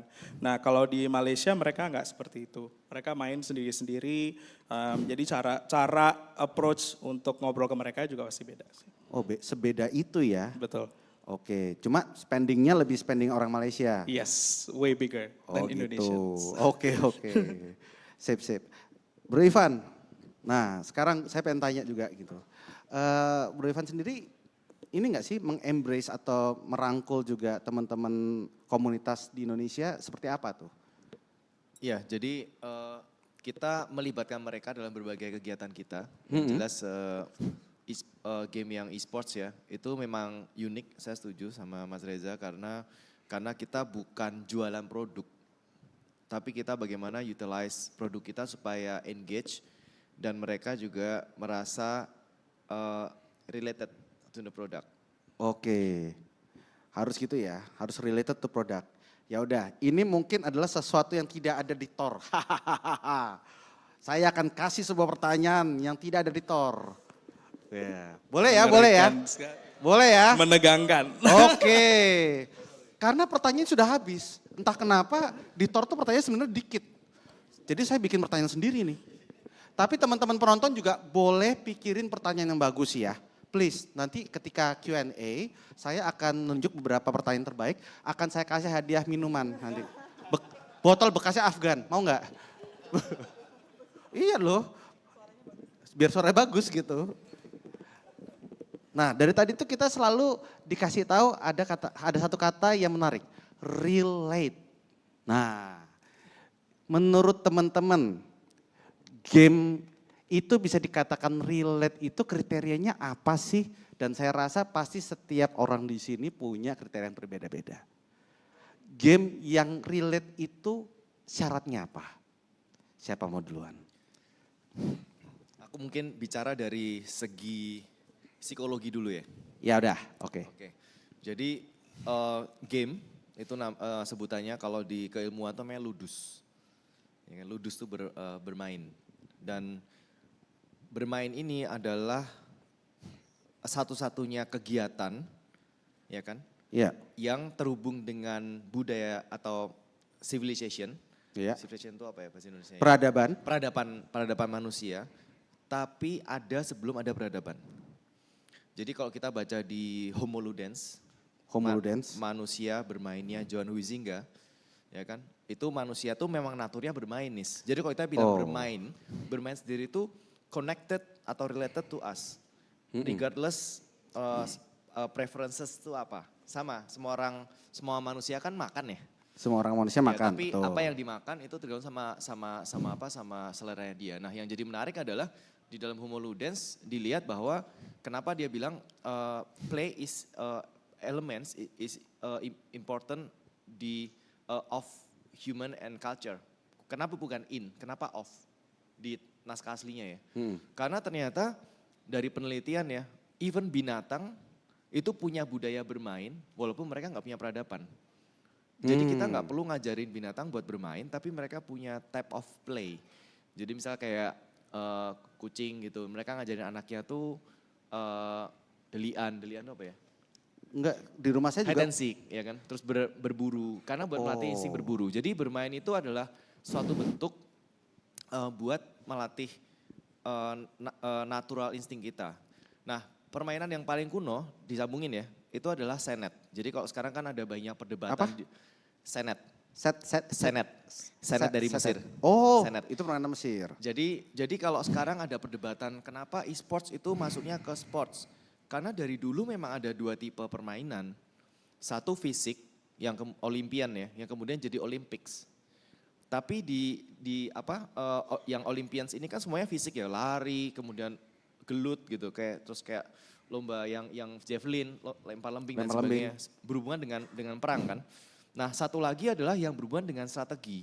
Dan ini yang membuat di dalam memori kita, senet ini adalah permainan yang selalu ada di makam raja-raja Mesir. Jadi hanya raja aja yang royal families yang ada senetnya. Itu 3.300 tahun sebelum Masehi. Jadi ada permainan di dalam makam raja. Jadi di setiap di muminya, di sekitar muminya itu kalau itu raja atau keluarga raja selalu ada senet namanya. Oh gitu. Jadi itu sama aja kayak kalau di kuburan naruh PS gitu. Betul. Oh oke. Tapi itu melambangkan sesuatu nih, melambangkan sesuatu bahwa dari permainan ini ternyata buat menunjukkan juga stratanya. Kalau mereka yang bisa bermain permainan yang menggunakan strategi ini adalah seorang pemimpin. Oke, kalau kita tarik lagi ke zaman sekarang berarti yang relate apa nih? Ke zaman sekarang artinya Senate ini kemudian ada backgammon di Persia, ya kan itu 3000 tahun sebelum Masehi. Kemudian ada Weiji itu, Go, Hikarno Go, tahu kan itu 2500 tahun sebelum Masehi. Kemudian yang kita tarik modern, yang permainan yang paling modern, yang bertahan selama ratusan tahun, itu namanya caturangga atau catur. Itu dari abad ke-7 di India. Nah kalau kita tarik ke modern, semua perkembangan komputer dan sebagainya, kita lihat Albert Einstein, terus kemudian Alan Turing, semuanya itu pemain game semua. Pemain game ini ya, board game ya. Jadi mereka terinspirasi dengan logic behind game. Dan dari situlah mereka menciptakan komputer dan sampai sekarang sampai semua teknologi. Bahkan kita lihat sekarang ChatGPT. ChatGPT dari mana? Dari OpenAI. OpenAI kemarin lompatannya dipakai buat Dota. Oh ya?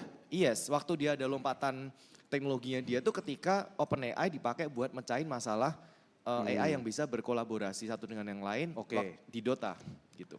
Jadi pada dasarnya memang game yang relate itu apa? Lagi-lagi karena kita adalah manusia bermain, ya semua game pasti akan related. Mau itu permainan fisik maupun permainan strategi gitu. Betul. Oke, penerjemah aman dari tadi? Aman ya? Oke. Mas Reza silakan. Ya kalau tadi sih secara relate ya, itu udah pasti juga selain orang adalah seperti disebutkan Mas Ivan, dia basically suka bermain. Selain itu dia juga suka berkompetisi.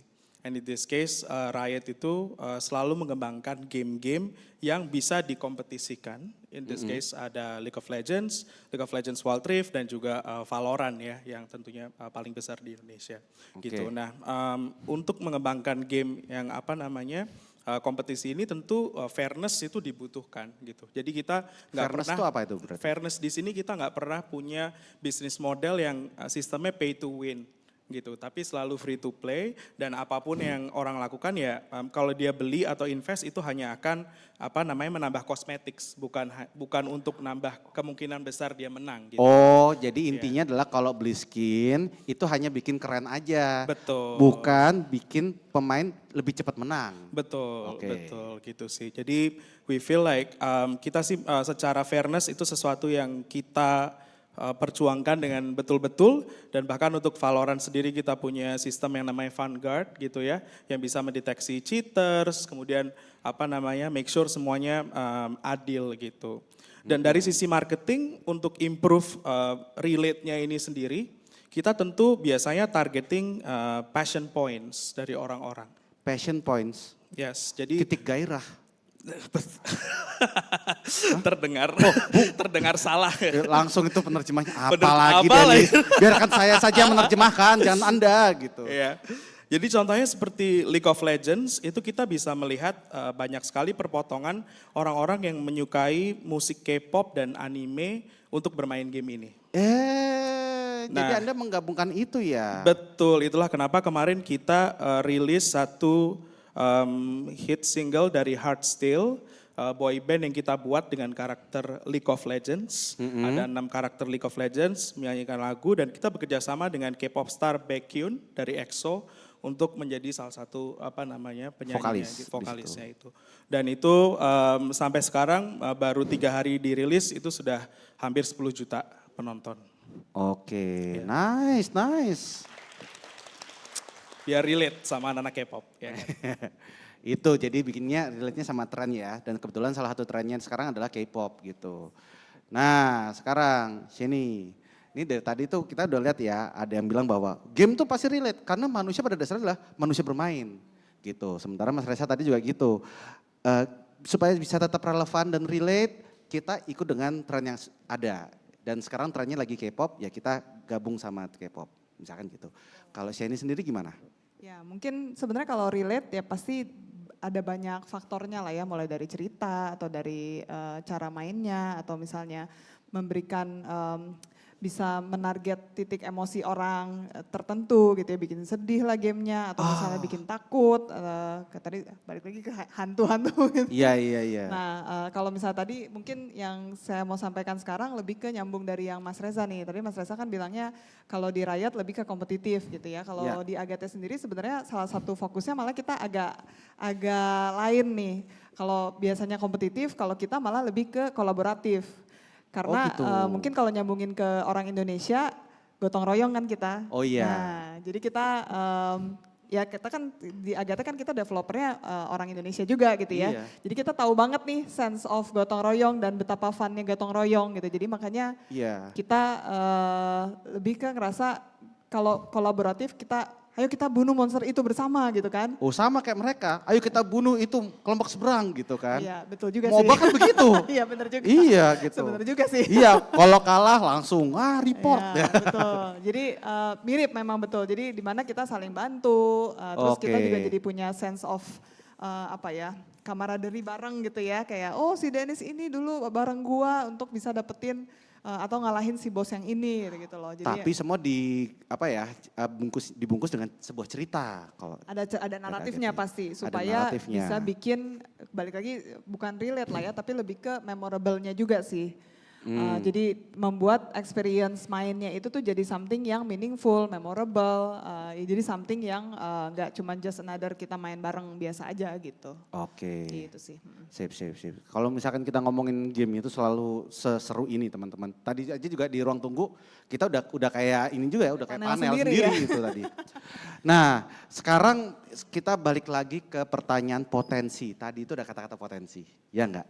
Mungkin teman-teman di sini ada yang bercita-cita untuk masuk ke dalam industri game. Nah, apakah telat untuk masuk ke dalam industri game? Kalau nggak telat, apa buktinya gitu? Emang potensi sebesar apa sih industri game di Indonesia? Boleh dijawab siapa? Semua ya, ini pertanyaan buat semua ya, mulai dari sini. Oke, jadi kalau potensinya, sebenarnya kalau dibilang telat, gak ada kata terlambat. Tidak ada kata terlambat. Klise banget ya. Waktu yang paling tepat adalah sekarang gitu ya, kalau Asik. motivator ya. Iya. Jadi kenapa maksudnya mungkin seberapa berpotensi, sebenarnya kalau tadi mungkin sempat disebut sedikit sama Ivan tuh. Jadinya potensinya industri game itu sebenarnya diproyeksikan 5 tahun ke depan pun masih akan terus grow. Jadi grow-nya itu hampir 10%, ini globally ya. Apalagi di Southeast Asia, apalagi di Indonesia terutama. Indonesia kan paling populasi paling gede ya di Southeast Asia. Jadi growth-nya salah satu yang paling gede juga di Southeast Asia. Bonus demografi banget negara kita. Ekonominya juga lagi naik gitu kan, middle class lagi naik, spending kayaknya lebih gampang lah gitu. Hopefully nanti jadi makin gak pelit gitu ya.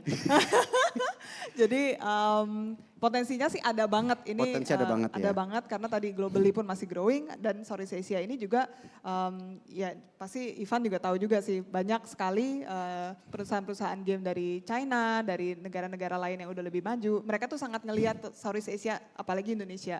Karena tadi balik lagi ya ini disebut tadi lah.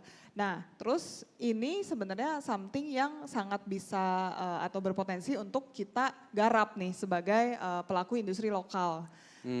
Jadi makanya kalau kami di Agate kita sangat aktif selalu mencari opportunity untuk bikin game, baik itu game sendiri maupun misalnya kerja bareng sama game company luar supaya ada terjadi sharing knowledge supaya ya talent lokal kita makin jago gitu kan. Karena dengan adanya opportunity udah tuh yang lainnya pasti ngikutin sumber daya manusianya jadinya gajinya tinggi gitu ya misalnya. Dan kalau gajinya tinggi jadi udah gak ada lagi tuh debat-debat sama orang tua kan.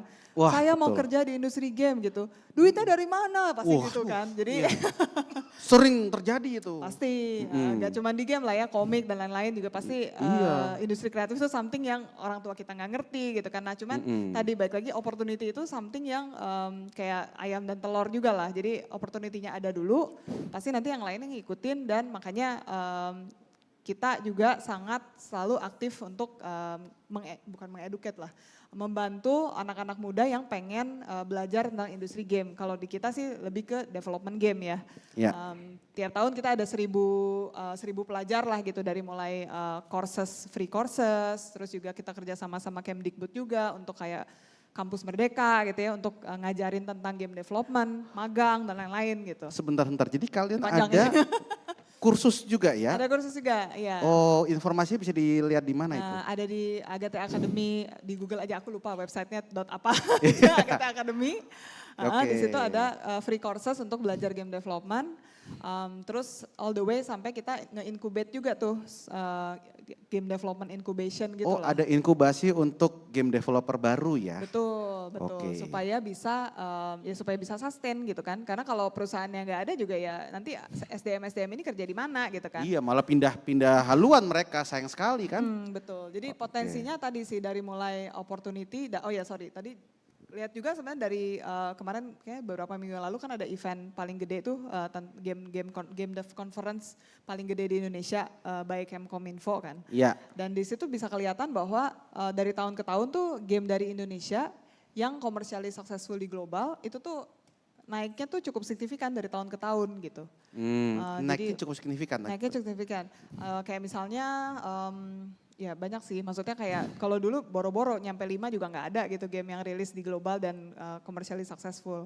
Kalau tahun ini aja mungkin tahun ini ada 10 gitu. Ada 10 judul game Indonesia yang mengglobal. Yang global dan commercially successful ya. Dan sukses secara komersil. Betul, kalau yang nggak sukses secara komersil ya pasti lebih banyak lah ya. Maksudnya game yang rilisnya. Enggak, tapi itu aja lebih baik, itu udah bagus banget tepuk tangan ya buat game Indonesia. Jadi tadi 10, nggak cuma 10 ya? Nggak cuma 10. Lebih dari 10 maksudnya. Iya, yang 10 yang sukses secara komersil, Betul. tapi yang lainnya ada tapi belum sesukses itu. Belum sukses, tapi produknya ada nih gitu Gak kan. apa-apa, Ya, semangat which is buat itu, semuanya. Betul. Gitu. sih. Nah, ini kayaknya dari tadi Ivan tuh pengen ngomong tuh. Kayaknya dia tahu beberapa angka-angka sih sebenarnya. Ivan, ayolah Van. Melengkapi aja. Ayo lengkapi lah. Kayaknya lu tahu angka-angka soalnya Van. Tadi dibilang YouTube itu membagikan 6 miliar dolar ya. Iya. Buat yang sektor musik kan. Iya. Industri game Indonesia itu tahun kemarin aja tuh 2 miliar dolar. Wow, pendapatan transaksinya. Gede banget kan. Jadi tadi itu 6 miliar dolar seluruh dunia kan. Ini Indonesia tok tuh 2 miliar dolar dan di dunia 2 miliar itu Indonesia doang? Indonesia tok. Oh wow. Dari Indonesia tuh cuma ranking 16 di dunia. Oke. Jadi total keseluruhan industri game di dunia transaksinya itu lebih dari 3 kali lipat industri film dan animasi digabung. Pantesan lo pindah haluan dari film ke game. Dan kebayang gak nih kayak misal di Indonesia itu industri gamenya sudah hampir 8 kali lipat dari industri film. Tapi kita gak punya badan buat ngurusin game. Masa? Oke. Kan ada asosiasi-asosiasi. Ya, here's the thing. Tadi yang dibilang sama Siani, produksi jalan, mereka make money, tapi that's not the case. Pendapatannya tuh jauh sekali kalau dibanding dengan game asing yang ada di Indonesia. Satu game itu rata-rata pendapatannya kemarin yang top 25 ya, itu 100 sampai 200 miliar lah per tahun di Indonesia. Wow. Jadi itu besar sekali dan kita let alone yang pendapatan mereka di dunia itu triliunan. Kenapa? Pendapatannya kalau di dunia ya. itu triliunan, ratusan miliar itu pendapatan kalau di Indonesia tok. Oke. Jadi kita masih jauh banget lah dari industri yang sebenarnya gitu. Dan itu potensi. Itu potensi, makanya ini kalau kita bicara potensi kita bicara angka dong. Sebesar apa, jadi ini kita butuh the whole perspective. Nah dari data kayak Fortune Business Insight ya, itu dalam waktu 6 tahun ke depan sampai 2030, itu industri game bakal di dunia, itu bakal mencapai 600 miliar dolar. Yang membuat industri game itu industri konten terbesar saat ini. Oke, jadi kesimpulannya kalau misalkan ada orang yang masih dilarang sama orang tuanya untuk ada di industri game, saya bisa ngomong sebagai anak, kalau mama, papa mau melepaskan 600 triliun US dollar ya? 9.000 triliun. 9.000 triliun US dollar. Di depan mata nggak boleh dilepaskan berarti? Yes. Oke, itu potensinya teman-teman. Jangan kaget nih kalau nanti ya, kan kemarin udah ada studi ya, 25 tahun yang kemarin, yang sebelumnya sampai saat ini, itu IP yang di film itu banyak kan dari superhero kan, dari komik, dari apa segala macam. Tapi for the next 25 years, yang di Netflix, di mana di OTT ya, itu bakal banyak IP-IP dari game. Jangan kaget gitu aja. Nggak kaget, sudah ada film Sonic, sudah ada film Mario. Itu dia potensinya. Oke, kayaknya waktu tinggal dikit ya. Mungkin ada yang mau memberikan pertanyaan kepada para, langsung banyak dong. Emang kalau sudah ngomongin potensi dan uang langsung banyak. Saya suka ini, mata duitan semua. Oke. Yang belakang mungkin ya, belakang ke meja biru langsung saja, panitia. Panitia, itu biru, Mas berdiri Mas, silakan. Nah ke situ, panitia tolong, ada mic enggak? Gini, karena tidak ada panitia saya aja ya, pembicara, moderator 3 dimensi nih, keluar dari panggung nih. Oh enggak. Oh ya ada. Nama dan langsung pertanyaannya, kan tinggal 5 menit. Go. Selamat siang. Ya. Nama saya Narkala. Haka, oke. Ya pertanyaannya adalah, kan semua orang punya idola ya.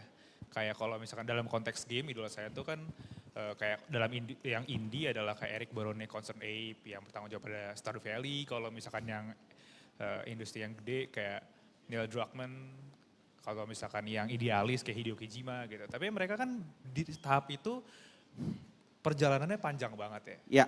Kalau misalkan dari Mas dan Mbak, saran untuk orang yang industri awalnya tuh bukan dari dunia teknologi atau game, kayak misalkan saya bisnis development, bisnis gitu, gimana untuk masuk dan step-stepnya untuk bisa sampai di tahap itu seperti apa yang harus dilakukan.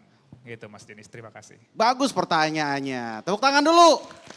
Saya juga sempat ikut Agate course-nya. Iya. Thank you, semoga useful.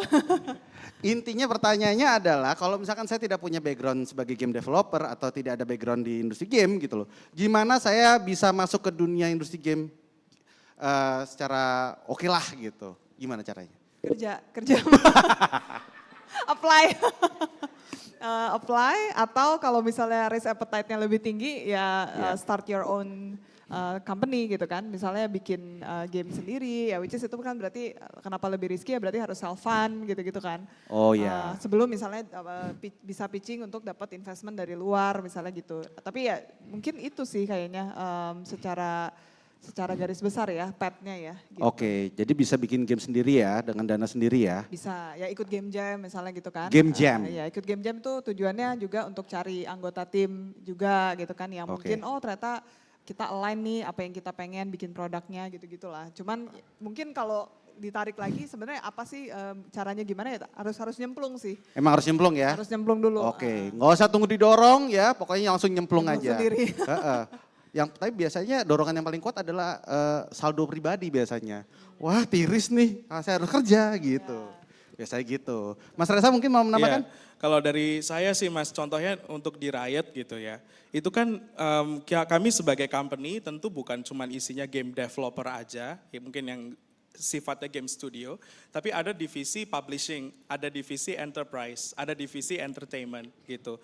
Jadi bahkan orang-orang yang mungkin backgroundnya legal, BD, kita juga butuh orang yang sifatnya partnerships gitu. Nah tapi memang ketika mau join the company, you need to have like familiarity towards our gaming. Kadang-kadang kita tanya udah level berapa dan segala macam. Karena memang pekerjaan apapun itu biasanya kita tetap membiasakan semua orang bisa relate dengan game produk kita gitu.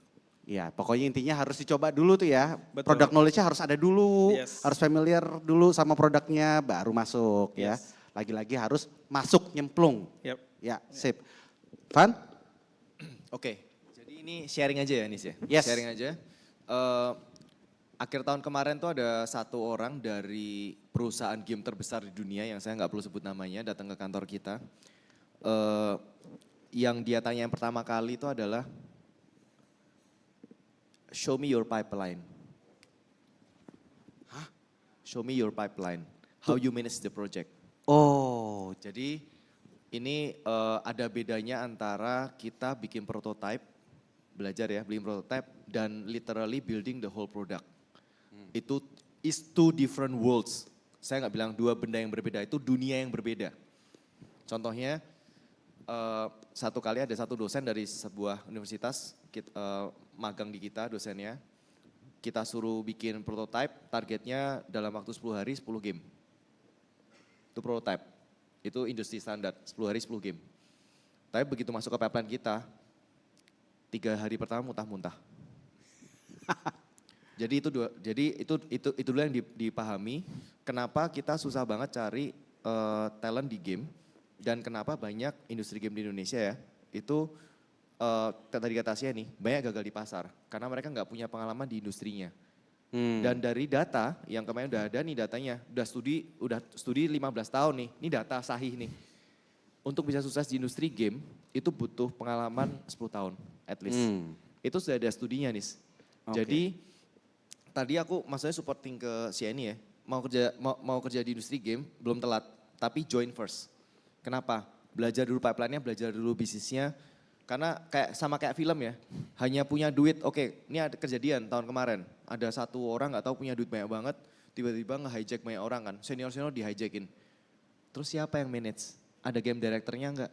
Sekarang gini, kita mau bikin film, ya kan, mau ditaruh di, mau bikin film lah yang super keren gitu. Terus nge-hijackin, oh ada penulis, ada ini apa segala macam. Ya jadi saudaranya siapa? Line produsernya siapa? Jadi itu yang banyak hal yang enggak sekedar, oh aku hire orang yang berpengalaman, programmer paling hebat di Indonesia terus kemudian bisa bikin game. Enggak. It doesn't work that way. It doesn't work that way. I'm sorry ya. Oke. Ya, dan sayangnya tadi kayaknya satu-satunya penanya untuk sesi ini, saya mau tanya, ini timer tinggal 20 detik maksudnya buat saya atau buat Q&A nih? Sumpah nih, saya bingung nih. Buat siapa? Oh buat saya sendiri. Q&A tambahan enggak? Oh tambahan, ya udah tambah satu lagi. Coba penanya berikutnya, ya. Langsung. Ini agak buru-buru ya, jawabannya ya. Teng, udah langsung. Cek. Oke. Halo, perkenalkan nama aku Sere. Aku mau nanya, Indonesia itu kan punya market size yang udah advantage ya, seperti yang tadi dibilang kan sekitar 170 juta pemain nih di Indonesia. Ya. Dan Indonesia pun juga punya game yang bagus tuh banyak gitu. Tapi apa sih yang jadi limitasi untuk game-game Indonesia itu to be known? Misalnya kalau misalnya yang kita tahu game Indonesia yang terkenal misalnya Dread Out, tapi it's one of many gitu. Sementara kalau misalnya game-game misalnya let's say di US gitu, even dia bukan dari developer atau publishing company yang well known, dia tetap ada chance untuk to be known globally. Jadi kira-kira mungkin dari Agate gitu ya as a developer dan juga Nantarupa, kira-kira apa sih yang dibutuhin sama developer game Indonesia supaya membantu gamenya ini known publicly? Apa problemnya di Indonesia? Wah luar biasa ini pertanyaannya. Gimana cara supaya lebih well known di global ya untuk game Indonesia? Iya. Sebenarnya banyak hal, cuman yang paling mendasar mungkin root of all cost-nya tuh sebenarnya funding sih. Ujung-ujungnya duit ya. Jadi maksudnya gak bermaksud untuk jadi mata duitan, cuma maksudnya funding itu tuh dibutuhkan untuk bikin produk yang bagus tadi. Karena kan percuma kita spending duit buat marketing gede-gedean kalau produknya gak bagus juga ujung-ujungnya flop juga gitu dan gak akan terkenal juga gitu kan. Nah terus habis itu dari funding itu juga jadinya kita bisa rekrut talent yang terbaik juga untuk bikin si produk itu. Dan juga itu nantinya ya tadi produk yang sukses nanti jadinya jadi bisa profitable dan dari profit itu jadi bisa bikin produk lagi berikutnya lagi.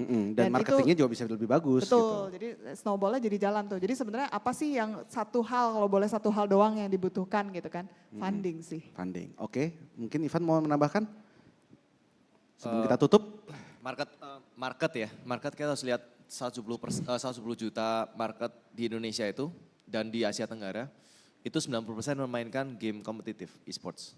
Jadi itu ya kita bisa lihat top 25, kalau mau well known ya harus lihat yang 25, top 25 itu seleranya apa. Kita nggak bisa, misal kayak di film nih, orang suka film horor, terus kita bikinnya film komedi misalnya gitu. Oke. Jadi sama. Jadi itu one of the thing, kita jangan, kita lihat dulu top 25, gimana kita bisa substitute atau menemukan market between among top 25 dan punya strategi yang lain, itu aja. Itu aja ya. Ya terima kasih. Saya juga pengen mijet-mijet Ivan dulu sebentar ya. Van sini Van, ngadep sini Van. Soalnya fontnya kecil banget itu. Bentar. Oh satu pertanyaan lagi katanya. Oke siap, satu penanya lagi. Boleh dong. Ya buat abangnya di tengah. Ya silakan. Silakan.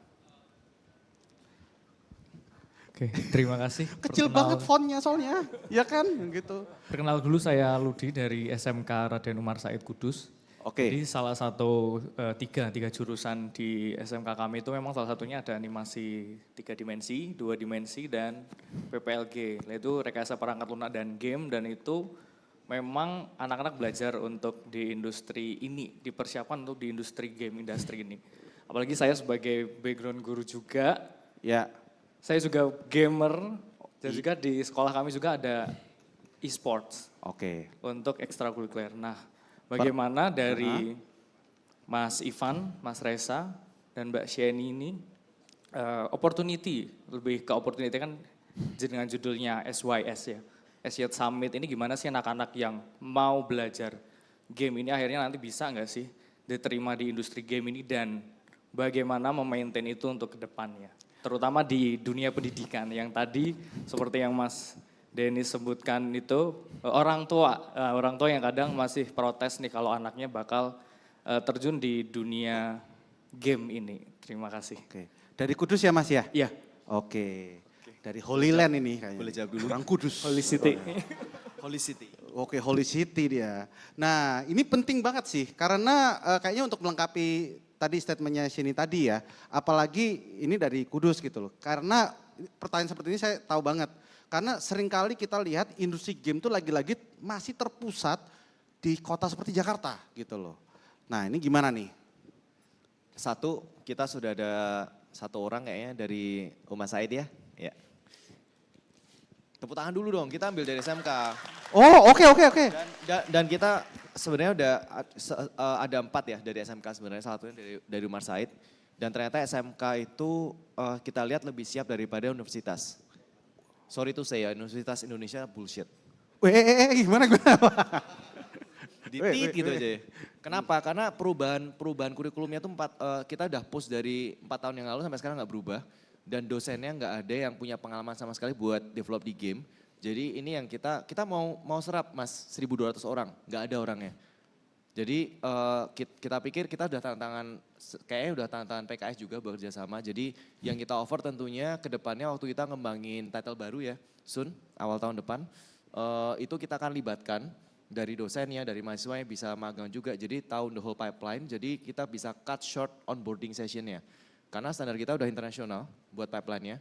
Jadi itu bisa mempermudah dan mempercepat knowledge transfer dari ini. Karena SMK cepat banget sih. Nah itu bisa work from home nggak? Kan Kudus Jakarta jauh. Jadi kita akan pertimbangkan untuk bikin cabang ya nanti di Jawa Tengah ya. Karena gini, agak susah. Game ini nggak bisa, kita main coba WFH 2 tahun. Wah, nggak bisa, nggak jalan nis. Karena apa yang tadinya misal nih ini tinggal colek belakangnya, yang ini gimana gitu. Itu butuh waktu setengah jam buat ngelakuin itu. Karena orang yang nggak online, orang yang lagi disuruh ngambil jemuran sama nyokapnya, ada yang beli susu buat anaknya. Iya. It's not going to work. Kita di game itu jangan dibayangin tuh cuman sel kecil ya, 100 orang, 10 divisi, masing-masing divisi itu ada pipeline ya. Kita miss 1 jam, itu akhir bulan missnya 2 minggu. Jadi nggak bisa. Sorry itu saya nggak bisa totally WFH. Riot aja di Cina udah mulai semuanya WFO kan. Kenapa? Nggak mungkin. Karena ini bukan startups. Kalau startups bisa karena lainnya nggak terlalu banyak lah gitu. Oke. Ya mungkin yang lain mau menambahkan? Ya kalau Riot sendiri sih mungkin sedikit cerita, tahun lalu kita sempat mewakili jadi salah satu pembicara di IGDX yang diadakan oleh pemerintah, salah satu program untuk educate talent di bidang gaming gitu ya, gaming developer.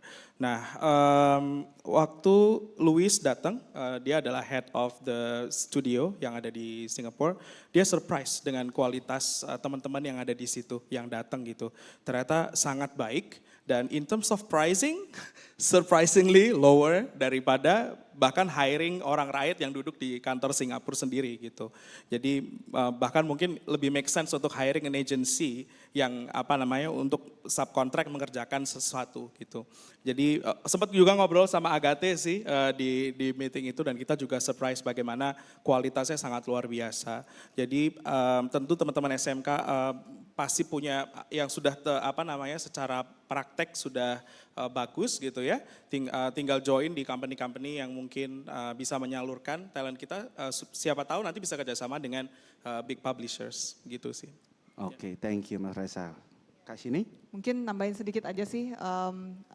Yang penting yang dibutuhkan apa sebenarnya kalau teknikalnya sih saya yakin tadi kurikulumnya udah lengkap segala macam kan. Lebih ke justru soft skillnya nih, kemampuan untuk, bukan kemampuan lah, kemauan dan juga semangatnya nih untuk terus-terusan bikin portfolio misalnya, sampai akhirnya portfolionya dinotis misalnya sama Riot atau sama company-company lain yang sama Agate gitu ya. Karena misalnya contoh nih, kita di Agate sendiri ada yang kayak salah satu 3D artis kita yang paling jago deh, dia dewa banget lah di Agate gitu ya. Dia tuh sebenarnya lulusan sarjana peternakan. Jadi ya gak nyambung banget, tapi dia bisa membangun karir dia mungkin udah lebih dari 10 tahun sih sekarang. Dan akhirnya tadi dia udah jago banget ya dia gitu. Jadi maksudnya apalagi yang beneran udah sekolah yang teknikalnya bener gitu ya. Nyambung tapi, nyambung kalau dia main Harvest Moon. Betul. Gitu. Ya bikin Stardew Valley gitu ya. Iya, atau Stardew Valley. Nyambung. Nyambung sih benar. Nah, kenyataannya enggak, dia bikinnya game horor gitu. Oh dia bikin horor ya. Ya gitu. Oke, jadi teman-teman itu tadi semua sudah dijawab ya, mudah-mudahan itu bisa menjawab penasaran kalian. Saya ingin teman-teman juga tepuk tangan lagi buat semua pembicara kita di sini. Thank you Ivan, thank you Reza, thank you Shini. Maaf sekali ini agak-agak overtime sedikit gitu, tapi kesimpulannya di sini adalah, hey teman-teman, ini ada potensi 9.000 triliun sedunia ya. Dan itu di Indonesia saja sudah berapa tadi? Maaf Ivan? Sudah 2 miliar dolar, masih bisa nambah lagi ya. Oh, ada 31 triliun ya sekarang ya. Oke, masih bisa nambah lagi. Dan kalian juga harus ingat bahwa industri game adalah industri yang salah satu industri yang paling rakus sih sebenarnya. Kenapa rakus? Karena orang lulusan arsitektur bisa ikutan. Orang lulusan sekolah bisnis bisa ikutan. Lulusan peternakan juga bisa ikutan. Gitu. Loh, Anda di perikanan? Supervisor kita ada satu dari perikanan. Tuh dari perikanan, luar biasa sekali. Tepuk tangan buat industri game Indonesia. Dan jangan lupa untuk selalu cintai budaya Indonesia dan bawa budaya Indonesia lewat game. Saya Denis Adiswara, terima kasih. Kami persilahkan kepada narasumber dan moderator untuk berfoto bersama.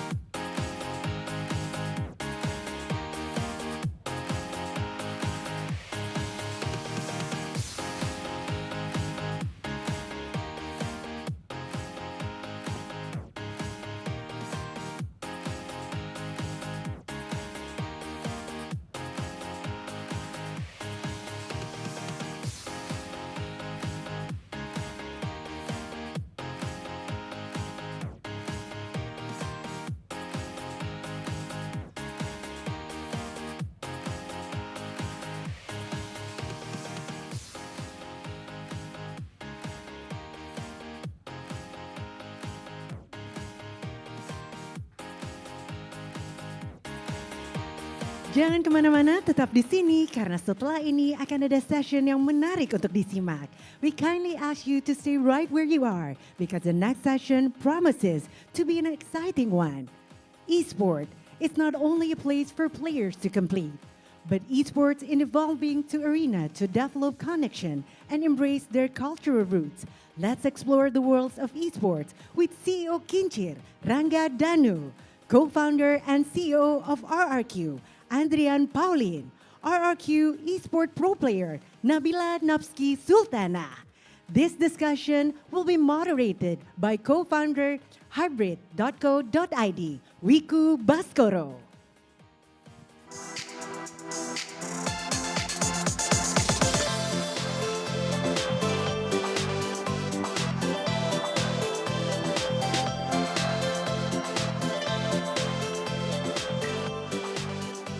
Cek cek.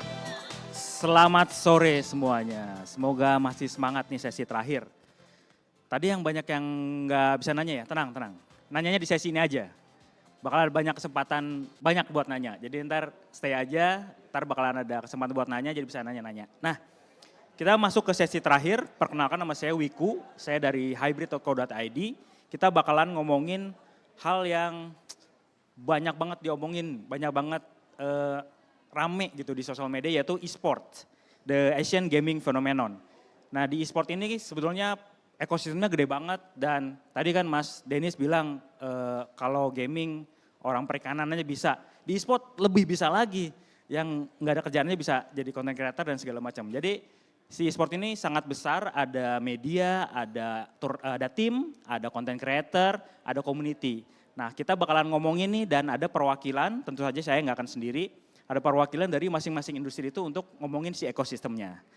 Tanpa berlama-lama kita panggil aja langsung untuk nanti berkenalan lebih lanjut. Yang pertama ada Mas Rangga Danu, Vice President Marketing dan Sales ISPL dan Kincir.com. Tepuk tangan. Iya, langsung yang kedua. Silakan Mas. Yang kedua ada Pak Adrian Paulin, biasa dikenal Pak Ape. Kalau di sport terkenalnya Pak Ape. CEO dan co-founder RRQ. Silakan Pak. Dan yang terakhir, nah ini yang ditunggu-tunggu nih sebenarnya. Ini yang paling cantik ya, karena cewek, kita kan cowok ya. Ada Mbak Nabila Napski Sultana, e-sport pro player RRQ team. Silakan Mbak.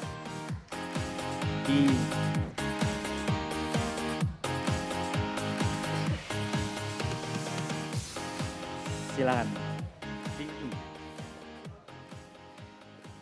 Ya.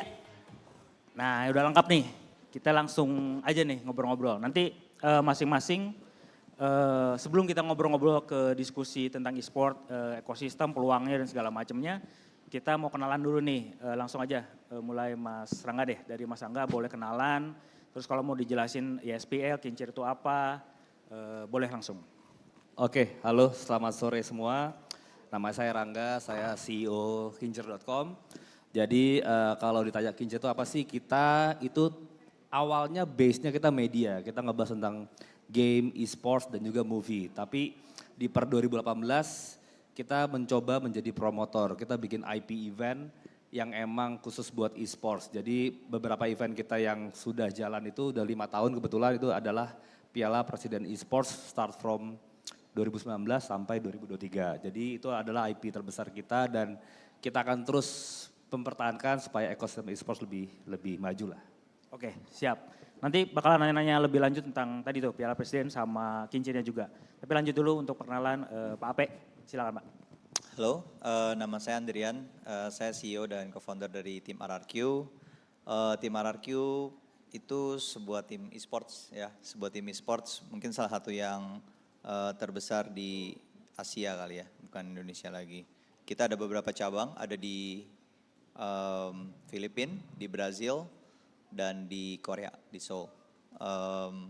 Sekarang total pemain ada sekitar 40, manajemen sekitar 120, jadi ya hampir 150 lebih lah staffnya. Oke, gitu aja. Iya, nanti lebih lanjut nanti Pak. Oke, lanjut ke Mbak Nabila. Halo semuanya, perkenalkan nama saya Nabila, biasa dipanggil sebagai Napski. Saya adalah salah satu professional players dari RRQ yang fokus di game Valorant. Tadi ada orang Riot, ini pemainnya nih. Oke, kita langsung aja ke diskusi nih. Sebagai pembuka nih ngomongin e-sports dulu sini ke Mas Rangga sama Pak Ape. Seperti apa sih e-sport di Indonesia nih saat ini? Kan kita tahu nih kemarin kita kena COVID dan segala macam ya. Biasanya kan e-sport kan paling ramai offline ya. Dukung-dukungnya tuh udah kayak tim bola ya, tim olahraga konvensional. Terus kena COVID, terus tapi sekarang kan lagi kembali lagi nih, ramai lagi nih. Turnamen banyak, yang datang juga banyak. Tapi kalau boleh jelasin nih, seperti apa sih kondisi e-sport di Indonesia nih saat ini? Dari saya ya, nih. Oke, Mas Rangga dulu. kebetulan Kinjer sih anak baru itu kan ya di industri e-sport, kita baru 5 tahunan lah. Jadi awal mula itu kita melakukan research tentang e-sports karena ini adalah industri yang menurut kita sedang berkembang, masih bayi lah saat itu di tahun 2017. Kita ngelihat tuh ternyata data-data dari yang kita dapat tuh kita sangat takjub lah karena awal 2017 itu kalau nggak salah jumlah gamers masih 62 juta orang, tapi di tahun sekarang udah lebih dari 100 juta orang. Terus dulu tuh di awal-awal kita join itu Indonesia tuh peringkat 4 di Southeast Asia dan peringkat 16 di Asia. Sekarang udah menjadi peringkat 1 di Southeast Asia dan peringkat 3 di Asia. Jadi sangat signifikan lah growth-nya. Jadi kita ngeliat di situ dan setelah itu kita coba explore lebih dalam lah tentang e-sports dan kita kalau tadi dibilang pandemi sempat turun karena fokus di offline, tapi ternyata enggak.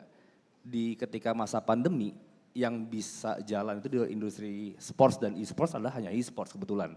Jadi saya sempat beberapa kali bikin turnamen karena semua dari rumah, PPKM, online. Dan di saat itu kita bisa bikin turnamen setahun 2 kali, 3 kali lah karena emang dari Kemenpora atau partner kita untuk nanya nih apa yang bisa kita lakukan untuk anak-anak muda ya karena kalau mau bikin yang cuma 2 yang bisa dilakukan yaitu adalah e-sports dan senam tapi dari rumah.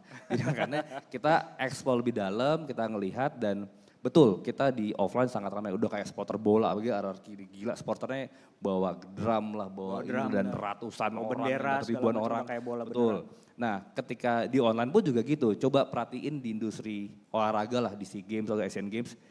Concurrent yang paling besar siapa sih selain kan kalau bola udah mature lah, bola, bulu tangkis, apalagi ya, volley. Tapi e-sport itu salah satu penonton terbanyak tuh di live streaming dalam kegiatan skala SEA Games ataupun Asian Games. Jadi kita ngelihat industri ini sangat seksi dan selain itu dari segi media antusias pun orang yang baca berita tentang e-sport selain dari turnamennya dari segi e-sport tapi orang pengen tahu apa sih yang bisa dilakukan di industri game tuh banyak banget. Jadi makanya kita ngelihat peluang ini sangat bagus dan masih sedang berkembang. Jadi makanya kita selalu berkolaborasi dengan tim e-sports lah, dengan publisher games lah. Gimana caranya agar industri bisa berkembang sebaik mungkin. Dan alhamdulillah dukungan pemerintah juga sangat besar di industri ini. Jadi ketika kita awal bikin Piala Presiden tuh cuma 4 yang support kita. KSP, kantor staf presiden, Kominfo, Kemenpora dan Bekraf dulu namanya, bukan Kemenparekraf. Dari 4 itu di tahun terakhir kita bikin baru kemarin nih 2023 ada 9 kementerian yang support kita. Nambahnya banyak tiap tahun. Jadi dari segala hal ke bidang di kementerian itu selalu ambil angle yang kira-kira bisa mereka support. Jadi dengan perkembangan itu kita sangat happy dengan dukungan pemerintah. Dan enaknya di e-sport itu semuanya berkolaborasi sih. Jadi mereka emang tahu ini industri baru, jadi kita harus bersama-sama merangkul supaya ini bisa menjadi contoh buat industri olahraga lainnya. Jadi nggak cuma swasta doang, pemerintahan juga support dan di dalamnya itu jadinya lebih gede lagi sih ekosistemnya kan ya gitu ya. Nah kalau dari Pak Ape gimana Pak? Sebagai tim nih ngelihat kan yang terjun langsung ya benar-benar bikin, mengelola timnya, pemainnya, manajemen segala macam di e-sport di Indonesia dulu deh. Ini seperti apa sih? Perkembangan e-sports ya. Jadi seperti tadi Mas Rangga bilang, boomingnya ini kan sekitar 5 tahun yang lalu ya. Tepat di Mas Rangga juga kalau belum booming nggak mau masuk dia. Jadi 5 tahun yang lalu, betul di 2017. Sebenarnya kalau bicara soal e-sports itu mungkin era-eranya Napski juga tahu dulu tuh nggak ada terms e-sports. Itu tuh terms baru. Dulu lebih ke arah, lomba video game online. Zaman dulu banget ya. Adanya di warnet. Jadi memang ini adalah komunitas yang udah ada sebenarnya dari 20 tahun yang lalu. Cuman memang masih terpinggirkan bahasanya seperti itu. Nah menurut saya komunitasnya berkembang tetapi yang menjadi titik baliknya itu di 2017. Sederhananya karena infra. Pada saat itu internet kita makin murah, terus udah gitu banyak game mobile yang dimana ya hampir semua orang ya punya handphone, lebih banyak lah yang punya handphone dibanding yang punya komputer pada saat itu. Terus yang ketiga adalah pada saat itu orang tuh udah mulai banyak yang bisa menikmati, bukan hanya main tapi nonton. Ya, karena ada banyak platform streaming pada saat itu. Salah satunya misalnya YouTube. Gitu loh. Jadi mau ngelihat pemain jago, mau belajar cara main game itu udah gampang, aksesnya ada, infranya juga udah tersedia, dan ya itu tadi udah semua orang udah punya handphone, udah punya internet cepat dan lain-lain. Jadi di 2017 itu mulailah terms e-sports di Indonesia sendiri. Di luar negeri lebih cepat sebenarnya, udah dari 2010. Karena mereka 2011. PC gede juga kan di sana ya. Betul, tetapi di kita nggak segede di sana gitu, iya, beda, marketnya udah beda. gede tapi nggak bisa sampai segede itu karena berbagai macam aspek lah. Ya balik lagi kalau RRQ sendiri kan mulainya itu lebih lama sebelum 2017, 2013 RRQ udah mulai, dan ya kita mengalami lah sebenarnya pasang surutnya e-sports dan transisinya dan lain-lain, dan di 2017 baru mulai lebih diterima sama masyarakat sampai terakhir ini berubah jadi namanya olahraga prestasi. Nah, itu dia. Oleh pemerintah. Jadi ada SEA Games, ada segala macam udah masuk. Bukan cuma mereka komit untuk bikin event ya, skala nasional seperti Piala Presiden yang tadi IP-nya dari Kincir gitu loh, yang Mas Rangga bikin, tetapi lebih dari itu. Udah bawa nama bangsa, udah bawa nama Indonesia dan ditandingin untuk memperebutkan medali. Artinya apa? Artinya udah nggak bisa dipandang sebagai sekedar hiburan atau hobi aja gitu loh. Udah masuk olahraga prestasi, makanya tadi ada kementerian yang dulunya 4 sekarang 9 disupport. Ya it's promising sih, menjanjikan gitu loh. Dan pemain-pemain juga makin banyak, kompetisinya makin seru, hadiahnya makin besar, banyak pihak-pihak swasta yang mungkin kemarin-kemarin masih bingung kan, masih ragu, tapi sekarang mereka ngeliat, wah ini engagementnya lebih tinggi dibanding saya promosi di tempat lain gitu loh. Jadi positif gitu loh dukungannya. Nggak hanya secara bisnis kan, berarti secara prestasi pun sudah mulai diakuin, dan pemain kita tuh jago-jago, maksudnya kita bisa sempat dapat emas berapa kali segala macam gitu ya. Kan kalau prestasi kan memang ada naik turun ya, tapi kita menjanjikan secara prestasi itu udah menjanjikan banget, karena pernah lo dapat emas dan banyak juga kan emasnya. PUBG aja kan dulu dapat dua-duanya kan. Kalau di e-sports kayaknya kita juara umum deh. Kalau di juara umumnya ya. Kemarin di Kamboja kita nggak dapat tuh cuma 2 cabang kalau nggak salah ya. Betul. PUBG dapat, Mobile Legends dapat segala macam. PUBG dua-duanya malah kan yang perorangan sama tim kan kita dapat. Jadi secara prestasi kan memang benar-benar berpeluang banget gitu. Dari sisi skill juga kita mampu gitu kan, kayak gitu. Betul. Nah, sebelum ke Nabila nih, pengen turunannya Pak Ape. Kan tadi kita bilang ada tim dan segala macam. Sebenarnya seluas apa sih si ekosistem si e-sport kan, kadang-kadang kalau teman-teman yang ngikutin kan nggak perlu jadi atlet kasarnya gitu, kita bisa jadi yang lain dan segala macam kan. Itu juga ada tuh, ada community buildernya, ada streamer, ada atletnya, ada segala macamnya gitu. Kalau dari tim RRQ sendiri sih ya memang nggak selalu melulu menjadi pemain ya. Sebenarnya banyak peluang-peluang lain atau posisi-posisi lain dari, kita ambil contoh manajemen deh. Manajemen RRQ aja ada sekitar 120 orang. Dari mulai tim business development-nya, dari mulai tim finance and accounting, udah pastilah setiap company harus ada. Dari tim konten. Tim konten saya ada 30 orang loh, udah. Ada talent, gede banget. Talentnya yang ngurus talentnya, ada content creator-nya, ada segala macamnya gitu. Betul, ada tim merchandising yang produksi semua jersey, semua t-shirt, dan all the merchandise untuk fans. Ada juga tim untuk ngurusin talent kita kadang-kadang banyak berhubungan dengan brands untuk endorsement dan lain-lain, itu juga ada satu unit khusus gitu. Jadi sebenarnya peluangnya tuh banyak gitu loh, nggak melulu hanya jadi pemain e-sports aja. Orang kan kalau lihat di streaming kan, jadi pro player, padahal di belakangnya tuh industrinya gede banget. Kalau nggak punya skill untuk main masih bisa masuk ke e-sport gitu kan. Masih bisa, dan salah satu ini sih ya sharing sedikit tentang RRQ. Jadi hampir 99% lah, adalah 1%-nya yang nggak main. 99%-nya semua pemain game. Dari berbagai macam disiplin ilmu ya, dari berbagai macam departemen, bukan cuma yang divisi gamenya atau tim manajernya gitu harus suka game.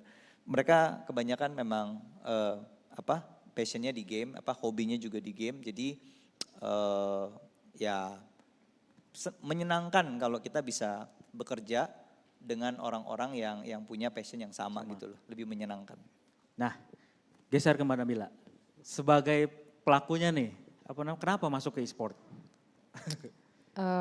Untuk alasannya tersendiri sih nggak ada ya, karena dari awal aku main game itu nggak ada niatan untuk jadi pro player, jadi ya ikutin alurnya tersendiri aja gitu. Kalau dari aku sih nih, aku udah main game itu dari aku SD. Dari aku main itu pertama kali tuh Counter Strike 1.6 atau Zero, pasti ada yang tahu pasti.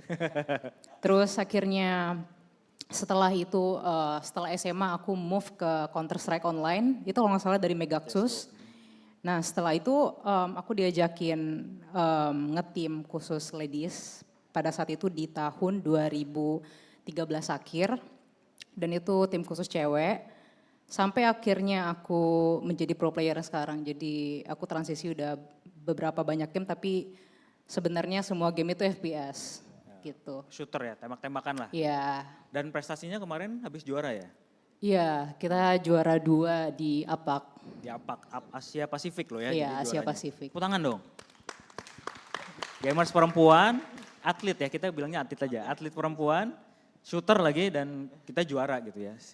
Iya, salah satu betul. perwakilan dari Indonesia, pemainnya ada yang juara gitu. Terus kalau misalkan berarti sekarang berkarirnya tuh beneran di e-sport doang atau masuk ke manajemen kah sama di RRQ atau? Kebetulan aku banyak merangkap di hierarki ini sih. Aku, ya, streamer multi talenta. Iya, jadi aku tuh kerja nggak cuma jadi pro player, tapi aku juga streamer juga. Terus aku juga banyak pendapatan dari endorsement dan attendance gitu ya, event. Nah itu ya, kadang-kadang kan kita melihat sebuah ekosistem tuh banyak juga unsur bisnisnya ya. Jadi memang ada prestasinya, ada juga seberapa besar sih peluang bisnisnya. Dan salah satunya tadi kan Nabila bilang ada yang dapat endorsement, ya, ada pekerjaan-pekerjaan lain selain si main gamenya tuh yang bisa menjadi pemasukan gitu ya. Iya, jadi nggak cuma jadi player aja masuknya. Iya, betul-betul. Nah, dengan fenomena itu, Mas Rangga, kan Kincir kan selain media, terus bikin turnamen juga gitu segala macam. Emang seperti itu ya, maksudnya memang skala dari sisi bisnisnya itu kenapa ini bisa jadi fenomena kan berarti kan ada selain prestasi ada peluang bisnisnya juga itu. Betul. Emang sebesar itu kah? Bagaimana biasanya brand ketemu tuh ngobrolin apa atau enggak? Misalkan mereka cuma pengen tap in aja ke audiensnya kah atau emang ada strategi memang, gue memang pengen mengenalkan produk gue ke teman-teman e-sport karena emang e-sportnya gede gitu, komunitasnya gede dan segala macamnya gitu. Ya, ya itu awal itu semua gara-gara kita research di 2017 ya, kita ngelihat emang ternyata industri sangat besar. Jadi kalau dari kita emang awal mula visi dan misi kita tuh sebenarnya pengen mencari talent-talent baru lah, karena di e-sport itu kan sebenarnya mungkin komunitas kuat, loyal semuanya, tapi kita selalu pengen bikin acara tuh yang semua khalayak bisa tahu nih apa sih e-sports, apa sih main game. Jadi nggak cuma sekedar hobi tapi juga bisa menjadi mata pencarian. Jadi setiap kali kita bikin event tuh yang ngebantu kita lah itu banyak banget dan kita butuh mereka banget. Karena kalau bikin event musik menurut saya pribadi ya itu lebih mudah. Karena di e-sport tuh challenge-nya waduh. Iya. Kalau bikin event tuh ada parts ininya kan, bagian-bagiannya ya. Iya banyak. Kalau musik mungkin sound system itulah ya. Betul. Kalau ini kan sangat live luas. streamnya. Betul, kita harus nayang tayangan seperti apa, casternya harus punya yang ngerti tentang casternya, gamenya, betul. host yang ngerti tentang gamenya, dan pelaku yang dari segi broadcastnya pun juga harus ngerti tentang gamenya. Jadi makanya ekosistem ini menurut saya sangat luas. Jadi makanya saya ketika terjun ke situ benar-benar wah yuk kita bikin si industri ini jadi barometer nih karena ini nggak tahu mungkin apa ya. Kalau awal-awal mula itu karena emang ini base-nya dari komunitas, ketika ada isu technical isu misalnya, karena kita sangat butuh internet. Internet itu nomor satu lah kalau di industri ini kan buat live streaming. Ketika sempat ada delay sejam 2 jam, menurut mereka tuh biasa awalnya. wah tuh nggak bisa di kita tuh. Iya, Nggak bisa. benar-benar. Jadi makanya kita selalu mencari solusi seperti apa sih yang harus kita lakukan. Jadi ya ternyata oke, dalam satu event kita pakai internet 3, nggak bisa 1. Ini mati, ini naik. Selalu kayak gitu. Jadi emang cadangannya banyak. Wah complicated dah. Dan kalau tadi dari segi brand, nah ini agak lucu. Ketika kita awal-awal ngelihat tuh yang kita pikir yang bakal tap in di industri ini cuma brand-brand yang emang Relate gitu relate.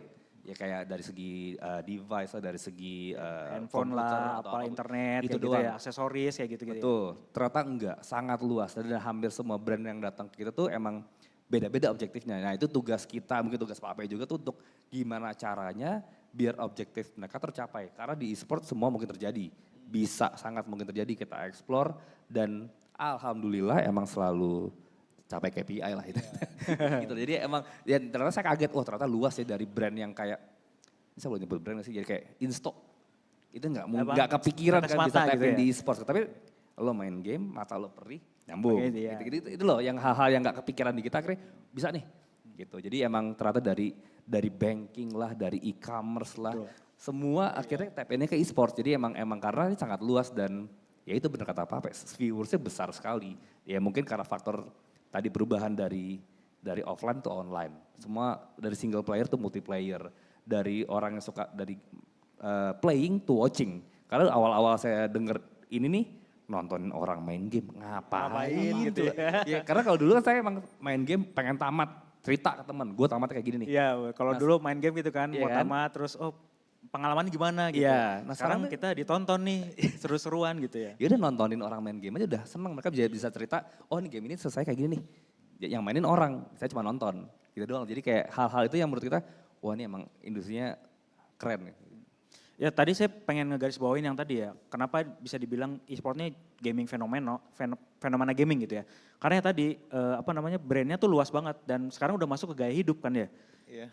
Udah masuk ke gaya hidup jadi nggak cuman nggak cuman gadget doang, kayak fashion, bahkan kosmetik juga masuk tuh di tim perempuan tuh kan kosmetik pengen masuk banget gitu karena kan kalau streaming kan ya pasti dandan dong, makan nggak dandan, dari situlah bisa masuk gitu. Makanya itu jadi sebuah industri yang sangat besar karena banyak elemen nih, nggak cuman gamingnya doang. Gaming itu kan ada publisher yang tadi diskusi sebelumnya tuh.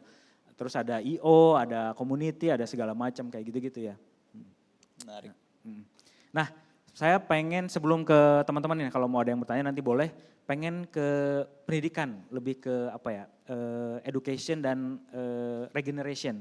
Kan RRQ itu ada program buat ke sekolahnya, Pak Ape. Boleh cerita dikit gak sih? Akhirnya kan dulu kan kita sempat denger nih, wah main game terus nih sekolahnya bla bla gitu. Dengan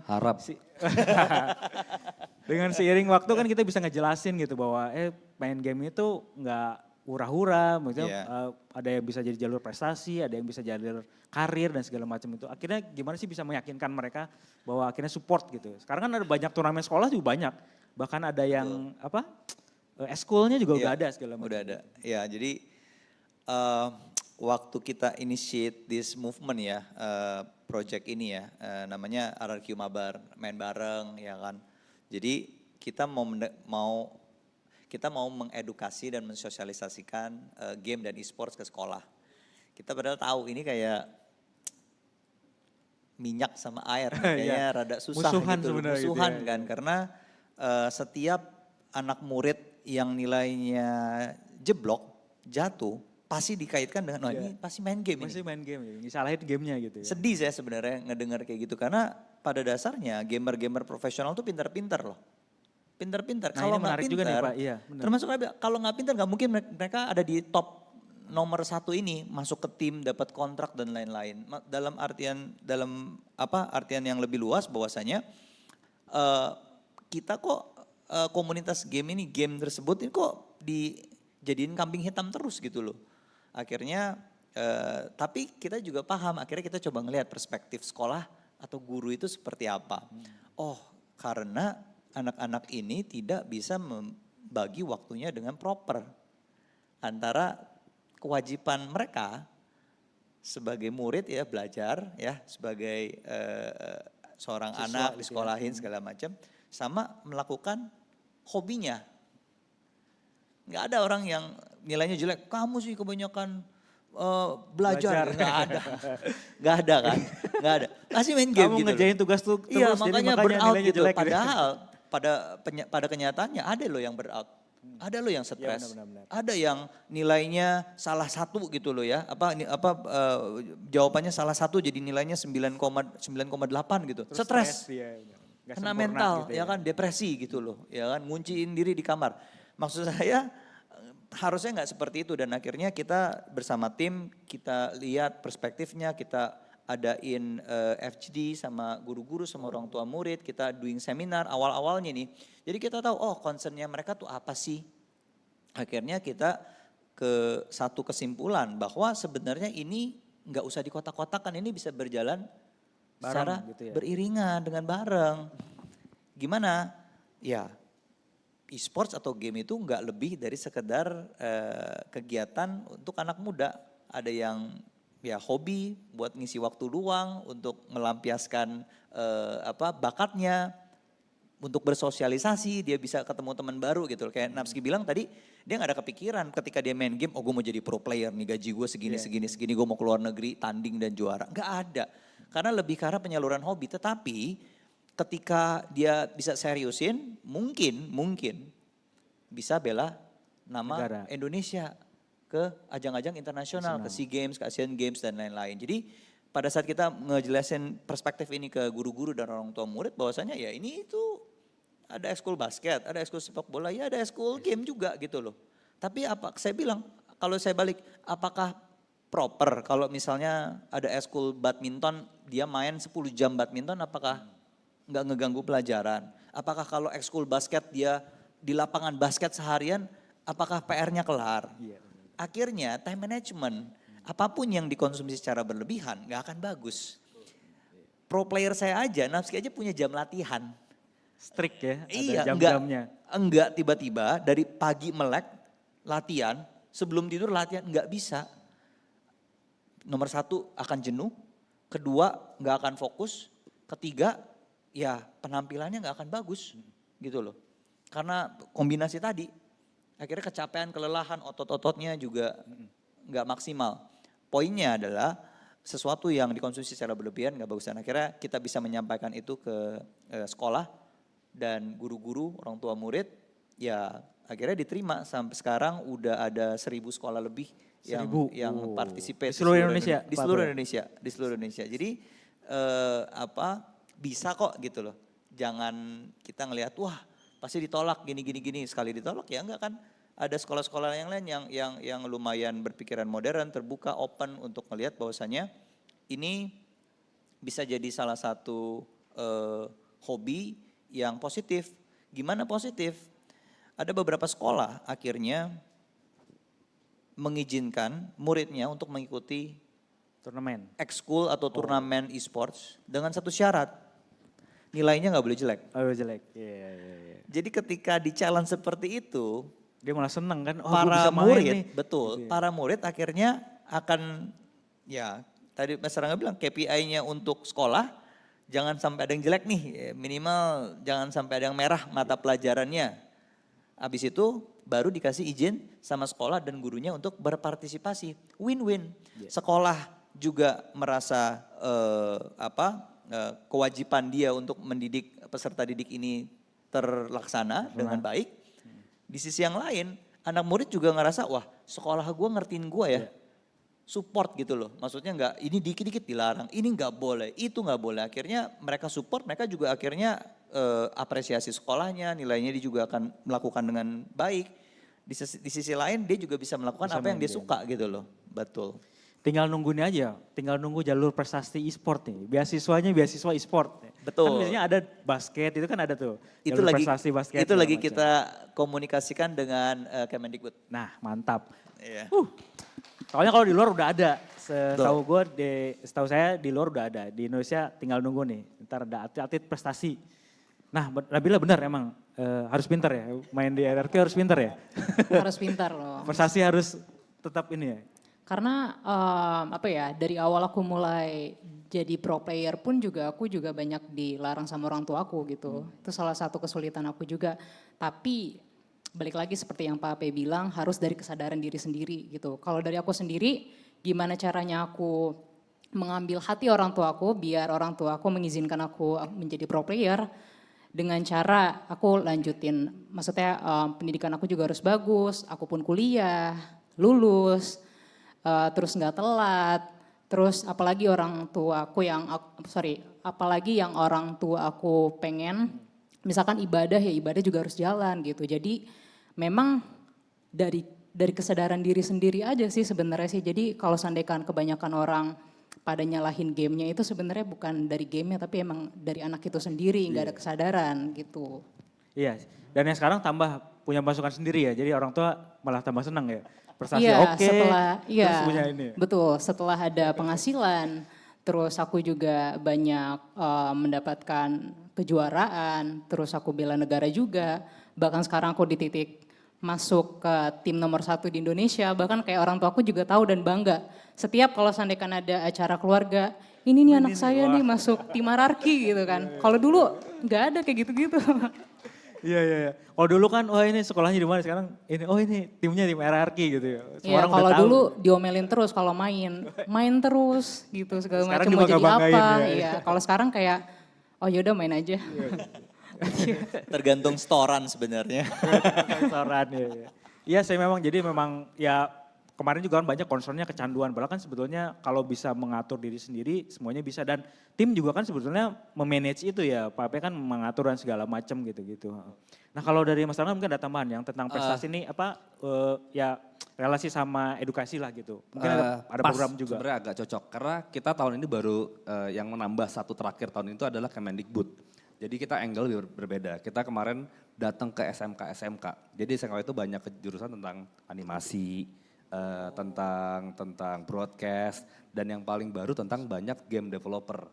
Jadi mereka memang disuruh bikin game. Karena emang objektif kita itu di PPE itu selalu kita harus game lokal ya? Betul, menunjukkan game lokal seperti apa. Karena kan emang banyak game populer nih, tapi kita nggak selalu ngasih kesempatan pada game lokal untuk bisa show maupun itu pertanding ataupun exhibition di Piala Presiden. Jadi tahun ini kita datang beberapa SMK emang jatuhnya mereka tahu nih, oh ternyata di industri ini nih, selain jadi pro player, kita bisa nih jadi segi tim broadcastnya lah. Karena di setiap tayangan event e-sports pasti ada animasi dan animasi dan gak yang biasa gitu ya? Karena gambarnya kan yang harus karena kan lawan kita adalah yang di luar sana yang canggih-canggih. Nah kita selalu mengangkat anak-anak bangsa tuh supaya bisa seperti itu. Jadi kemarin kita ngasih mereka jalur misalnya gini, apa yang kalian butuhkan. Jadi kita dapat insight yang mereka butuhkan adalah satu, mereka pengen ada guru tamu yang datang ke sana untuk ngajarin mereka beberapa session lah. Kedua, equipment, mereka tuh butuh equipment yang mumpuni terutama untuk game developer ya. PC yang sangat kuat. Yang ketiga, ya jalur. Ketika mereka sudah lulus, kita kasih kesempatan mereka untuk magang di tempat kita lah, atau kita akan share ke beberapa game developer nih untuk lo bisa coba nih anak-anak bangsa nih supaya berkarir di game developer ataupun di kita sebagai promotor di event ataupun di tim e-sport.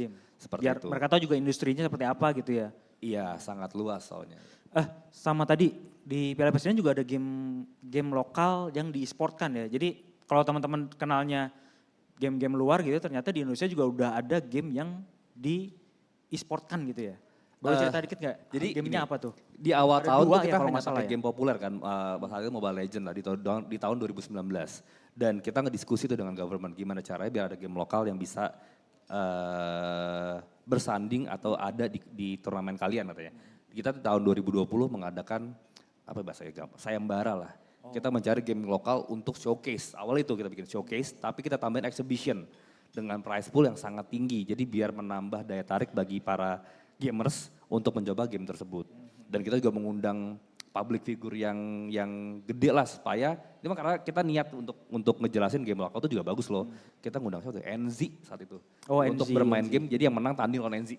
Gitu. Jadi emang gimmick-gimmick yang kita bikin tuh supaya game lokal ini bisa kelihatan. Gitu ya. Dan di tahun berikutnya game lokal itu menjadi game yang kita pertandingkan dengan prize pool yang sama dengan game populer. Jadi emang kita selalu mengasih kesempatan. Saya bilang setiap saya press call saya ngomong, kalau ada emang game lokal yang bisa yang kompetitif lah kalau di kita ya, dan punya spectator mode, ayo diskusi, kita bisa ngapain. Jadi Setiap tahun tuh kita ada 3 game lokal, ada 2 game lokal. Pokoknya intinya selama game itu siap, kita akan pertandingkan. Iya, dan genrenya juga macam-macam ya. Ada yang Banyak. fighting, ada yang Betul. MOBA juga ya. Betul, tahun lalu kita juga ada Battle Brawl ya, 3 lawan 3. Oh iya, Battle Brawl tuh buatan Toge ya? Yang itu kan? Satria Dewa, The Battle of Satria Dewa. Iya. Tinggal nunggu game lokal shooter aja Nabila ntar, tenang. Ada, nanti bisa main game lokal shooter. Oh iya tadi ya.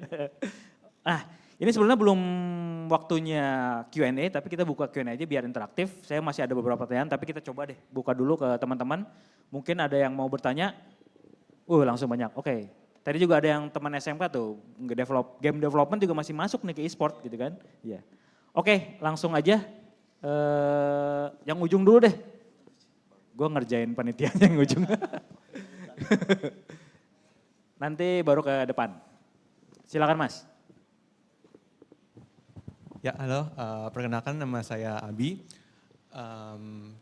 Saya mau bertanya, sebenarnya mau cerita dulu sih. Sebenarnya kalau hubungan dengan e-sport itu kan pasti berhubungan dengan game kompetitif ya.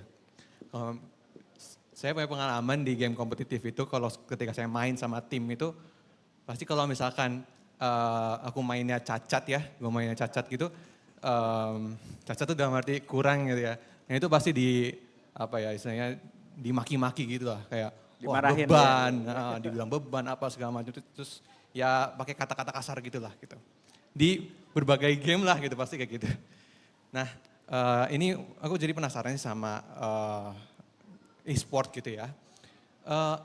Kalau untuk membangkitkan semangat biar nggak jadi beban atau jadi performanya bagus gitu, apakah dengan memaki-maki itu adalah solusi yang terbaik gitu? Atau mungkin ada nggak misalkan, saya juga nonton kayak streamer-streamer juga yang main game kompetitif itu cenderung anger manajemennya itu kurang gitu. Jadi kalau misalkan kena lose streak gitu terus marah-marah lah apa segala macam gitu. Nah ini aku menanya aja khususnya Kak Napski sama Pak Ape gitu. Ada nggak sih di tim e-sport tuh belajar tentang anger management, terus juga jangan ada maki-maki gitu, jadi respect each other gitu, biar kalau misalnya yang kurang ya dilatih lagi gitu. Siap, Nego. Ini curhat pemain Pak. Pemainnya harus di-carry terus, harus digendong terus nih, jadi curhatnya gini nih. Boleh, langsung menjawab aja. Kalau untuk dimaki-maki sama orang tuh sebenarnya udah keseharian aku ya. Tapi aku juga punya pengalaman di tim aku di mana di tim aku yang sekarang ya. Namanya kita ngetim berlima, di mana kelima orang ini punya sifat yang berbeda dan kontrol emosi yang berbeda-beda gitu. Tapi untuk di tim aku yang sekarang di RRQ, kita biasanya punya coach.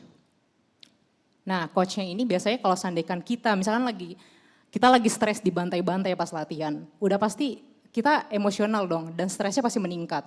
Otomatis pasti ada dari kelima player ini, pasti ada yang marah-marah, ada yang blaming, ada yang kesel sama diri sendiri karena nggak bisa nembak.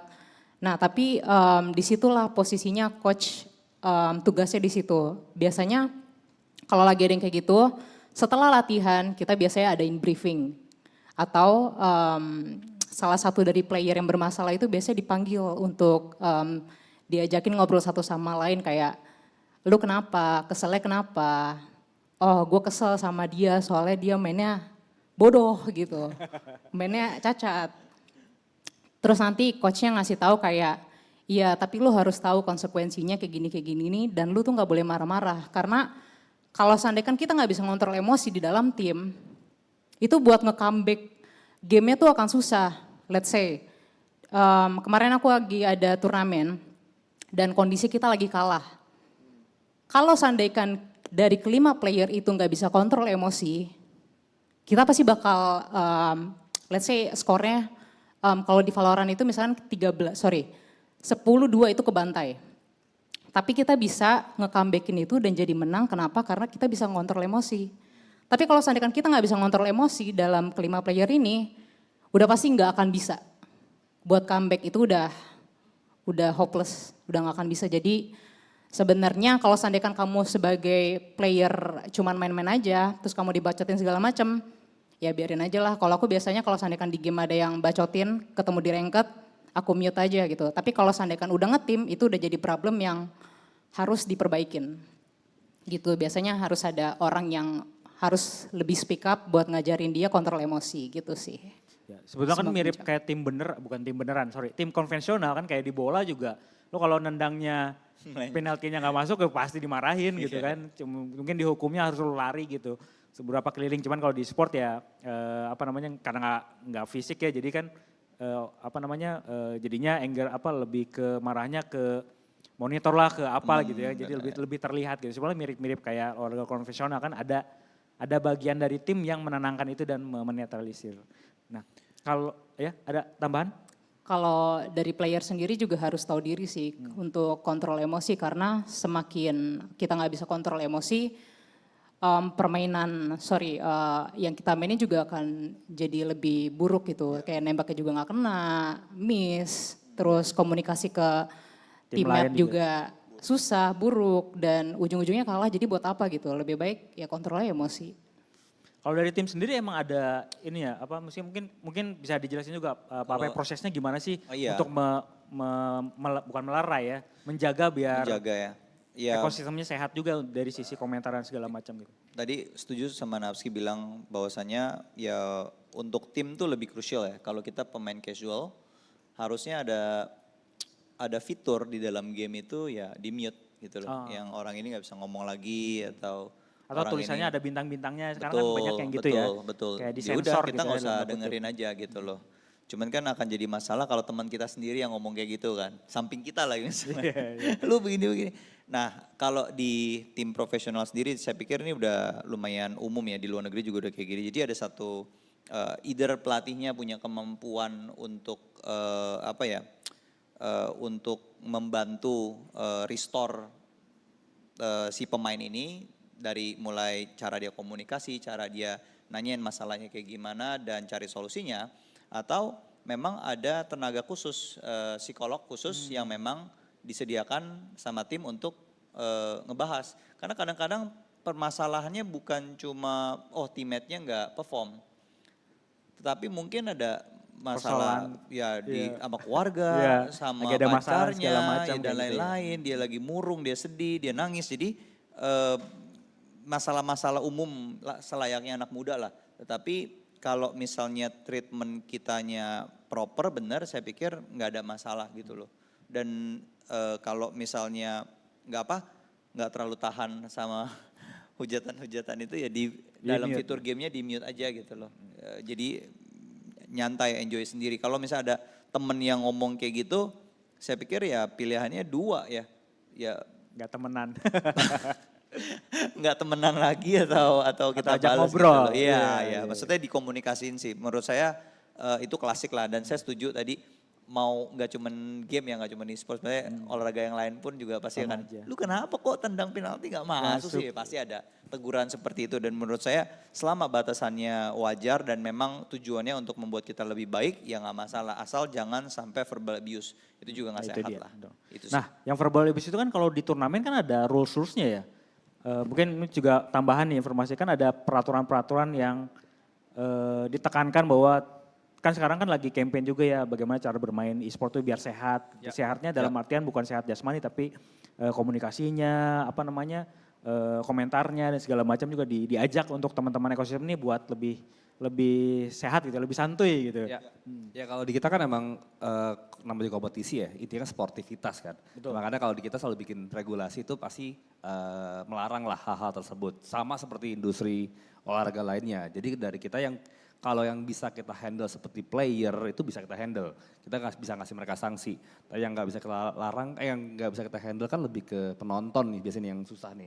Ya yang kita bisa lakukan hanya satu, kita membatasi kata-kata yang tadi misalnya kayak ngomong udah mulai jorok kita kasih bintang, udah pasti kita blok lah, nggak bakal keluar, ada fitur tersebut. Terus kedua, kalau di offline ya palingan kita akan tegur mereka langsung.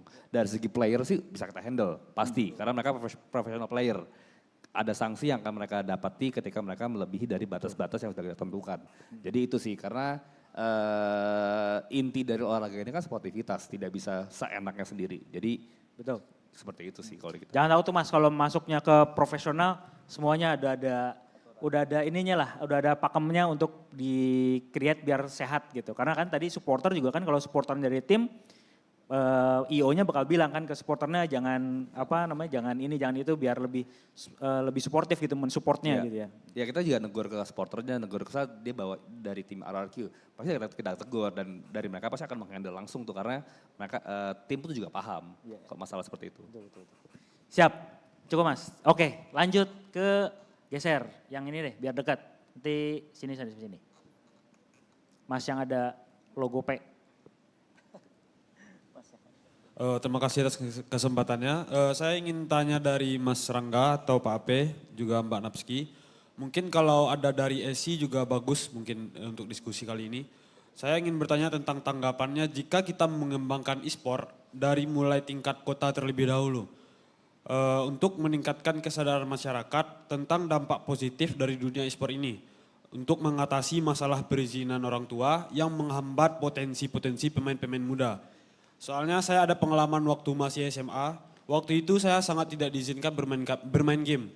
Tapi karena ada sebuah kompetitif, jadi ya karena nakal saya berusaha untuk lari, terus mencoba kompetisi tersebut, menang dan ngasih kabar bahwa menang gitu baru dikasih izin. Jadi menurut saya jika dimulai dari perlombaan dari daerah-daerah kecil itu ada sedikit potensi yang bisa menggali kesadaran masyarakat. Bagaimana tanggapan dari Mas Rangga, Pak Ape dan juga Mbak Nah Napski? ini pas banget, tadi kita ngobrol di belakang udah ada programnya nih, boleh dijelasin. Ya, dari awal kita sudah mencoba seperti itu, tapi emang bertahap lah. Piala Presiden itu kita selalu membuka slot untuk regional. Udah kita bagi-bagi tuh, kita bagi 8 regional, mereka bisa ngikut dari daerah Sumatera, Kalimantan, Sulawesi, Timur, Jawa ataupun manapun. Jadi kita bagi-bagi, kita kasih mereka kesempatan untuk bisa lolos ke babak berikutnya, enggak kita gabung. Kedua, emang masih offline karena di saat itu tadi masalah infrastruktur tuh, enggak semua kota rata tuh daya dari segi venue-nya, dari segi equipment yang mereka punya, tapi sedang kita approach semua IO lokal untuk nanya dari standarisasi mereka seperti apa. Terus kita juga bikin program untuk ke daerah-daerah. Tadi Pak Ape juga bilang dia bikin yang untuk ke sekolah-sekolah. Kita pun juga lagi bikin ke daerah-daerah untuk, karena banyak komen ataupun yang ngasih input ke kita tuh jangan Jawa terus dong, jangan Jakarta terus dong. Tapi baik lagi dari kita sebagai penyelenggara, infrastruktur tuh hal yang sangat penting. Jadi kita pun juga selalu mencoba ke beberapa yang masih varsity lah kayak Jakarta, Surabaya, Bandung, Palembang, Lampung, Bali. Kita udah coba semua itu. Jadi visi misi kita sekarang besok kita mau ke Mataram nih, kita mau nyoba nih. Pengen tahu nih seperti apa sih infra di sana. Mungkin nextnya kita akan nyoba ke Second City. Di program sayang ini mungkin ada yang di Cianjur. Karena kita pengen tahu sih insight dari mereka seperti apa. Karena kalau dari segi Kincir sebagai penyelenggara itu kita pengen mencari bibit-bibit baru ya. Dan bibit baru kan gak hanya ada di Pulau Jawa tapi ada di seluruh pelosok Indonesia kan. Ya semoga dukungan pemerintah dalam masalah infra itu bisa terselesaikan. Jadi dari kita pun penyelenggara lebih aman lah, lebih nyaman. Karena ya baik lagi kita online, ketergantungan dengan jaringan sangat penting. Ya, tenang, fiber semakin luas sekarang. Jadi internet mudah-mudahan lah 2 tahun ke depan aman. Kalau dari RRQ mungkin ada? Kalau dari RRQ ya saya setuju sih Mas bahwasannya partisipasi di daerah itu harus lebih digalakan. Kemarin RRQ punya program RRQ keliling kota dan surprisingly kota-kota yang second tier city itu yang paling rame pesertanya. Paling rame ya? Paling rame pesertanya karena itu tadi mungkin antusiasmenya beda ya. Kalau anak-anak di Jabodetabek tuh lihat pro player udah biasa gitu tiap minggu mereka bisa lihat di sini tapi di daerah itu memang lumayan sangat timpang dan kita ngelihat itu dan kita juga di 2024 ada program-program yang memang menyasar ke daerah ya. Hopefully bisa collab sama Kincir juga nantinya. Siap. Mbak Nabila udah siap jalan-jalan ke Kediri, ke Mataram mengenalin Valorant nih? Siap. Mudah-mudahan ya banyak atlet nanti dari daerah juga gitu. Oke, thank you Mas, lanjut. Sebentar, saya ingin bertanya tentang tadi kendala di bagian distribusi ya Mas. Gimana udah pernah, saya ingin bertanya dulu terlebih dahulu, udah coba belum kolaborasi dengan beberapa komunitas mahasiswa? Soalnya di beberapa tempat yang saya tahu itu, ada beberapa komunitas yang mahasiswa yang ingin mendirikan e-sport itu masih terkendala dengan perizinan. Gimana kalau bisa bekerja sama dengan, ya mungkin dengan Kincir atau RRQ, itu bisa sedikit menjadi peluang bagi komunitas mahasiswa tersendiri untuk mengembangkan dari mahasiswa dulu terus lanjut ke kotanya. Sorry, perizinan itu dalam arti kata izin keramaian kah atau izin melakukan kegiatan e-sports? E-sportnya mas. Turnamen, berarti turnamen atau bikin tim? Event gitulah. Oh, soalnya di beberapa daerah ada masih terkendala yang belum percaya tentang game. Oh oke, kalau dari kita sih belum pernah dapat hal seperti tersebut ya. Jadi emang kalau dari kita setiap kali bikin event ya sama seperti event biasa. Jadi kita pasti akan kasih tahu eventnya apa, turnamen. Itu emang di daerah, jadi penasaran saya nih, daerah mana mas? Saya dari, kebetulan dari Padang Panjang, sekarang lagi magang di Jogja, kebetulan ada event ini saya tertarik ke sini. Jadi di Padang Panjang itu kemarin saya pernah coba buka event kecil-kecilan, itu perizinan dari kampus daerah itu masih bukan dibilang sulit, bisa tapi ibaratnya sponsor dan lain gitu masih belum terjangkau sampai sana mas. Seperti itulah mungkin kontribusi dari yang pihak besar itu belum ada di sana. Jadi gimana kalau misal dari pusat ini kan termasuk pusat e-sport nih di Jakarta mulai ke sana gitu.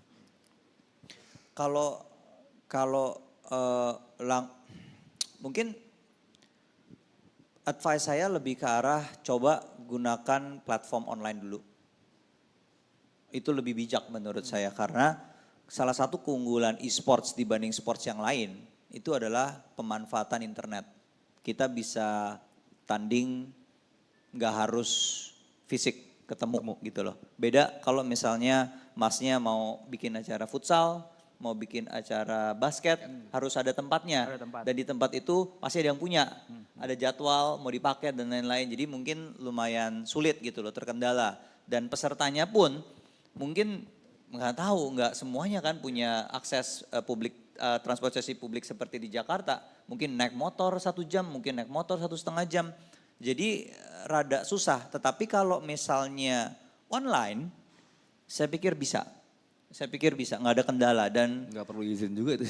Saya belum pernah dengar sih harus minta izin sih. online. Maksudnya kita hampir tiap bulan ngadain acara komunitas berbagai macam game. Nggak ada sih kita izin. Kecuali ketika misalnya tadi Mas Rangga punya event kan skalanya nasional yang datang ribuan orang. Tentu sesuai dengan ketentuan peraturan undang-undang harus ada izin keramaian, harus koordinasi sama kepolisian, harus koordinasi sama yang punya tempat, ya kan? Apakah mau di kampus, apakah mau di tempat seperti ini gitu, harus ada izinnya. Tetapi kalau online, menurut saya nggak ada masalah, harusnya nggak ada masalah dan itu bisa menjadi solusi yang bisa dilaksanakan untuk tahap-tahap awal. Nanti ketika misalnya udah rame, baik yang nonton segala macam, saya pikir mau diadakan di satu tempat gitu ya. Mungkin cari tempat yang kecil dulu. Kalau misalnya kampus kagak boleh, jadi banyak banget di daerah-daerah itu sering mengadakan acara-acara atau kegiatan e-sports di warung kopi. Bahasanya warung kopi, bukannya kafe dan lain-lain. Tempatnya outdoor, yang penting ada internet. wifi kencang, ada jalan. colokan listrik. Iya, tinggal ngomong sama ownernya aja. Saya bawa temen nih, potensinya Bawa bisa masa gitu. bawa masa nih. Potensinya bisa 100 cangkir, 50 cangkir mungkin ngebantu gitu loh. Dan koordinasi si online juga tadi kan mungkin kalau kendalanya sama kampusnya biar bisa kasarnya ada portofolio gitu ya bahwa Betul. kampus kita udah segini loh, ada berapa yang ikut dan segala macam dan semuanya pengen masuk ke prestasi nih, ya nggak cuma pengen main game. Jadi mungkin bisa dijelaskan juga akhirnya si kampusnya juga ngasih diberi pengertian lah ya kayak tadi Pak Ape jelasin biar akhirnya jadi mereka bisa mengerti gitu. Dan kalau masalahnya sponsor juga sama juga kayak online kan ngumpulin dulu nih masanya view-nya berapa segala macam nanti otomatis mungkin yang lokal-lokal di sana.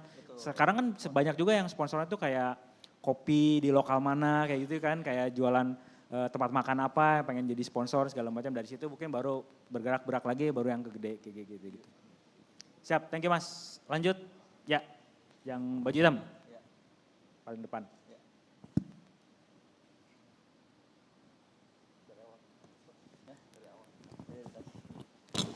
Ya, pertama terima kasih kakak-kakak atas pembahasan yang sangat menarik tadi.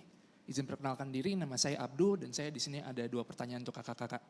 Mungkin yang pertama ya, ini untuk semuanya tapi mungkin lebih resonate ke Kak Napski sendiri. Apa sih achievement yang pertama dirasain yang membuat kakak-kakak merasa, wah saya cocok banget nih di dunia e-sports. Kemudian yang kedua, banyak orang yang mau terjun ke dunia e-sports ini tapi mungkin merasa tidak cocok untuk menjadi playernya gitu. Bukan orang yang enaknya di spotlightnya. Nah kira-kira barrier to entry untuk kami terutama fresh graduate ya mungkin ya. Yang ingin masuk dari segi bisnis dan manajemen itu seperti apa? Mungkin dari marketingnya, finance-nya, HR-nya, pokoknya bilang-bilang yang lebih ke supporting, itu aja, terima kasih. Oke, siap, silakan. Achievement, mungkin lebih cocok Mbak Nabila kali ya. Kalau untuk achievement sendiri sih titik aku gimana aku ada, ini kayak gue cocok nih di sports, itu ketika aku menang di turnamen WSG, jadi tuh dia turnamen skala internasional dan world champion gitu. Di bidang CSGO dan aku tuh juara 1 untuk Asia Pasifik. Nah itu setelah itu tuh harusnya aku lanjut lagi ke stage yang World Champion yang stage besarnya itu di Macau. Cuman karena ada kendala COVID yang pertama kali di tahun 2019 ya kalau nggak salah. Yeah. 2020-2019 itu akhirnya dipospon sampai sekarang dan akhirnya dibatalkan. Nah setelah itu tuh aku mikir kayak enak juga ngerasain juara 1 di kancah LAN turnamen internasional. Kayak vibes-nya beda aja gitu. Kita main di stage, terus banyak viewersnya, terus tiap kita menang ada yang sorakin. Dapat prize pool juga gede. Dari situ titik aku kayaknya gue cocok jadi pro player di sini gitu sih. Siap. Yang kedua paling ini mungkin tips kalau mau masuk tapi bukan jalur atlet kali ya. Gitu, ininya apa nih, apa yang harus dipersiapkan? Apa harus lulusan bisnis manajemen atau gimana? Kalau di saya ya khususnya di RRQ nggak ada sih, lebih ke arah kan semua staff kan selalu ada interview sama saya terakhir. Saya selalu nanya main game nggak? Itu pertanyaan saya. Karena kalau dia nggak ada di dalam apa ya kondisi di mana dia juga bisa apresiasi perusahaannya atau organisasinya, saya pikir dia akan tersiksa gitu loh. Kayak dia benci banget sama game, dia nggak suka, dia nggak suka ide e-sports, tapi dia seorang profesional dan dia bisa kerja. Iya, tetapi kan semua orang, semua stakeholder yang ada di organisasi ini punya visi yang sama, punya bukan cuma hobi ya, tetapi goal dari perusahaan itu kan untuk jadi yang terbaik di bidang tersebut. Dan dia sendiri benci ya, jadi buat saya rada kontradiktif gitu dan lebih ke arah love of the game-nya aja sih, lebih ke arah bukan game di sini perusahaan game tetapi lebih ke arah dia masuk ke environment yang dia juga suka gitu loh, yang dia juga nyaman. Itu sih. Disiplin ilmunya macam-macam. Macam-macam. Saya setuju tadi banyak yang dari sarjana peternakan jadi 3D artist dan lain-lain, ya sama di RRQ juga sama. Banyak yang dari disiplin ilmu macam-macam masuk ke BizDev, masuk jadi editor, jadi graphic designer, jadi content creator. Ya saya selalu nanya kayak suka game gak gitu loh. Bukan berarti dia main 10 jam sehari ya, bukan. Tetapi dia saya suka nonton. Buat saya itu udah cukup gitu loh. Jadi barriernya sebenarnya gak ada sih sama sekali. Malah sebenarnya saya ngerasa para profesional atau fresh grad itu lumayan takut masuk ke e-sports menurut saya. Karena dia pikir wah mendingan di industri yang lain gitu-gitu. Jadi ya mengencourage lah kalau misalnya punya bakat dan suka game, mau be part of this growing industry, why not? Belum tahu salary-nya aja apa ya. Kalau udah tahu salary-nya nolnya berapa mungkin join juga. Gitu. Boleh juga ya. Iya. Kalau dari Mas Alam ada tambahan multimedia mungkin kan Wah kalau juga... kita iya sangat luas sih sebenarnya karena kalau kita beda dengan Pak Ape deh, kalau punya player, kalau kita nggak punya player, kita lebih ke pelaku ya kita lebih kayak media dan promotor dan itu sangat luas. Kita butuh tim konten, kita butuh tim marketing, kita butuh tim sales, kita butuh tim PR. Jadi emang sangat luas saya bilang tadi makanya dan kita sangat suka dengan fresh graduate. Karena kita butuh ide-idenya. Dan benar kata Pak Ape, basic utamanya dia emang suka game. Karena kalau dia nggak suka dan at least nonton lah. Kalau dia nggak suka itu pun karena kita butuh referensi baru. Karena mungkin yang audiens e-sport kan emang anak-anak muda ya. Ya mungkin udah gak relevan juga di saya ketika gue sukanya A. Ternyata emang audiens e-sport sukanya B gitu. Jadi kan emang kita butuh insight dari mereka untuk, oke Pak, kemarin saya ngeliat ada turnamen e-sport kayak gini nih, bikin kayak gini yuk. Ya yuk gitu. Jadi kita butuh referensi mereka kayak kita pengen bikin turnamen e-sport di Indonesia Arena atau GBK sekalian. Ya kita juga pengen, tapi kan kita butuh data-data yang valid untuk yuk kita bikin di GBK itu berapa? 85.000 orang. Bisa full nggak, useless nggak, kayak gitu loh. Jadi terbaik kita pernah bikin tuh di Istora. Kapasitas itu sekitar yang nonton sekitar 13.000 orang, 12.000 orang. Jadi ya kita ingin melebihi rekor itu tuh. Jadi supaya, karena di luar sana kan udah satu stadion full ya. Tapi baik lagi karena kan mereka gamenya lebih luas, lebih lama dan udah kita masih baik lah tapi udah lari jalannya. Jadi kita butuh dukungan pemerintah juga dalam hal itu malah. Ya, lulus langsung daftar Mas, langsung diterima. Oke ini sebenarnya udah habis sih, tapi kayaknya satu lagi nih, boleh deh ya. Yang terakhir nih, Masnya yang ini nih, terakhir. Ntar kalau yang belum nanya bisa ketemu di belakang panggung, langsung nanya direct. Mas di atas tuh Mas, yang baju abu-abu.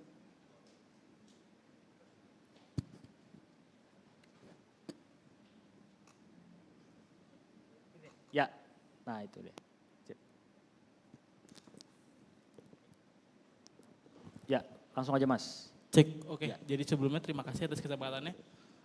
Perkenalkan nama aku Fahri, ya izin bertanya. Apa sih yang membuat e-sport itu menjadi fenomena besar di Asia ini? Terus apa sih dampak e-sport ini terhadap industri dan ekonomi? Sama tren apa sih yang diharapkan untuk kedepannya? Oke, kayaknya bisa dirangkum jadi satu pertanyaan. Jadi apa yang menyebabkan industri ini jadi fenomena, terus dampaknya ke ekonomi dan kedepannya seperti apa? Langsung, silakan. Apa singkatnya deh. Enggak, jadi tadi yang dijelasin di sesi sebelumnya game developer itu ya. Total gamers di Indonesia itu udah 120 juta kali ya yang main game ya. Baik itu profesional maupun yang emang mainnya Candy Crush, yang casual. Satu itu. Dan dari 120 juta itu pendapatan game publisher, revenue dalam hal pembelian diamond, apapun itulah. Item itu bisa mencapai 100 juta dolar kalau nggak salah setahun. Seingat saya hampir 1 billion lah. Jadi makanya industri sangat besar. Dan kalau yang saya pribadi atau Kincir pengen lakukan tuh kita pengen bikin turnamen skala internasional sih. Kita pengen bawa ke sini. Kita pengen bikin World Championship itu ada di Indonesia. Terima kasih. Itu kan tadi dari pembelian game ya. Itu dari gamenya doang nih. Belum tadi kan ada community, ada merchandise. Merchandise itu gede banget loh. Dan merchandise sekarang keren-keren, ada yang kerja sama-sama sepatu, jaket dan segala macam kayak kita gitu. collab sama UMKM, sama Evil Spirit. Jadi emang tiap tahun kita mengajak UMKM lokal tuh untuk berkolaborasi. Jadi setiap tahun selalu bertambah sih. Kita bakal senang. Iya. Jadi segedenya tuh cross industrinya tuh benar-benar cross banget gitu. Antara fashion, antara device dan segala macam bisa saling kerjasama gitu. Pak Ape ada pertambahan? Jadi fenomena karena jadi industri yang bisa ngumpulin massa sangat banyak di Indonesia. Kemarin kita ya liga liga game yang ada lokal yang di Indonesia itu udah hit 100 juta viewers. 100 juta ya? 100 juta viewers untuk satu season. Jadi bisa dibayangkan kan, maksudnya gabungan dari berbagai macam olahraga tradisional juga nggak sampai segitu. Itu akhirnya menjadi fenomena. Dan dampak ekonominya ya menurut saya luar biasa besar. Satu karena di Asia Tenggara, even di dunia kita kan keempat ya. Di Asia kita hanya kalah dari China dan India, ya India juga Asia. Dan di Asia Tenggara kita nomor 1. Jadi ketika bicara soal market, ya Indonesia nggak bisa dipungkiri gitu loh. Dan jumlah pemainnya itu berbanding lurus dengan jumlah populasinya. Jadi memang besar gitu loh. Tadi setuju sama Mas Rangga juga bahwasanya yang lokal nih perlu dipush karena kuenya luar biasa menggiurkan gitu loh di Indonesia. Sebelum ke Asia, Indonesianya juga gede. Gede banget, gede banget, gede Bahkan banget. tim-tim luar juga ada yang established juga di sini Ada, kan. ya, Jadi ya makanya saking gedenya, saking potensialnya mereka bikin cabang di sini, mereka bikin perwakilan di sini, publisher dari negara luar juga kalau kalian jeli ya, nggak ada yang home base-nya di Malaysia, sorry ya di Vietnam atau ada di Indonesia. Kenapa? Karena pasarnya luar biasa besar. Ya, contoh Riot lah. Iya. Langsung aja ya, Riot gitu. Riot mana ada di negara-negara Asia Tenggara yang lain. Adanya di Indonesia, itu lumayan besar. Dan tadi saya sedikit mau mengkoreksi Mas Rangga tadi. Tentang revenue perputaran uang itu bukan 100 juta per tahun, tapi 100 juta per bulan. 100 juta dolar per bulan. Bisa dibayangin nggak itu yang kecatat ya? Yang publish domain publisher publik yang, lah ya. Iya, Dolar kali ini. US dolar, bukan 100 juta rupiah, bukan. 100 juta dolar per bulan. Bisa dibayangin nggak? Itu dari Indonesia aja. Dari Indonesia aja. Jadi dampak ekonominya luar biasa besar. Event-event makin banyak, Kincir juga banyak banget agendanya. Dia collab sama banyak macam brand, punya IP sendiri. RRQ juga sama, kita punya berbagai macam divisi game. Napski sekarang nggak cuma main game, dia jalanin endorse dan lain-lain, itu semua related loh. Itu dampak ekonominya luar biasa besar dan saya pikir kedepannya akan lebih besar lagi sih. Kedepannya akan lebih cerah lagi karena ya buktinya kita ada di sini sekarang. Maksudnya siapa yang pikir gitu loh bahwa forum kita bisa seperti ini kita bisa ngobrolin di sini di forum Ace Youth ini gitu loh. Jadi ya buat saya it's just getting better and bigger gitu loh. Masyarakat umum khususnya orang-orang tua udah pada lumayan nerima gitu loh. Tetapi balik lagi harus dengan tanggung jawab buat saya. Itu aja sih. Thank you. Madal Bella kedepannya mungkin pengen tadi apakah pengen bikin tim sendiri saingannya sama Pak Ape atau pengen masuk ke manajemen terus bikin tim ceweknya jadi banyak gitu ya semua tim atau gimana kedepannya? Kedepannya sih aku kayaknya pengen fokus jadi full streamer karena lumayan menguntungkan juga buat aku. Secara terus bisnis ya. akunya juga lebih senang karena nge-entertain orang-orang nonton itu kan juga kesenangan buat aku gitu. Jadi kedepannya mungkin aku akan stay di RRQ. Ada bosnya di sebelahnya. Iya, oke. Berhubung waktunya udah habis, terima kasih para pembicara, tepuk tangan sekali lagi. Thank you banget. Terus terima kasih, mohon maaf buat yang tadi nggak sempat nanya. Mohon maaf juga kalau ada kesalahan. Jadi semoga diskusinya bisa memberi gambaran bahwa e-sport ini memang sebuah fenomena di Indonesia dan juga Asia. Dan akan berkembang terus, jadi teman-teman kalau tertarik boleh cari tahu, boleh join juga, boleh ikutan, nonton dan segala macam. Dan boleh juga untuk ikut bergabung di komunitasnya. Itu aja, thank you, sampai jumpa, terima kasih. Kami persilakan kepada narasumber dan moderator untuk berfoto bersama.